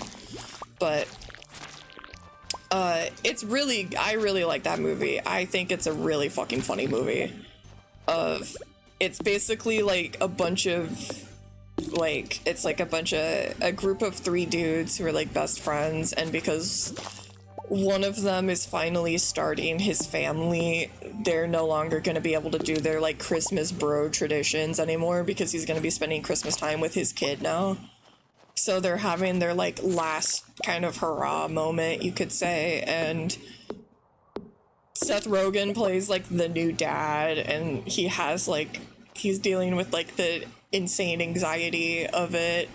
Anthony Mackie is playing he's playing like a formerly washed like football guy that's all of a sudden gotten really good, crazy. And he's like, that's all he's got going for him. And then Jay Baruchel's character is like a failed musician that was too scared of like committing to his girl, and now he's single and like his life is kind of in shambles, and he is sort of like desperately holding on to the nostalgia factor. And it's really funny, and I think it's got a lot of good bits about like the like growing up and growing apart kind of thing that a lot of adults I feel like struggle with when you start really noticing that happening. Also, just really funny that it's a Christmas movie where Seth Rogen is Jewish. He does play a Jewish character, and there's a lot of jokes about a Christmas movie where one of the main characters is a Jewish man, and it's pretty funny. There's some pretty funny ones about that, because he's like a Jewish man that married into, I believe, an evangelical family. So they do have quite a few like silly jokes about the difference in that, about how he doesn't really care about Christmas, you know? Like, to give context on the research they do, they're like, oh, where are we gonna go on Christmas Eve? Let's go to the Chinese restaurant, because Chinese restaurants are always open on Christmas, because most of them don't celebrate Christmas because they're not Christian, you know? Like, I think he literally wears like a Christmas sweater that's got like an Ashkenazi Jewish man and like a fucking like what's it called? God, the candle, I forgot what they're called. Shit. I totally forgot what they're called, but where they light the candles for he's got one of those on it, like, cause they all have like really cheesy like Christmas sweaters. Anthony Mackie has like Black Santa on his, like, it's so like, it's so dumb and over the top. And for me, it made me realize that, in my opinion, I think Anthony Mackie has potential to be one of the greatest comedy actors of our newer generation. If they would stop casting my man in superhero stuff and cast him in a fucking comedy, because holy shit, he is so fucking funny. Time for me to get a change of scenery. I'll be out, or the walls will close in. I'll be back later. That's so real. I too make my boyfriend take me out for enrichment time. Yeah, Anthony Mackie is like a fucking, he's so fucking funny, man. Like, I wish he got more roles, right, like lately, than just superhero stuff. Cause, God, he's so good. It makes me kind of mad, because I'm like, that's kind of wasted potential, because he's so fucking funny. Like, his timing is like, I would say, oh, he did? I didn't know Heap was the one who did those. Okay. Bobo, sure. Bobo the duck. Okay, that's good. Yeah, I would love for him to do more comedy movies, because I would honestly say that, like Seth Rogen is considered kind of like one of the like modern comedy like pillarmen, you could say. Shout out to JoJo. Honestly, I think Anthony Mackie is like on that level, even like above a bit. Like, his timing is so fucking good in that movie that I was genuinely like, I did not expect him to perform that well. I want to focus on more serious roles. Boo this man. Yeah, which, to be fair, I also think he is a really good series. I think Anthony Mackie is just a really underappreciated actor in general, but my brother, your comedic timing is genuinely like prophetic level. Like, you were so good. I think that's why, even though Falcon truly had kind of ass cheek screen time in the Avengers, everyone liked him so much, because he was so fucking funny. Like, you know, just like everyone talks about the like On Your Left scene and stuff about that, because like the way he did it was so silly, and like he nailed that shit. Like, he has it, like, he has just, I don't know, man. That guy's so fucking funny. I wish he would do more, because goddamn, he has the chops for it. 100 P, like, he does. Cause I also will say, I think two things that have been really detrimental to our society is the death of comedy movies that aren't just obscene, raunchy shit. Because I hate that, like, nowadays adult comedy, quote unquote, is kind of just synonymous with the most raunchy shit you've ever seen in your life. Cause like, that movie isn't really raunchy. Like, I don't think there's any sex scenes in it, I don't think, or anything like that. And there's not really much. Oh shit, I was gonna go get wood. I forgot we're doing this stupid festival. Because I don't like the over-the-top raunchy humor. I don't know, it's not appealing to me, personally. Jesus, why is that so expensive? Fuck it, why not? I kind of don't want to do the fishing. I'm just gonna leave. I already got the prize for it. I don't feel like. Yeah, I like Seth Rogen making everyone else to watch Sausage Party. Yeah, like, can I just say, okay, I think the death of romance movies, especially rom-coms, have been such a detriment to our society. Like, Stardew, please.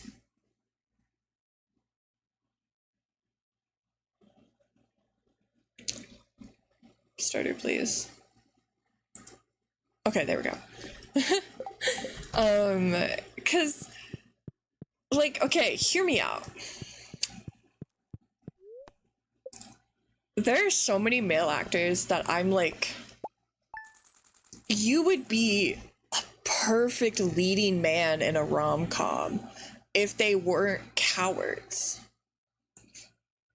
Ones I can think of off the top of my head, some have done rom-coms before, but they need to do more. Andrew Lincoln, who plays Rick Grimes from The Walking Dead. Holy shit, why is that man not in more rom-coms? He is so fucking charming, and he nails that shit. Put him in more. A more recent example, from the Star Wars show The Acolyte, Manny Jacinto, who plays the main guy in that.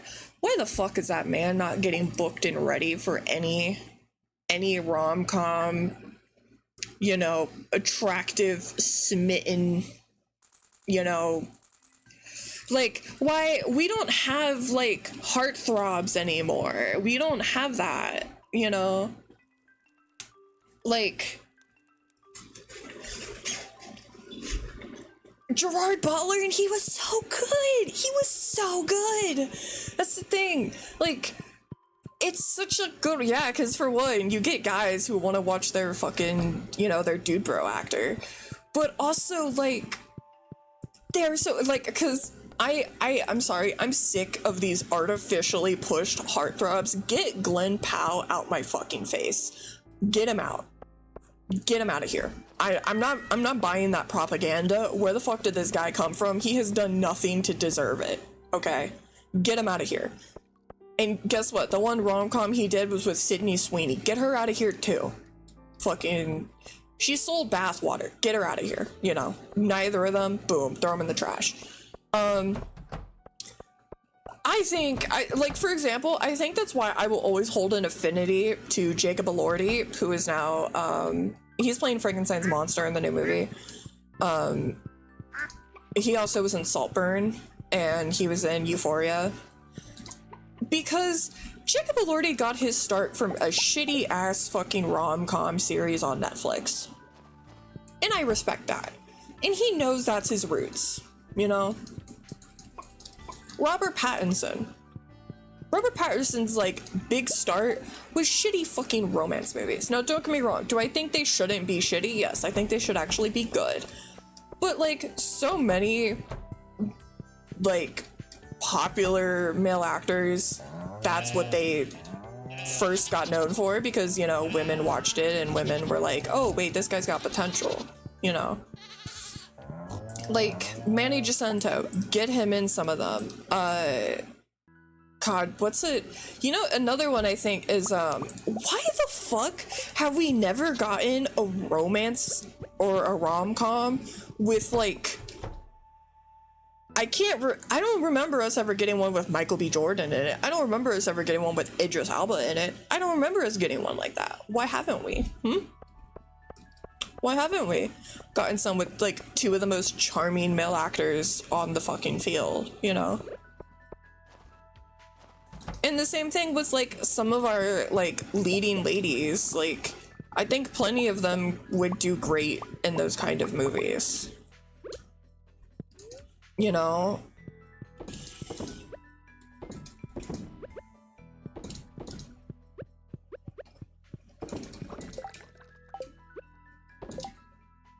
Like, personally, I think the reason a lot of people liked Challengers partly is because I think the people yearn to see Zendaya in a romance-focused movie. Best we could do is Will Smith 3 times. Literally, like, come on, man. Like, come on, you know? I was really excited about the fact that, like, Jennifer Lawrence was doing one because I think she has great potential for it, but then they put her in like a raunchy one and I was like, oh, okay, I guess, you know, like, like, sweetheart, Jennifer Lawrence, baby girl, you have potential to be on, like, a Cameron Diaz level rom-com run, okay? Like, lock the fuck in, girl. What are you doing? Lock in. Jesus Christ. Get with the fucking program. You know? I see this potential in you. Do you not see it? Yeah, Heath Ledger, 10 Things I... Yeah, exactly. Heath Ledger was another great one. Like... It's just, like... It just grinds my gears. It just grinds my gears, frankly. Like... Get him in it. Put him in it. Why are we taking so long? What are we doing? You know? Like, and even cases of, like, for example, I have not watched it, fuck, what was it called? It's not Severance. I believe it was an HBO show that was about the family, and their business and them deciding who was going to take over the family business. And it was just a bunch of fucking insane rich people. And, like, Kieran Culkin is in it. I don't remember the name of it. I never got to actually watch it. But I know it was really fucking popular. It was, like, Kieran Culkin's, like, big role from it. Fuck, what was that show called? Succession, yeah, Succession. Fucking, like, I saw so many people being like, yo, this dude is so fucking funny and cool, why isn't this guy in more stuff? And the dude they showed was Mr. Goddamn Darcy. You know? like, put some goddamn respect on my man's name, okay? Like, who the fuck do you think you are? Another big one is, like, fuck, what? I forgot his name. Even, like, the older Mr. Darcy that was from the TV show, I believe he was also known for doing more, like, male movies, you could say. I forgot. I never watched the original TV show. Ewan McGregor did it. Like, Hugh Jackman. Why have we not gotten Hugh Jackman rom-coms? And going back to him, Dave Franco, lock the fuck in and get your ass in a rom-com, buddy. Lock in. Also, you know what's another instance of a guy that was really popular and then people act as if he's only popular now for the superhero movies? Fucking Paul Rudd. Paul Rudd would be nowhere without Clueless, you know? Like, Paul Rudd, that was like, are you kidding me? And people act as if he's like, Ant-Man is like, he came out of nowhere with that. Like, are we being dead ass? Even Chris Evans, before he did Fantastic Four, Chris Evans did a lot of rom-coms. That was another big one. Like, Chris Evans did them. I forgot exactly which one he did, but I remember he had, like, there was... But I do think he did more, like, raunchy comedic ones, but he still did them, you know? Like... It's just like, lock in! Give us a program! You have potential! Use it. What are you doing?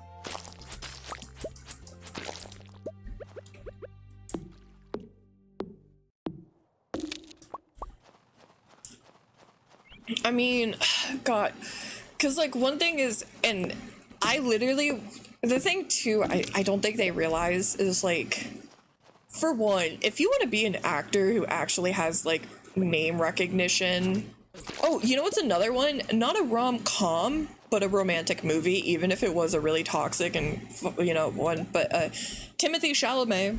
Timothée Chalamet not only did Call Me By Your Name, which is like, it is a romantic movie, but it's more of a cautionary tale kind of thing. Timothée Chalamet also did, I believe he was in Little Women, I believe. Timothée Chalamet also did like period piece films. You know, back when he was still LARPing and that he was just like a little artistic French boy, you know. And now dudes want to like claim him as like they've always been Timothée Chalamet guys because of Dune, you know. But like, if you're a male actor and you want to have like a fan base, for one, you gotta get women on board because fangirls will carry you, fanboys will not. fangirls will. The only fanboys that will carry you are like queer men, and you still gotta do the romance, and you gotta do the romance, or you gotta do like freaky weird horror guy. That's your two options to gain hardcore fan bases. Romance shit to get a bunch of girlies and a bunch of like either like gay men or whatever, just people who like it, or weird freaky horror dude, because that's also gonna get you a lot of people. Looks at Bill Skarsgård. Bill Skarsgård has a very dedicated fan base because he's a freaky, spooky guy. That's what he does. You know, if you just do dude bro movies, it's very rare that you can build a household name fan base from doing just dude bro shit. Because, like, for example, Brad Pitt has done rom-coms too. I want to say, I feel like Tom Cruise probably has, but I want to say he hasn't, just because the thought of Tom Cruise trying to portray himself as romantic makes me feel kind of nauseous, but he might have, you know, but, you know, Brad Pitt did rom-coms too, you know, cheated on his wife while he did it, but he did it. He did in the 90s? Okay, yeah. But sometimes life feels like a slow gray blur, you know what I mean? So true, Pookie. I was just talking about that. Tom Cruise, that is. Yeah, that's what I mean. Like, they've all done it, but nowadays they don't want to do it. And it's fucked up. Like, there is so much potential here, and it's getting wasted by cowards, frankly. And I don't like that. I don't like cowards.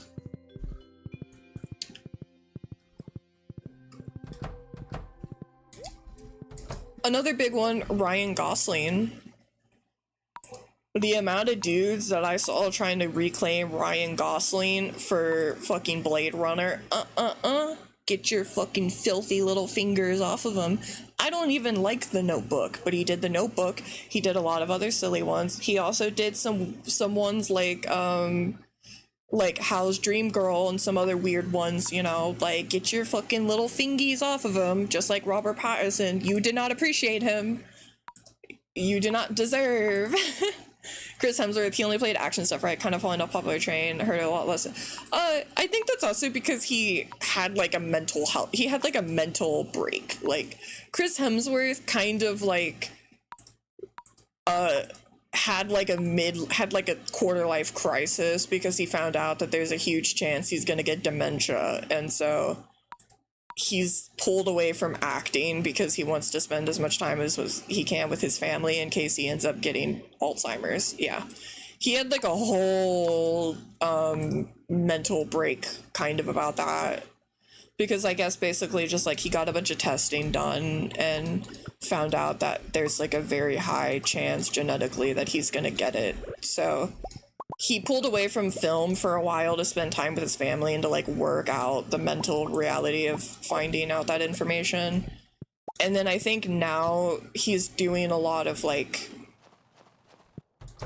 family friendly movies, you could say, because he wants to do stuff that like his kids can watch, you know.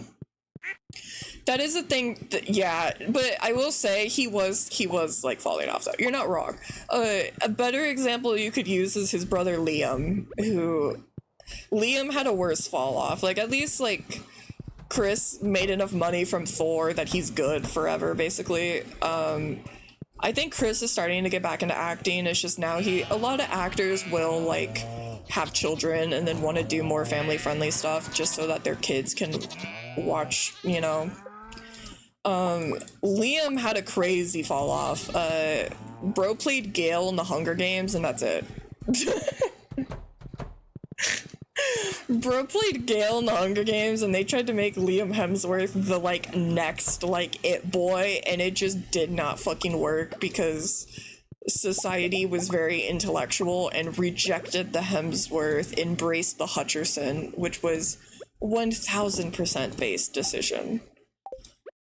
And then bro got found out to be a piece of shit when he married Miley Cyrus. So that's another thing too. If you get exposed for treating Miley Cyrus like shit, don't expect women to like you. Don't expect the whole generation of girls that only knew you from the Hunger Games and grew up on Hannah Montana to like you. You know, it's not gonna work. Literally, and that's exactly what happened. Dude, have you seen that clip of him on the red carpet with her? That shit is just actually insane. Where like they were like on a red carpet together, and she like jokingly like licked the area to be like licking the side of his face, but she didn't actually do that. She just like mimicked it, and he literally, while looking at the cameras, fucking mumbled to her in a gritty voice like, "Can't you ever behave?" And then she like shoved him off and was like, "Fuck you," you know? That was insane to say that in public. Like, that was diabolical. For one, like, saying behave like she's a dog is crazy, for one. But like, literally, that's Dolly Parton's goddaughter. You should know your fucking place, you know? Like, who do you think you are? You're the least favorite Hemsworth. There is a third Hemsworth, and I don't even know anything he's been in, and I still like him more than you know? Because guess what? If Dolly Parton likes someone, I like them. And Dolly Parton does not play about Miley Cyrus. Therefore, I will not play about Miley Cyrus. I don't even listen to her music. You know, the lesser Hemsworth Miley. Yeah, I mean, you Zoe, you got into you dating her. Literally, and he started dating her when she was in her, like, I mean, you could make a whole thing talking about the problematic aspect of her way of trying to showcase she's not a good little gal anymore, is like incorporating like Black American aesthetics. You can make a whole conversation about that. Literally, he dated her in the middle of all that, so like, why was he shocked? You know, like, it was just so weird. And I saw that and I was just like, ooh, putrid vibes. And all I'm gonna say is, like, he's related to Chris. I ain't ever seen him and Chris hang out. So, like, I don't even think his own family fucks with him, you know? Because I think Chris really liked Miley. I don't ever see anything of Chris and Liam hanging out together, so... Bro after that basically just, like, had a generational fall off. He should have been set up, like, from the Hunger Games, and he just truly fumbled so bad. I wish Josh Hutcherson was in more stuff, frankly. I think Josh Hutcherson would devour a rom-com. Because I don't know if Josh Hutcherson understands how many women are still obsessed with him. I don't think he understands that, like, Peeta Mellark truly reset the brain chemistry of, like, a huge chunk of people. I have seen that clip from that one movie where he fucking whimpers about how he's gonna be a good boy. I have seen that clip probably like 100,000 times from the amount of edits I have come across of that man. That is just him doing that. Like, Josh Hutcherson, you were sitting on a gold mine, truly, if you so desire. Of just going for it. I think it's hilarious he came back with FNAF, though. That is objectively really funny, so... It's always seemed weird when dudes bag the cool wild chick and they get mad she's cool and wild because they want to sedate her. That's why. That's what it is. Because they don't actually want her to be cool and wild. They want to break her spirit. That's what it, like, as like insane and villainous as that sounds, that is legitimately what it is. Like, they want to break her fucking spirit. That's what it always ends up being. It's really fucking weird, you know? Like, it's... Because, like, the thing is, it's like... And they'll try to make it seem like they're doing some, like, Vegeta, like, Bulma shit, where they're just, like, doing, like, domestication, so to speak. But, like, listen. It's one thing if you're, like, a fucking... maniacal god, basically, essentially, you know. Yeah, it's the I can fix her. It's one thing if you're like, but like, for one, bitch, this is real life. Two, like, okay, it's different if the person, like, yeah, maybe if they have, like, I understand, like, if trying to, like, quote unquote fix if someone has, like, destructive habits, you know?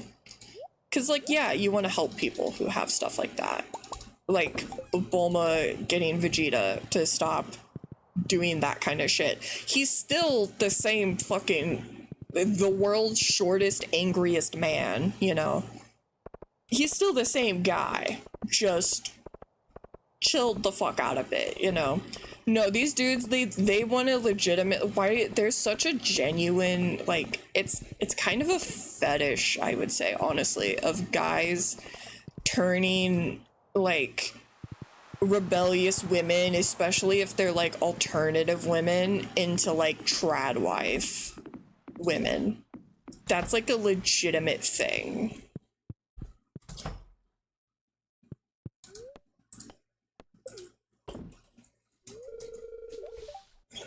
Yippee!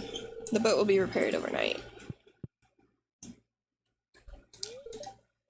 Have I ever been lost at sea? No, never. I always take the appropriate precautions. If you know what you're doing, you're never compromise your safety. So true.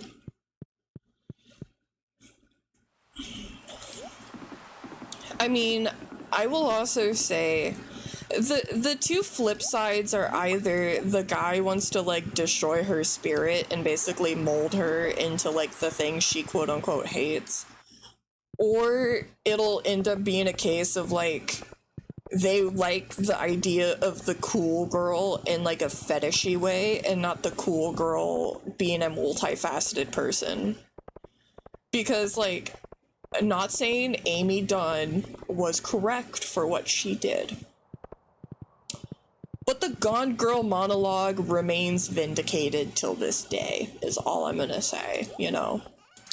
If the Gone Girl Amy Dunn monologue has not been disproven of the, you know, guys want a cool girl, a girl that's gonna watch sports with them and suck their dick and, like, fucking burp and be like, yeah, one of the boys, one of the guys. But when she actually shows, like, multifaceted aspects of her personality, then it's not a turnoff, because they basically, they want one of their boys that they can fuck, you know? Essentially is kind of what it ends up being. The first option isn't real because that's really messed up. It unfortunately is. I know there is a straight up fetish for it, like, there is an actual fetish for doing that. I don't know if all people who do it for fetish reasons or do it purely just because they're deeply misogynistic, but it is unfortunately true that there are a lot of deeply, especially, like, I notice it too, and especially with, like, think of it like the classic case of there's a lot of Republican men who love the idea of getting with, like, a liberal woman, especially bonus points to them if she's, like, bisexual or pansexual or whatever, and basically turning her into, like, a trad wife. They love that shit. Like, they love that shit, because not only do they get the power of, I turned you into, like, what you would hate, essentially, I molded you into what I wanted, but then they also can do the, like, see, it's a phase, see, once they get the right guy, they're gonna get out of it, you know, that kind of shit. Like, that's currently happening right now with JoJo Siwa. Like, JoJo Siwa went from being a proud bisexual to a proud lesbian to now dressing like she's Marilyn Monroe and dating a man and talking about how she thinks the word lesbian is icky and stuff, you know. And conservatives are like, see, it's proof that girls liking girls is a phase, you know? Like, it's so icky, it's so gross, but unfortunately, that is a thing. I wish it wasn't. It's disgusting, because, like, okay. Don't get me wrong. I am fine if someone likes some problematic tropes in their adult entertainment, you know? But when you start actually doing that shit is when it's like, like, I mean, I personally would never engage in anything related around, like, sexuality correction or whatever, that's gross to me no matter what. I also don't engage with anything that's like non-consensual related or whatever. That's still gross to me. But like, I've read mind break stuff and all that kind of stuff. Like, it's cool and all, like, I get it, but actually trying to do that shit to a real life person, like, you should be put in a padded room. You should seek help. Get some help. Stop it. Get some help. Because what the fuck? Like, you're not like a brooding comic book character. Who do you think you are, being able to talk about, I'm gonna break you down and build you into my perfect idea? Who the fuck do you think you are right now? Okay. You're not some all-powerful, dark, brooding entity. Don't talk to me like that. Like, I might engage with some content like that. If Boyfie ever said some shit like that to me, I would just look at him with the biggest, like, what the fuck did you just say to me kind of expression on my face. Like, like, I'm sorry. It's kind of crazy to me the amount of dudes who genuinely, like, think that they're, like, the dark, brooding, like, comic book anime villain that can like get away with that kind of shit. Like, what the fuck what are you on about, bro? Like, what is going on? Like, sit the fuck down, okay? Like, what are you talking about? Machiavellian as literally, like you think being angry and brooding and like an over-the-top sarcastic asshole all the time is attractive? Shut the fuck up. You're not Jason Todd, okay? It's not gonna be attractive when you do it. Shut the fuck up. like shut the fuck up, you know? It's like the girl equivalent of like when girls actually try to do the like do the like yandere thing. Like, shut up, corny ass. Like, you're not a fictional character. Dr. House too, oh my god, literally, like, Dr. House only has gooners because he's not a real man. If Dr. House was a real man, I would want to murder him. We were talking about how like there's people who like girls that actually act like the yandere anime trope girls because they think that like it's attractive when a fictional character does it. That means it's gonna be attractive when I do it. That's not true. Just like how there's guys that act like the angry, dark, brooding, like overly sarcastic guy, like, you know, I'm gonna act like I'm Jason Todd, I'm gonna act like I'm Dr. House, I'm gonna act like I'm Batman, and it's like, no, it's only attractive because they're a fictional character. It's not attractive when Jim from accounting does that, you know? Like, don't do that. You're just gonna seem weird. If you're a girly pop, don't do this stupid, like, I'm gonna be a yawn today, or like, also like most guys don't actually like a tsundere in real life. They think they're annoying because most men don't know how to process basic I like you signals, so a tsundere is like extra fucked up for them because they just genuinely don't know what to do. Don't stress them out like that. Don't do that, you know? They are hotter than real life. Exactly. Like, you know, don't do that. Don't do that. You know, don't stress the guys out more than they already are. Like, it's not cute. Don't do it. Like, just, they need explicit instructions. Don't do that. It's fun in concept, really turn off in practice, you know? And I think that goes for a lot of things. There's a lot of things that you see in media where you're like, that's kind of hot. The thought of doing it in person, though, is like, I'm gonna crawl into my skin and die, actually. Like, Like, Pumpkin, you're gonna know the guy. I've talked about him before, but I never remember name. Is it James Spader? I don't know if it's his name. The guy that did the movie Secretary. I think it's James Spader. I think that's his name. But the guy that did the movie Secretary, that was basically the like pre-50 Shades of Grey, where it was just about a dude having a BDSM relationship with his secretary. Yeah, that shit super hot. Like, are you kidding me? That's like nuclear level hot, that movie. Like, hell yeah. The thought of that, of actually doing that though, is like, I'm gonna fucking laugh. Like, the thought of, I'm sorry, like, watching Maggie Gyllenhaal, I think it's Maggie Gyllenhaal in it, crawling on her hands and knees towards James Spader. Ooh, delectable, yum, delicious, love it. The thought of crawling towards a man.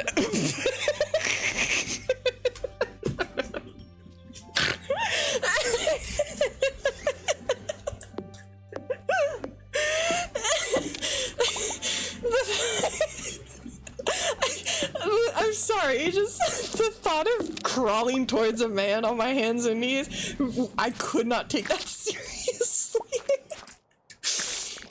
Like, I know they must have been laughing so much behind the scenes. Like you watch it and you're like, ooh, that's so sexy, wow. But then, like, the thought of doing it is just like, oh my god, like, and I tell this to Blimfy all the time, when I see guys, like, gooning over the, like, another big one that I just can't take seriously whatsoever is whenever I see fan art of, like, anime girls giving people, like, boob jobs or whatever, and I'm like, I'm sorry, how the fuck can you take that seriously? Like, how the fuck can you take that seriously? Like, I understand in theory, because, like, tits are hot, okay, sick, but, like, think about actually doing that is, like, so silly to me. Like, I feel like it just would not look as sexy when you see, like, art of, like, an anime girl, like, relieving a guy, jerking a guy off with her boobs, basically. Like, it's one of those things where, like, in art, okay, I could get it, but, like, the thought of someone actually doing that makes me giggle. Yeah, that. Like, that just makes me giggle. That's so silly to me. Like, I could not imagine that. That's, like, I understand why guys like the thought and, like looking at art of it, but the thought of actually doing that is so just, like, what the fuck, huh? Kind of like a girl one equivalent, I feel like, is like when I hear girls talk about, like, the like, you know, daddy kink, master kink kind of shit. Like, I could understand in fiction why that is attractive. I'm sorry, I cannot take it seriously, the thought of, like, doing that. That just seems silly to me, you know. Moved to Korea, started dating a dude, he started to act more and more like the 50 Shades of Grey dude because he had, like, a fetish for it. Shit was wild. Yeah, like, some, like, I don't know, because, like, sex is inherently silly in my opinion, and, like, it just adds to, like,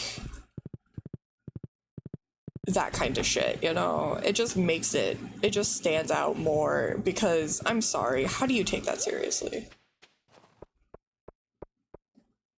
Yeah, the feet stuff, I don't, I'm sorry, but, like, how do you genuinely take that seriously? I don't understand it.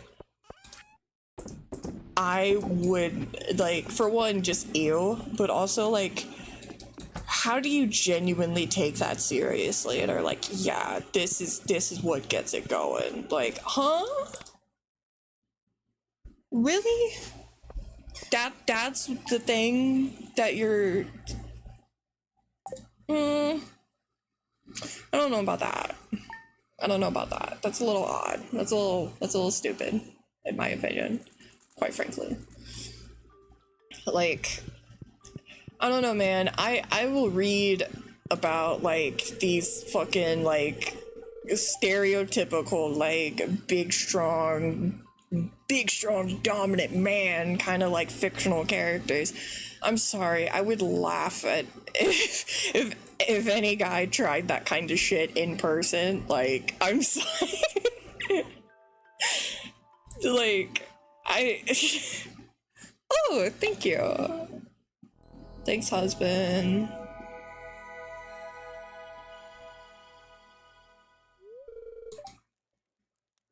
Oh my god, I'm sorry. I'm thinking about Majima platonically, Shane, I swear.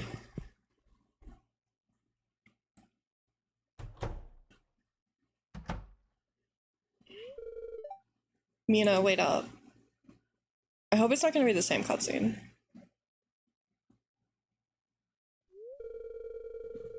Oh wait, it's different. Oh wait. Oh wow, I didn't know it'd be this cold today. Wait, Mina, I got the perfect idea for what we can do today. I got the perfect place to go on a date together. Will you come with me? Oh, this is the date mod.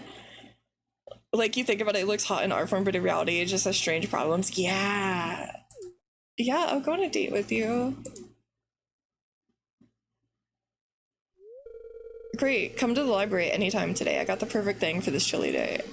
I can't wait to see you. Oh my god, I love him. I'm gonna eat him.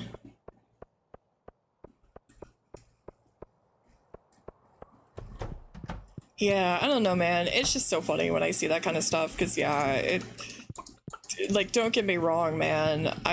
Oh, shit. Okay, we gotta get grass. Fuck. Okay, I'm sorry, but you referring to it as live action porn is so funny to me.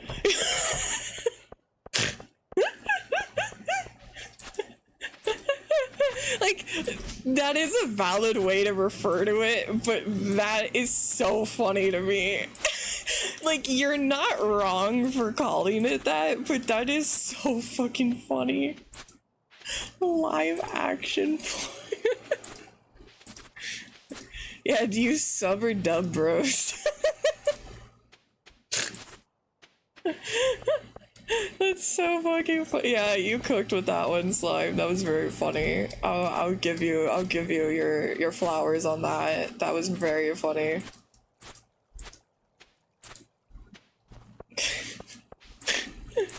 Live action. I don't know why that's so fucking funny to me. Like because that is actually like a pretty valid way, honestly, to compare it. I can't even really say anything about it. Like that, you're not wrong. You really aren't. Okay, hopefully this should be good for now. Or stop eating, fucking fatties.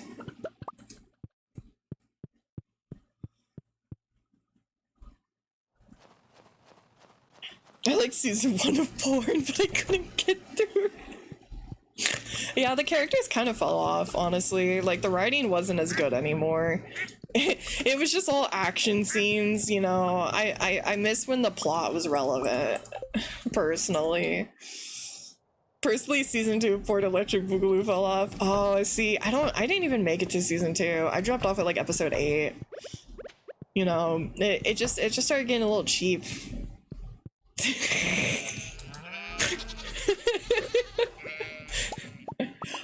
Yeah, the fan service did get out of hand. I'm kind of hoping they turn it around for the movie, but I don't know, man. I don't know if I have much faith in the directors anymore. The studio's kind of been letting me down.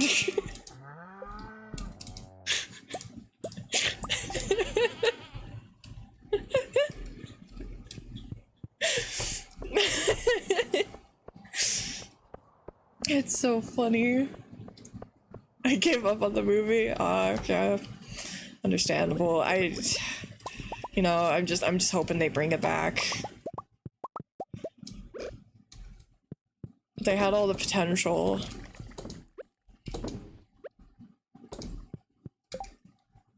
This is so stupid.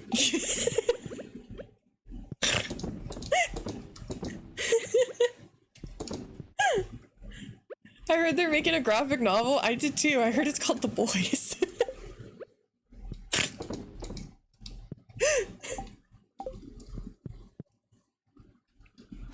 Check it out.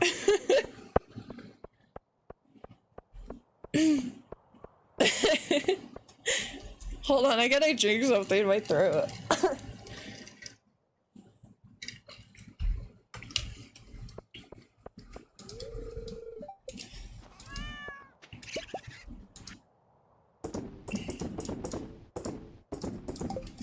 I will ask because I'm curious, have any of you though seen the new Superman movie?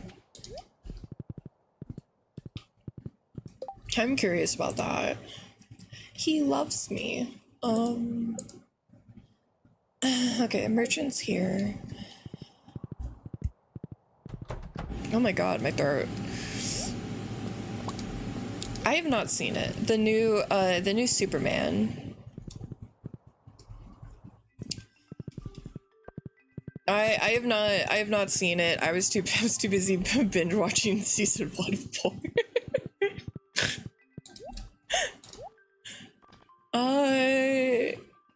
No, nothing. Jumino? What the fuck is a Jumino catalog? Wait, what?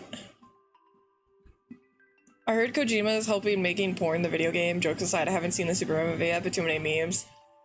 Dude, the Lex Luthor memes from it are so funny. What the hell is a Jumino catalog though? Is it actually worth it?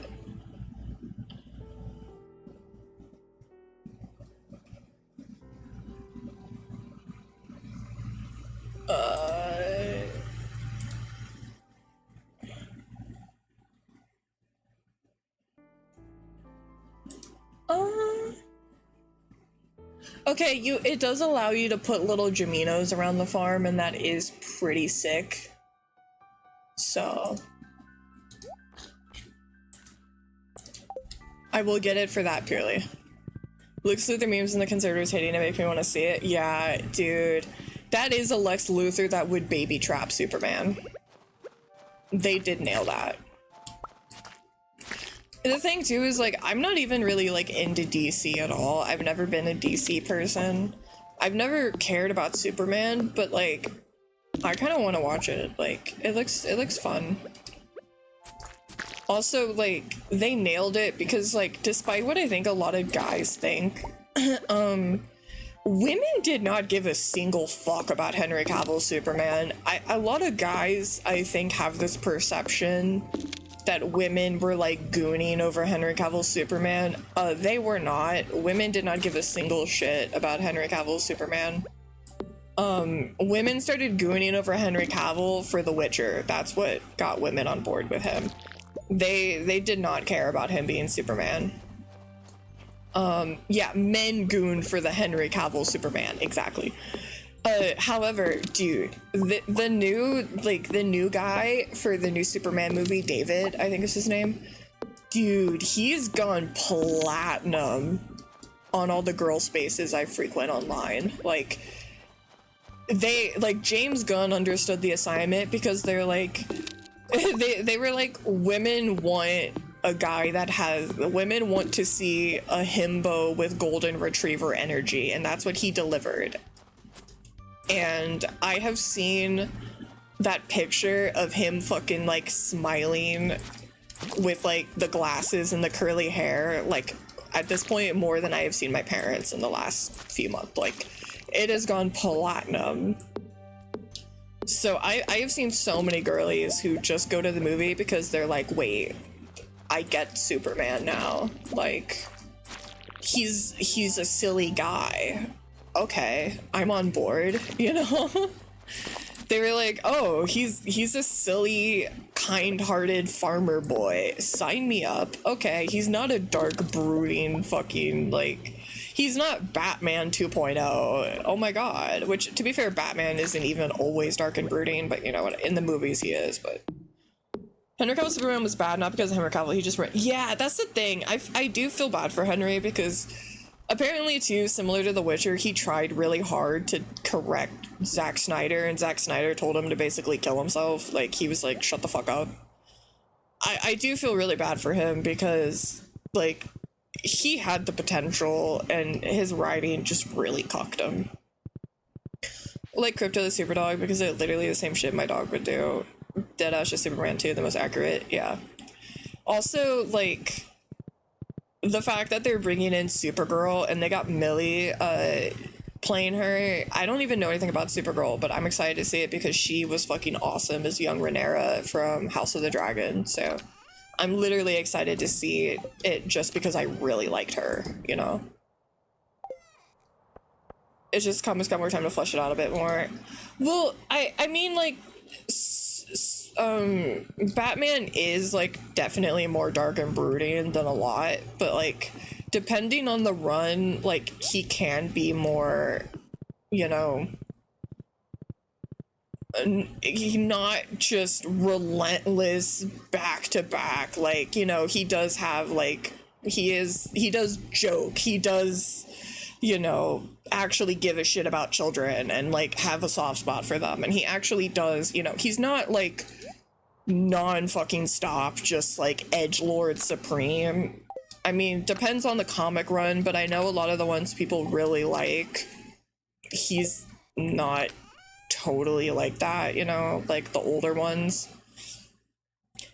Yeah, but you gotta think, like, in the newer ones, they don't even portray that. Like, in the newer ones, they would not give him a scene that shows him being, like, really kind with, like, kids and stuff. Like, they would in, like, the DC. Like, compare animated Batman to live-action Batman, and they are completely two different vibes, you know? Like, animated Batman is still, like, dark and brooding, yes, but he's actually, like, a person, and has lighthearted moments and things like that, versus, like, live action Batman is always just, like, non-stop, relentless, like, edgelord, which is, like, fine, but it gets a little old, you know? The Batman I see in the webtoon called Bat Family, I don't remember the exact name, but yeah, it's just Batman more human way, like, see the Bat Family's home and shit. So yeah, a lot of people, Bat Fam is, like, their favorite thing. Yeah, no, like, in the animated stuff that I've seen, he is a lot more, and also, like, I mean, he, like, I'm pretty sure there's even times where he deadass does, like, swapperoos with Superman, and they pretend to be each other and all that kind of stuff. Like, he is way more, like, lighthearted, and he has way more lighthearted stuff. I mean, like, he was a playboy. He's supposed to be, like, this very charismatic person, and for some reason the live action only wants to play him as just loser edgelord, probably on incel red pill forums kind of energy dude, you know? Good morning, I made some breakfast. Like, they, like, live action Batman seems like he would listen to, like, Andrew Tate. Oh my god, I missed my date. I'm so sorry, Pookie.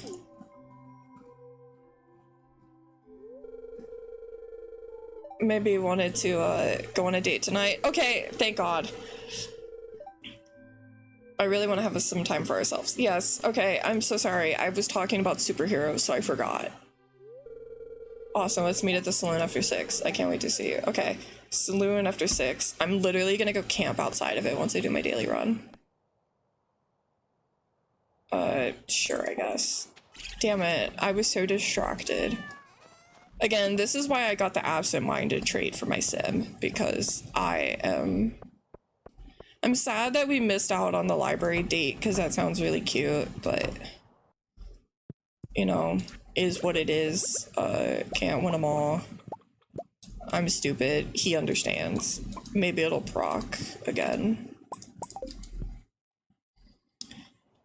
Yeah, the Lego Batman one.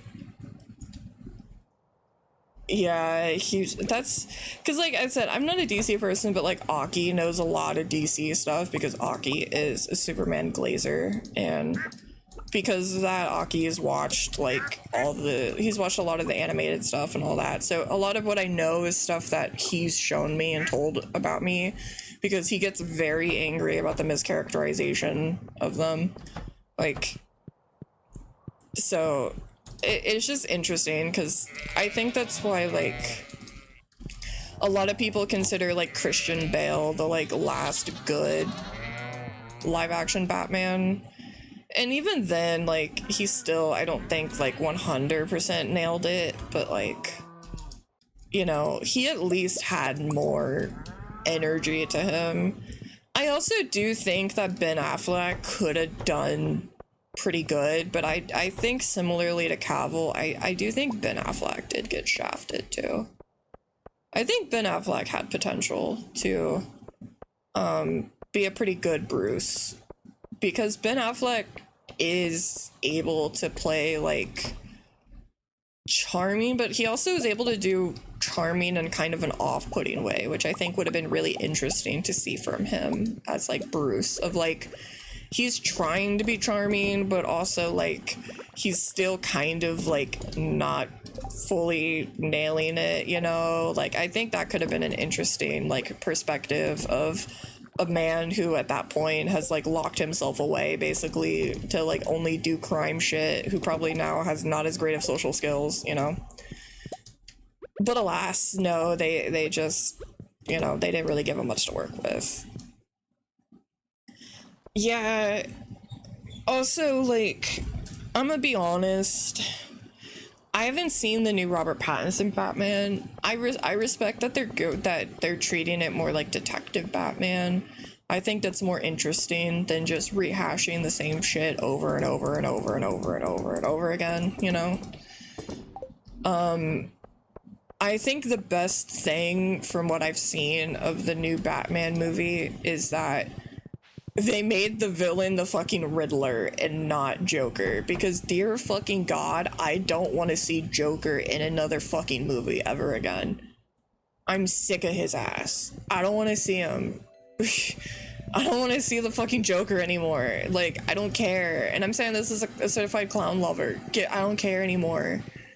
Like, not even trying to do it in a like, ooh, it's because Heath Ledger's was perfect and nobody compares or whatever. Like, yeah, Heath did good, but like, I don't think it's fair to like limit a character because of something like that, you know?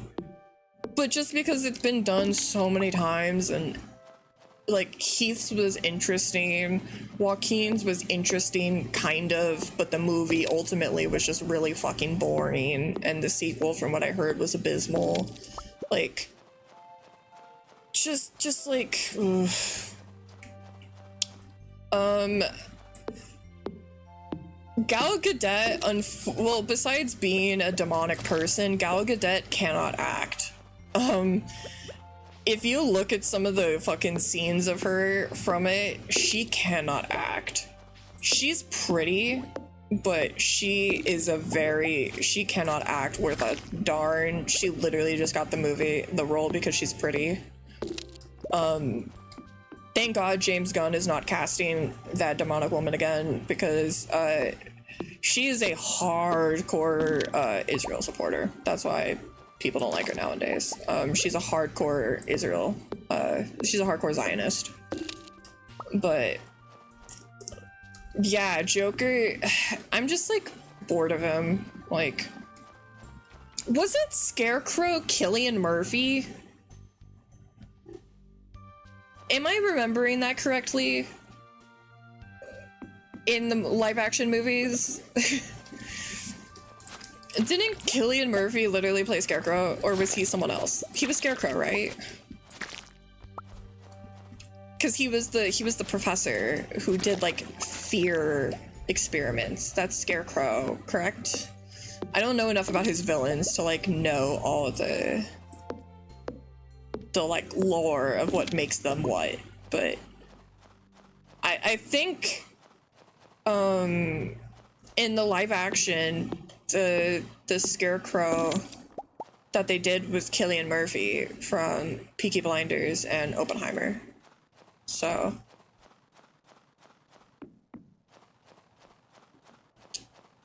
and like that was sick.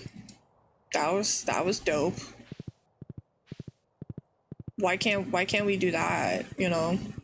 I would unironically, I don't think I'll ever watch a Batman movie personally because I just don't really care about Batman.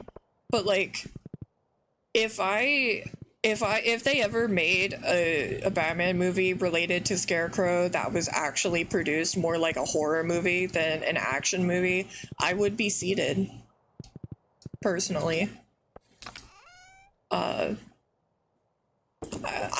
would be seated, you know, because that would actually be cool and interesting. I don't want to see Joker. I'm like 50-50 on Bane at this point. Like, like I don't really care any, you know. I feel like he's got way more interesting.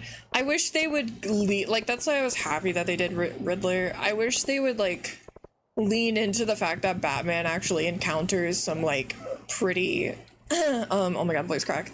Some pretty like mystical villains, you could say, like Poison Ivy and Scarecrow and Clayface, and you know, people that it's like there's some explanation, but they're kind of just deadass using magic, you could say, you know, or like insane level experiments, you know. They don't really emphasize the smartness. No, they don't. Because they just have him go against Joker, who is not the brightest cookie in the jar, you know? Like, why have I never seen a cool live-action Poison Ivy? That's kind of crazy to me. Especially, too, like, I feel like... Also, it would be a way that they could have Harley Quinn without having to do Joker, because Harley Quinn and Poison Ivy are married in the comics. So that way too, like, if you really want to bring Harley in and still get the girlies that like Harley, you don't have to do Joker, you know?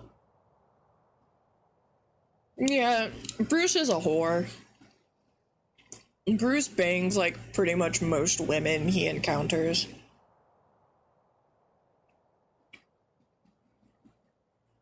I will say, I just can't get behind Catwoman. I think she's so sauceless. I don't know, man.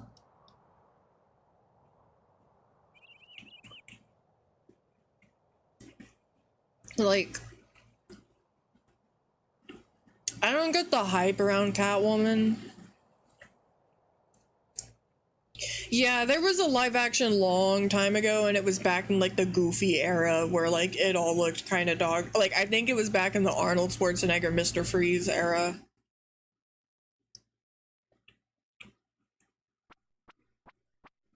I don't get the Catwoman hype because she just to me seems like the most generic, like, femme fatale.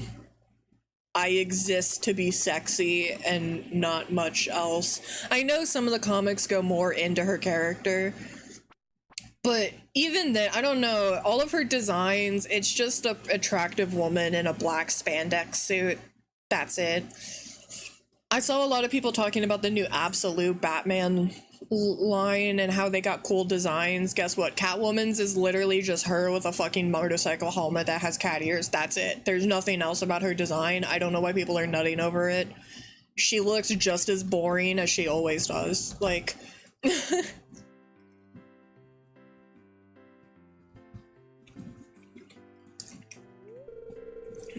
Mina, there you are. I almost thought you weren't gonna come. No, I made it. I remembered. Gus let us reserve the entire side room for ourselves. Isn't that nice? I mean, bro was a loyal customer, you know? Come sit down.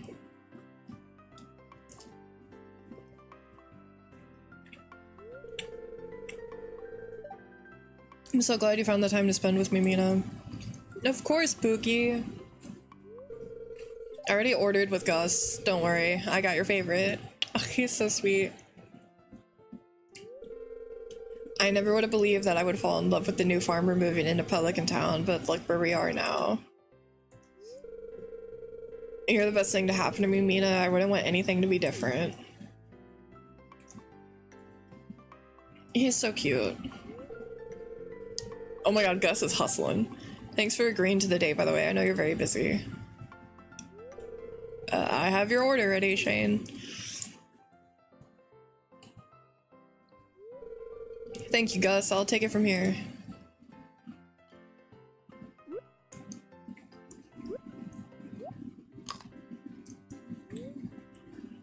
Just how I like it. Shane really knows me well. I knew you would like it. We even have some extra. Alright, dear. What do you want to do now? Oh, dear. That's so cute. Let's play some. Let's watch waves at the beach. Oh, that sounds cute. You want to go watch the waves at the beach? That sounds romantic. Let's do it.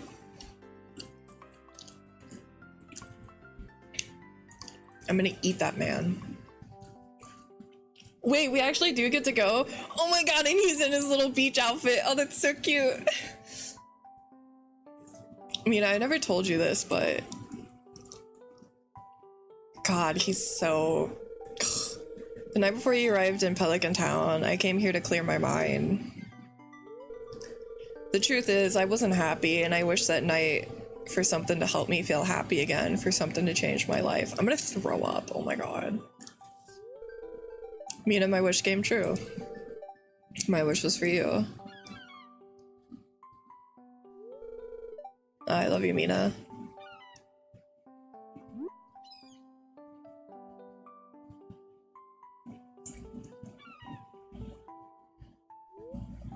What a romantic night. I'm so grateful that Shane is in my life. Now eat him. Now devour that man. That's what you should do. I think absolutely the best thing to happen to DC because it was been getting repetitive. We need a big change in the rehearsing the same thing, especially Wonder Woman with a huge W. Yeah, I've seen a lot about it. I just saw people when they saw what the Catwoman design looks like, and it was just like, it looks literally like, I'm sorry, the Catwoman absolute design looks like the girl from the motorcycle girl, Salty, I think is her name. Yeah, she literally just is dressed like Salty. It's just a black bodysuit and a fucking motorcycle helmet with cat ears. I was like, this is what we're losing our mind over. The most boring thing ever. They couldn't have incorporated anything more cat-like. They couldn't make her like, they couldn't like make her legs look kind of like a cat's, like kind of bent weird and shit. Like they couldn't, no, they still had to make her like a sex doll, you know? Mina, stop, he's already drained. Nah, can't. You gotta lock in, buddy.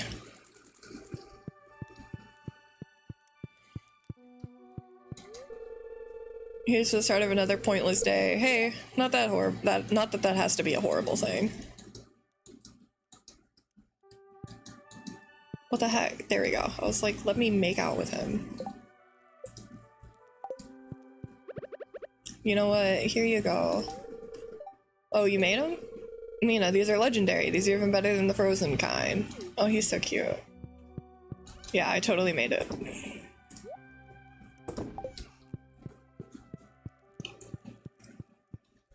Yeah, that's what I mean. Like, they're too scared to actually... Lobster bisque. Ooh. They're actually, like, too scared to give her something interesting because they need to ultimately make sure that the biggest thing about her is that guys can jerk off, like, unironically. I ordered too much fertilizer. Thanks, I don't need this. Straight in tomorrow, traveling merchant. Okay. Useless. Fucking Kriller cock as a whole as Kaiji Bane is Jesus Christ. That's dude from Yu Yu Hakusho. Mr. Freeze is literally an SCP. The Joker's creepy as expected, but like in a different way. Yeah. It's just kind of disappointing because, like, I don't know, man. I know, like, at least they made Ivy look cool from what I've seen, and they made her look more, like, creepy, but they just refused to do anything interesting with Catwoman's design. Like, they still could have kept her sexy if they're really, like, she has to be sexy no matter what. But they could have at least, like I said, like, maybe made it to where, like, her, like, legs were kind of bent at, like, the angle of, like, how cats are, or, like, you know, had her, like, maybe more like lanky and more like kind of like sunken looking, you know, more, just make her look a little bit more off-putting, a little more cat-like would have been cool instead of just, you know, generic. That's what I think would have been sick, you know. Like, I think the mask, the motorcycle mask, would have been fine if they just... I think the biggest problem I have with it is unless there is something cool under it, it's just like, this is our only way, so we don't have to touch your little face, you know? Should have hit the furry bait. Honestly, yeah, like, why not, you know? Like... At this point, like, yeah, I get it. She called Catwoman because she doing cat burglaries. What fucking cat burglaries has she been doing, though, for the last amount of time, okay? Like, do something to make her have that, the reason to be called Catwoman at this point, because she is way past the point of cat burglaries at this point in time, you know? Like, make it make sense. I don't understand it, you know? I get it, they want her entire existence to be something that Bruce can fuck. I get it. They're like, if we don't make her look super conventionally attractive at all times, how will we explain that Bruce wants to put his dick in her? Maybe because Bruce is a freak, or maybe because Bruce is just a gooner. You ever thought about that? What if Bruce is just easy? You know? Like, what if Bruce is just a whore? Do we really have to, like, you know? Because he kind of is. He kind of is just easy. He's kind of one of the easiest men in the fucking franchise. Yeah, like, who hasn't had sex with Bruce? Like, genuinely. Yeah, or he just genuinely likes her. But here's the thing. If he just genuinely likes her, then that means they actually have to develop a romantic connection between the two, and they can't have it be purely lust, and that's boring to them. Why would they want to waste their time doing that? He has to look at her, but only in a lustful way, essentially. Because it's kind of like I don't know, man. Honestly, to me, Catwoman and Bruce Banner just kind of has the energy of the people that ship Psylocke and Venom. We're like, what's the ship? Porn. What else is there to it? Nothing. It's porn. What? Everything's porn. That's all there is to it. It's just porn. It's just the equivalent of smashing two dolls together because you think they're hot. You know? Like... You know, yeah, he is a player. That's what I mean. He's an easy ass bitch. So like, that's the whole thing. He's a whore. They just, instead of guys will, okay, the thing is, a playboy, you're a whore. Just because you try to phrase it as no, you're a whore. That's what it is. That's what a playboy is. That's just their nicer way of phrasing it. You're a slut. That's what it is. So why do they all have to be like super? Because like a slut's a slut, you know. do they all have to be 10s? You know. Like, oh no, people do. Like they're literally like selling figures, like porn figures of them. People dead ass do. Bro put nipples on his suit to show him off, literally, and like that's fine. Like let him be a whore, but like. Why does he have to be a slut, but only for like the 10s of all 10s? Because a real slut will have sex with people who are like they got something about them that's got the sauce, even if they're not explicitly the most godly attractive person. Batman just has sex with the most boring women on the planet because they're hot and they all kind of look the same. Like, you know. Like, mix it up. Like, I think genuinely the women that Batman has sex with being so criminally boring is why there's so many fucking yaoi shippers for Superman and Batman, because that's unironically kind of like the most interesting dynamic he has. he's fucked Poison Ivy, which, okay, Poison Ivy still is ungodly hot, but also, like, Poison Ivy is considered overwhelmingly, like, the most interesting of the girls that Batman has gotten with. And guess what? She wants nothing to do with his ass now, and she lives in fucking Eden with her wife, you know? Like, in terms of, like, the chicks he's actively, like, really getting with, like, Cheetah, yeah, like, let him do more just, like, crazy things, yeah, like that. That's cool, sick, you know, like, okay, but Harley Quinn is also ungodly fucking hot, like, that doesn't, like, she's crazy, but she's also crazy in the way that's tailored for men to think she's hot. That's the thing, like, Harley Quinn is designed to be crazy in a way that's sexy for guys. Like, she's not, like, crazy. So I wouldn't count Harley Quinn as, like, a wild person to have sex with. She was kind of designed for that, you know? I think the whole thing between Catwoman and Bruce is they're like childhood friends to lovers, but they live opposite lifestyles, so you can't be together. I mean, do they? I mean, I don't think they are. I think, didn't they literally just meet on a fucking mission and she kind of hit him with the, like, haha, I beat you, stinker, and, like, fucks with him? Isn't that the whole thing about them? Unless they changed it. Like, I thought that was the whole thing about Catwoman and Batman, is, like, he encountered her on, like, missions and she just would, like, fuck with him. And they have, like, she pisses him off, but it kind of gets him hard, so he likes hanging out with her kind of thing.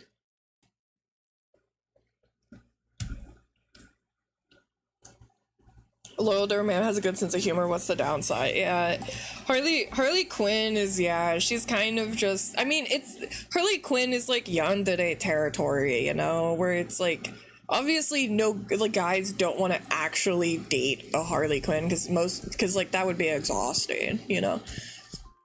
But, like, and also, like, she runs around in, like, outfits that show off, like, her ass and stuff, which, by the way, not saying that's not a slay. I like Harley Quinn. I think she's cool. But yeah, like, she's not like like, guys that say they want a Harley Quinn woman when a real mentally ill bitch comes at them be running, is all I'm gonna say. Kind of like the equivalent of, like, when girls are like, yeah, I'm into the Joker, and it's like, okay, if you actually had to date a mentally ill man like that, you would be screaming, pissing, shitting, crying, okay? Like, that's fine to goon over them. Like, I goon over mentally ill men too. I'm also a mentally ill woman, but it's just like, yeah, no, they're also designed to kind of be that way, you know? Like, she's more reasonable than the average roundabout. Yeah, the one thing I don't get is I don't understand the weird fart fetish comment they released of her. Who the fuck thinks the Joker is hot? It depends on the iteration. Also, like, mentally ill man. Fictional. That's really all you need. Like, fictional guy that's mentally ill and has a god complex, essentially. That's kind of all you really need for chicks to goon over, you know. I mean, does Joker have the biggest gooners in the female franchise? No, he does not. But yeah, he does have them. Yeah, I saw that, like, that was diabolical. Whoever is in charge of that should be taken out back, like, straight up. That was insane that they just released, like, fart fetish porn of Harley. Like, that's actually criminal. It's like, you should go to jail for doing that. Like, they were like, we showed too many runs of her being awesome and her, like, doing cool shit and being, like, a sick-ass bisexual that we just had to be like, boom, fart fetish porn. It's such a shame. I felt so bad for the Harley fans, man. That's devastating. Like, that's so devastating to see her fave turned into fart fetish porn. Like, what do you do at that point, genuinely? Like what do you do when, like, it's straight up? It's kind of soul crushing.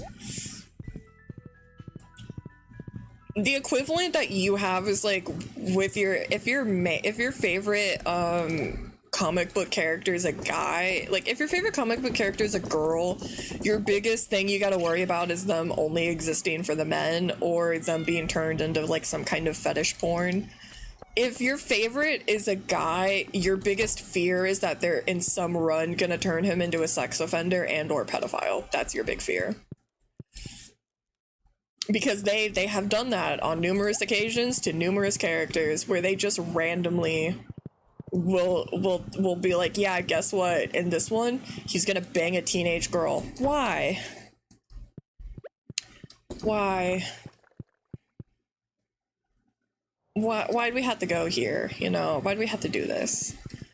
I have unfortunately, yeah, I don't think anybody has been exempt from that, like, genuinely. Like, there's always some weirdo who's got to do the they're gonna bang a teenager plotline, or they're gonna do the thing of be like, I'm not gonna sleep with you because you're a teenager, but I'm gonna point out the fact that I very much would if it wasn't for the law. Like, oh man, oh god damn it, like, what the hell? We don't gotta do that. That or like incest. They'll do incest too. I don't think Superman got hit with the underage thing, but I think he got hit with the incest beam before in the comics against Kara. Some comic lines will just randomly make male comic book characters like pedophiles, and will just do their favorite plot line of having them sleep with a teenage girl for some reason. It has happened to numerous characters where there's just technically at one point they've done it, you know. A trope as old as time. Yeah, it's just like, dude, we don't need to do that. Why'd you gotta do my goat like that?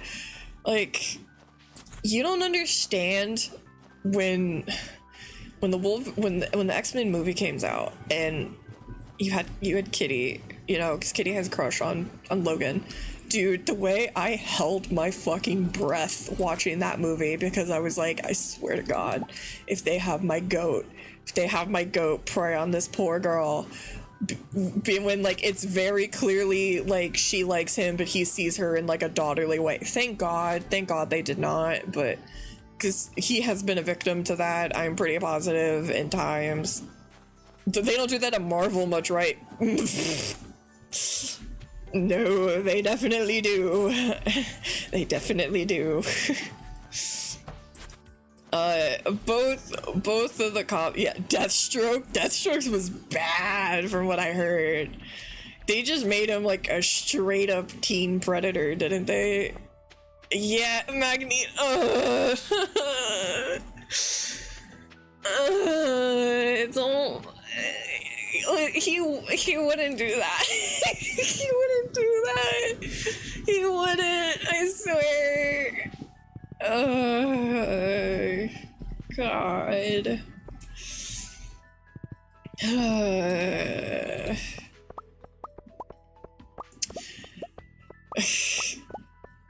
Squirrel Girl did some assault on Iron Man. Yeah, I'm pretty positive Magneto has had sex with some of the mutant girls when they were teenagers. Unfortunately. Nightwing gets brutalized non-fucking stop. They don't let Nightwing breathe. Nightwing has been like public sex victim #1 for them, honestly. Like, they do not stop assaulting that poor man. Like, save Dick Grayson, genuinely, from his writers. Like, he's got like Denji level, like they don't let him breathe. He's getting victimized. Literally, they were like, we're gonna make him so hot, and so we're gonna make him really hot, and then we're gonna act like every woman around him becomes some kind of sex crazed monster. It's so weird. Yeah, Magneto, I think depending on the run, there have been runs of him where, because, you know, he has his legion of mutants. I think there have been instances of him having sex with some of the mutant girls when they're teenagers, because it's always teenage girls. It's always teenage girls. It's so fucking weird. Listen, he would not do that, okay? Like, he would not do pedophilia. It does not assist his cause. I swear, he would not. Like, oh god, it's so unfortunate. That's why, like, I'm gonna be honest, that's why I've never really read comics, and I don't blame people as well. Because legitimately, like, you can have a run that's the most peak thing ever, and then you could have a run where it's just like Xavier and Magneto just sexually abusing people and being like the biggest freaks to have ever freaked for no reason besides just the author wants to write that. Deadpool is weird, but I don't think I've read anything. I'm gonna be honest, I'll be shocked if he hasn't. I'm gonna be kind of real. Also, I think I'm gonna go ahead and switch over to chatting, so give me a moment.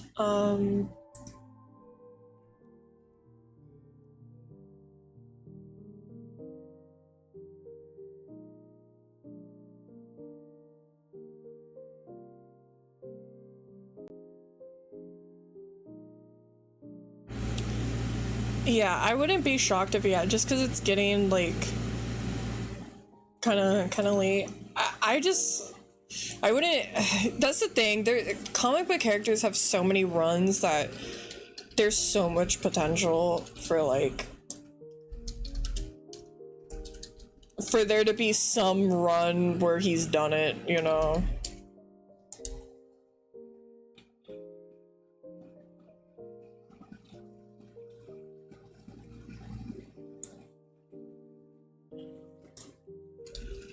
Is Deadpool ever predated?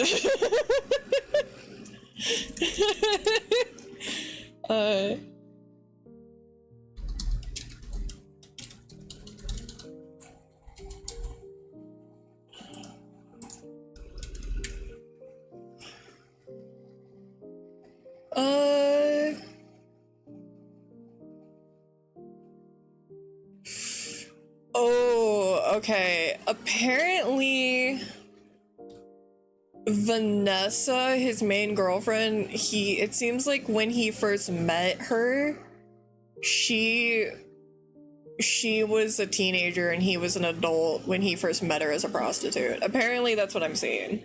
Some people say. So, but I think they did the classic, like, he met her when she was a teenager, and then they didn't do anything until she was older. That's I'm just based on what I'm looking up. Vanessa, yeah, still not great.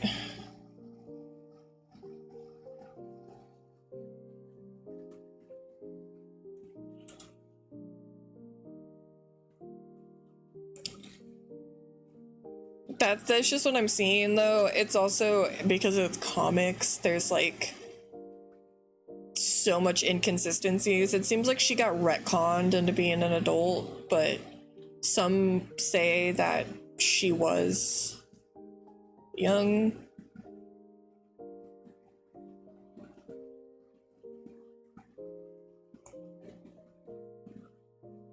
But honestly, honestly, a dub for comic book characters. Like, it seems like they just did the classic, like, he met her when she was like 17 or something, and he helped her out of prostitution, and then they started dating. That seems to be what, like, some of the lines was, but it seems like she's been retconned to have been fully 18. So, like, a win is a win. Yeah, a win is a win. Shout out, we take what we can get. A bit of Deadpool is based on the Or Noir, yeah. Reading this, I think funny how when Blackpack finds out Peter's underage, she vomited and disgusted. Yeah, as she should. As she should. Cause yikers. Like, oh, it's pretty bad. It's pretty bad. Like, cause yeah, I think it was supposed to be the classic, like, young girl forced into sex work, you know, he helped her out of it, which is a classic trope of the times. So yeah, I wouldn't be surprised if that's what it originally was, but other than that, it doesn't seem like he has anything. So Wade Wilson has avoided the client list. Shout out to Wade Wilson. Wade Wilson, you get the stamp of not a predator, just a freak. And I respect that. I think Taxi Driver is also a dark weirdo falling in love with the underage sex worker. Yeah, I wouldn't be surprised. But like, I think isn't he also supposed to be like, I think though he's like an actual like horrific person. Oh yeah, because she was 12. Okay, yeah. I've not actually seen Taxi Driver. Yeah, because okay, yeah, no, that's definitely, yeah. As opposed to Reed. I think Reed has Reed fucked anyone other than his wife. God, I'm literally having to just look up characters. Teenage girl.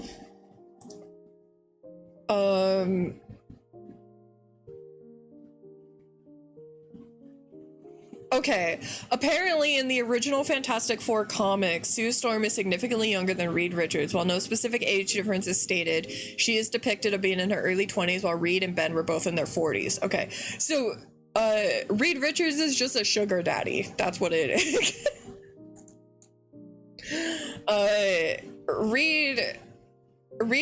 Yeah, the protagonist from the movie Taxi Driver. Reed Richards is just a sugar daddy. That's what it is. He's just a sugar daddy that was fucking a college girl. Seems to be what the original Sue and Reed Richards thing was. Which, like, I don't give a shit. That's fine. They're legal.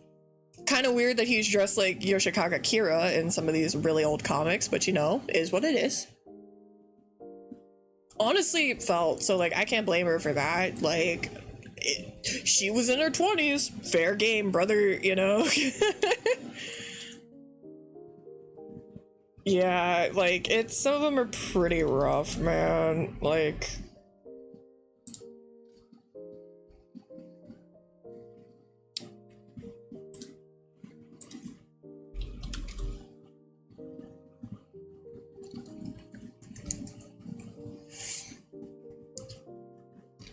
I think, thankfully, like,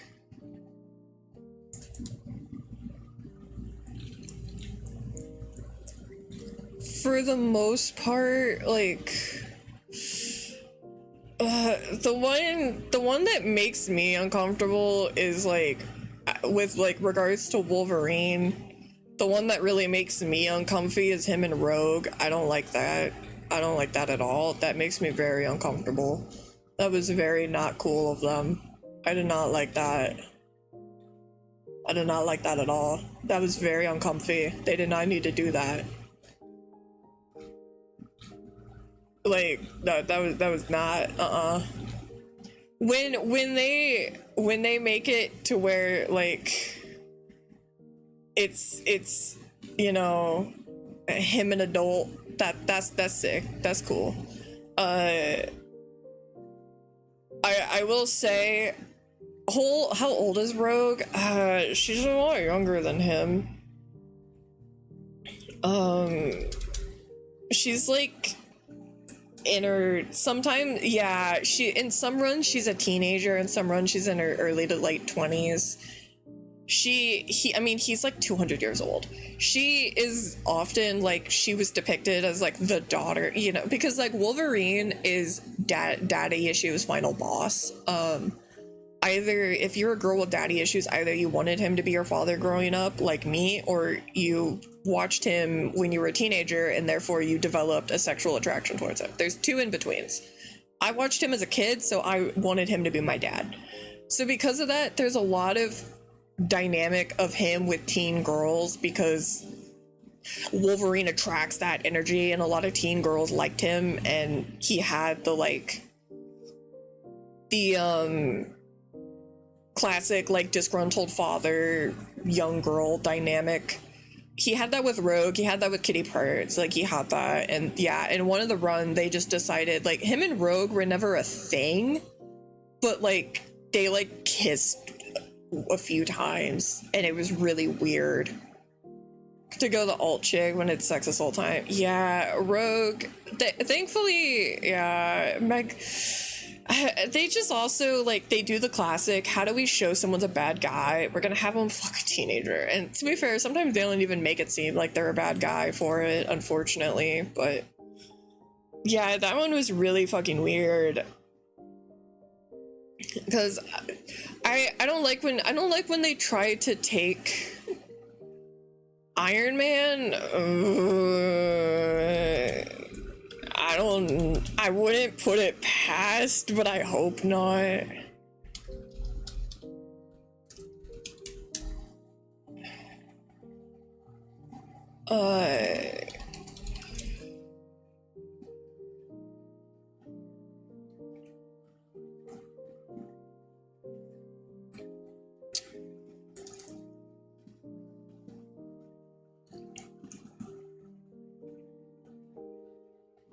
Okay.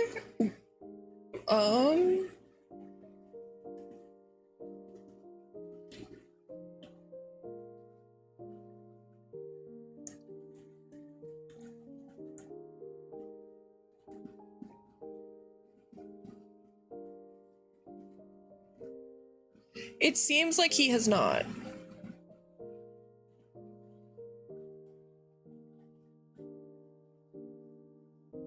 Okay.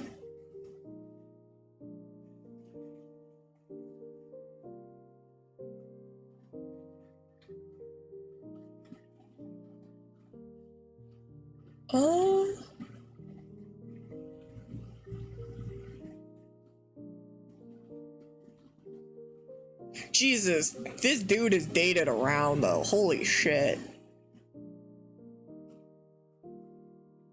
Yeah, he's also dated a lot of Asian women, interesting enough. No, Iron Man has dated a lot of people. Holy shit. I went through like an old blog about it and there was at least 20 different names. Bro's been around the block. No teenagers, thankfully. The only teenagers he dated was when he was a teenager, so W Tony Stark. Shout out. The bare minimum for a comic book writer. I can't speak for any of the others, but I'm kind of surprised, honestly, that they didn't do it with, you know, Mr. Playboy. Yeah, I'm relieved. I'm actually pleasantly surprised that he didn't fall victim to the curse. Because yeah, especially it's pretty bad, especially with X-Men. I'm gonna be honest. Some of the X-Men writers really hate them. Yeah, that doesn't count. Fuck Squirrel Girl. That doesn't count. Yeah, X-Men is particularly bad because for some reason they really just don't like the concept of familial dynamics between grown adults and teenagers sometimes. And they're like, found family? No. And they turn it into like the fucking island, you know? And it's really fucked up. Unfortunately. Like, X-Men writers, some of them are genuinely need to be put on a watch list with the way that they have their characters predate on the teenage girls. It's really fucking weird. That's what I don't read X-Men comics. Like I like the movies, I like some of the animated stuff that I've seen. I don't read the comics because half of the time they're literally sex offenders. I'm not even joking. I wish I was. It's pretty bad. They'll be like, especially too, because like you can tell with the Magneto writers when they eventually kind of had that energy of like, Magneto is seeming a little too freedom fighter here. We gotta really hammer in that he's a piece of shit pedophile. Like, you know, when Magneto has a few runs where he's actually like smart and seemingly has some valid points and isn't just genocidal for zero, like, you know, he's not just like crazy genocidal man, he actually has like ideas and stuff.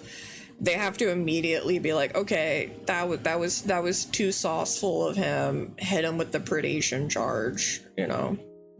Very unfortunate. Very unfortunate. Don't hate you because you're mutants, is because you're a bunch of fucking assholes. Yeah.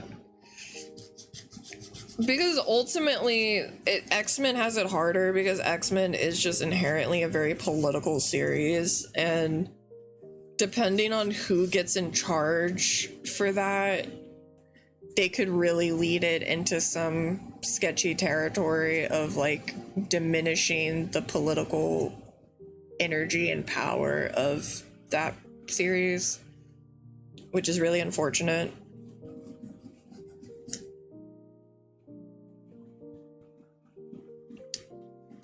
They'll be like, no, X-Men, your commentary on racism and classism is too strong.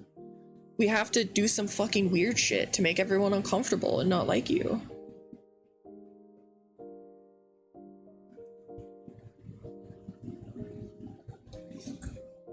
But yeah,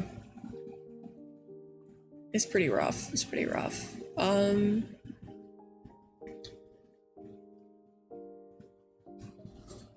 Oh, you want me to check for like Dr. Doom? Is that what you...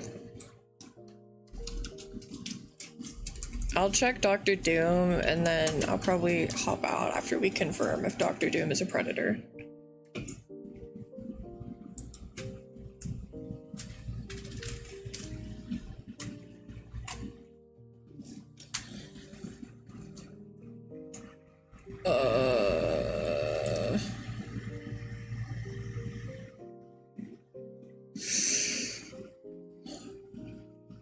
Apparently some people are saying Dr. Doom and Valeria had a romantic relationship and he literally raised her from being a newborn.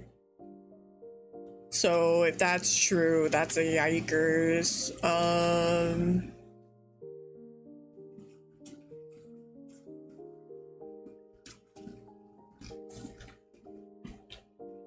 I'm hoping that's not the case. Because that would suck.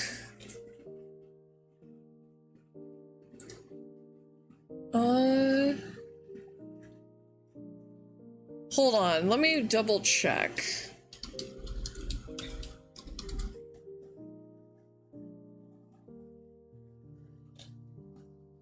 Because I'm seeing people say that they were both teenagers. I'm seeing people say that he was an adult, she was young. I'm hearing people say that he's her godfather. I'm hearing people say that it's father-daughter. Some people are saying it's romantic.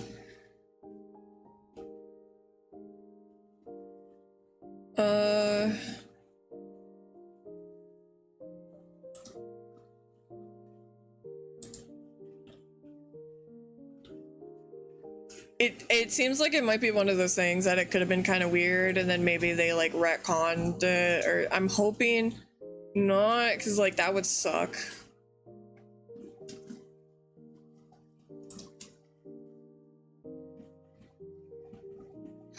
Oh, okay. He named Reed Richards' daughter, who he has a parental relationship with, after his first love, who died when she was a teenager.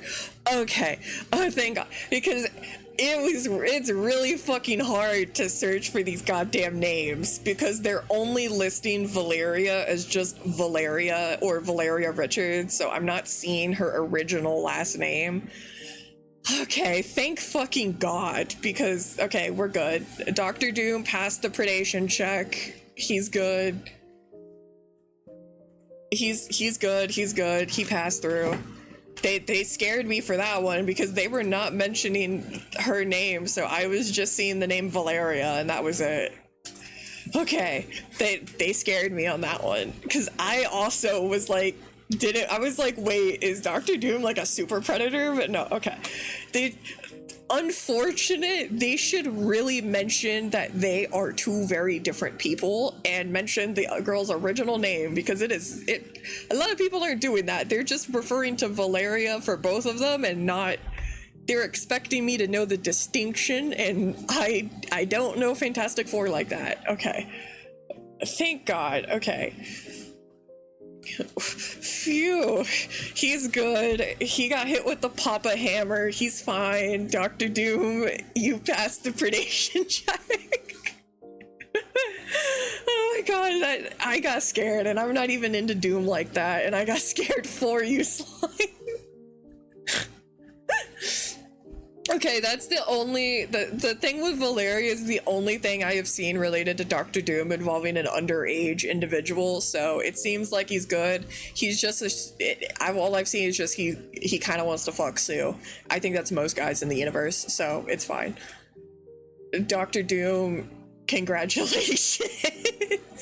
you join Tony Stark as having the cleanest record of what we've discussed today.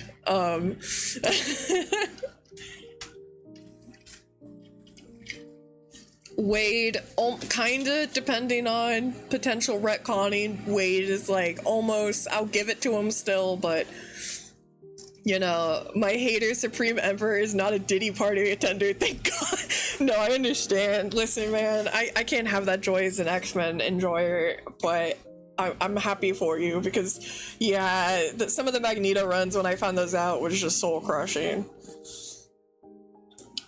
That's what I mean. I think every guy wants to fuck Sue, so like I'm not gonna, that seems par for the course. That's the only thing I saw about him is like he liked Valeria. Again, they should mention very clearly that it is different. And he thinks Sue is hot. That's basically what I saw primarily. And it's like, okay, sick. Yeah, he made it. He good. He's just he loves her in a platonic father-daughter way, and he's like, your family sucks, but you're chill. I like you, child. I think thankfully Johnny is the only one who doesn't want to fuck his sister. Okay, that's good. That's good. That's good, because I don't know, man. Some writers would be like, oh, I have a chance to do incest based, so hoping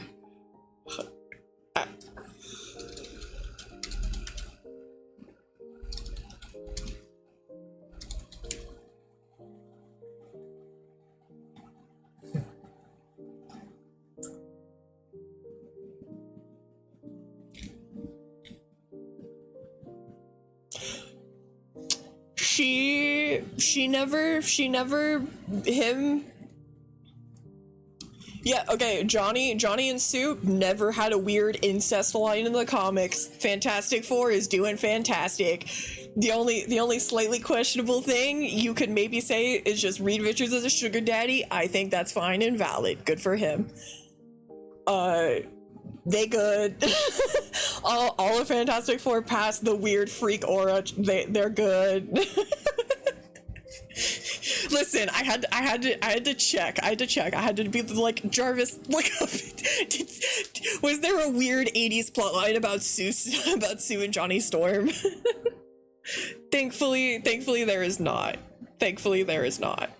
Okay, that's good. Phew, man, you gotta be careful with some of these old comics, man. They get weird. They get real weird real quick. Okay. Except Nimor, I don't care if he didn't do shit. He's a freaking bad person. Yeah, that's fair. I will say I will have to go now because it is getting pretty late, but this was fun. I will say tomorrow I will be doing more chatting with Aki. So honestly, he is a bit more knowledgeable than I am too. So we could potentially do more predation checks tomorrow to ensure that all of our favorite comic book characters are not sex pests. So tomorrow I will be chatting with him. Fix your sleep schedule? Yeah, sick. Anyone who's staying, I'll probably raid someone, but if you gotta go, that's totally fine. The new series on the channel, yeah, is this character a predator? Feel like the Knuckles meme where he's like checking stuff and being like, approved. You gotta go? Okay, then in that case, I'm probably just gonna end. I probably won't raid then. I'll just do that. So, thank you guys. It was fun. I had fun. So, yeah, I'll see you guys tomorrow and possibly do more.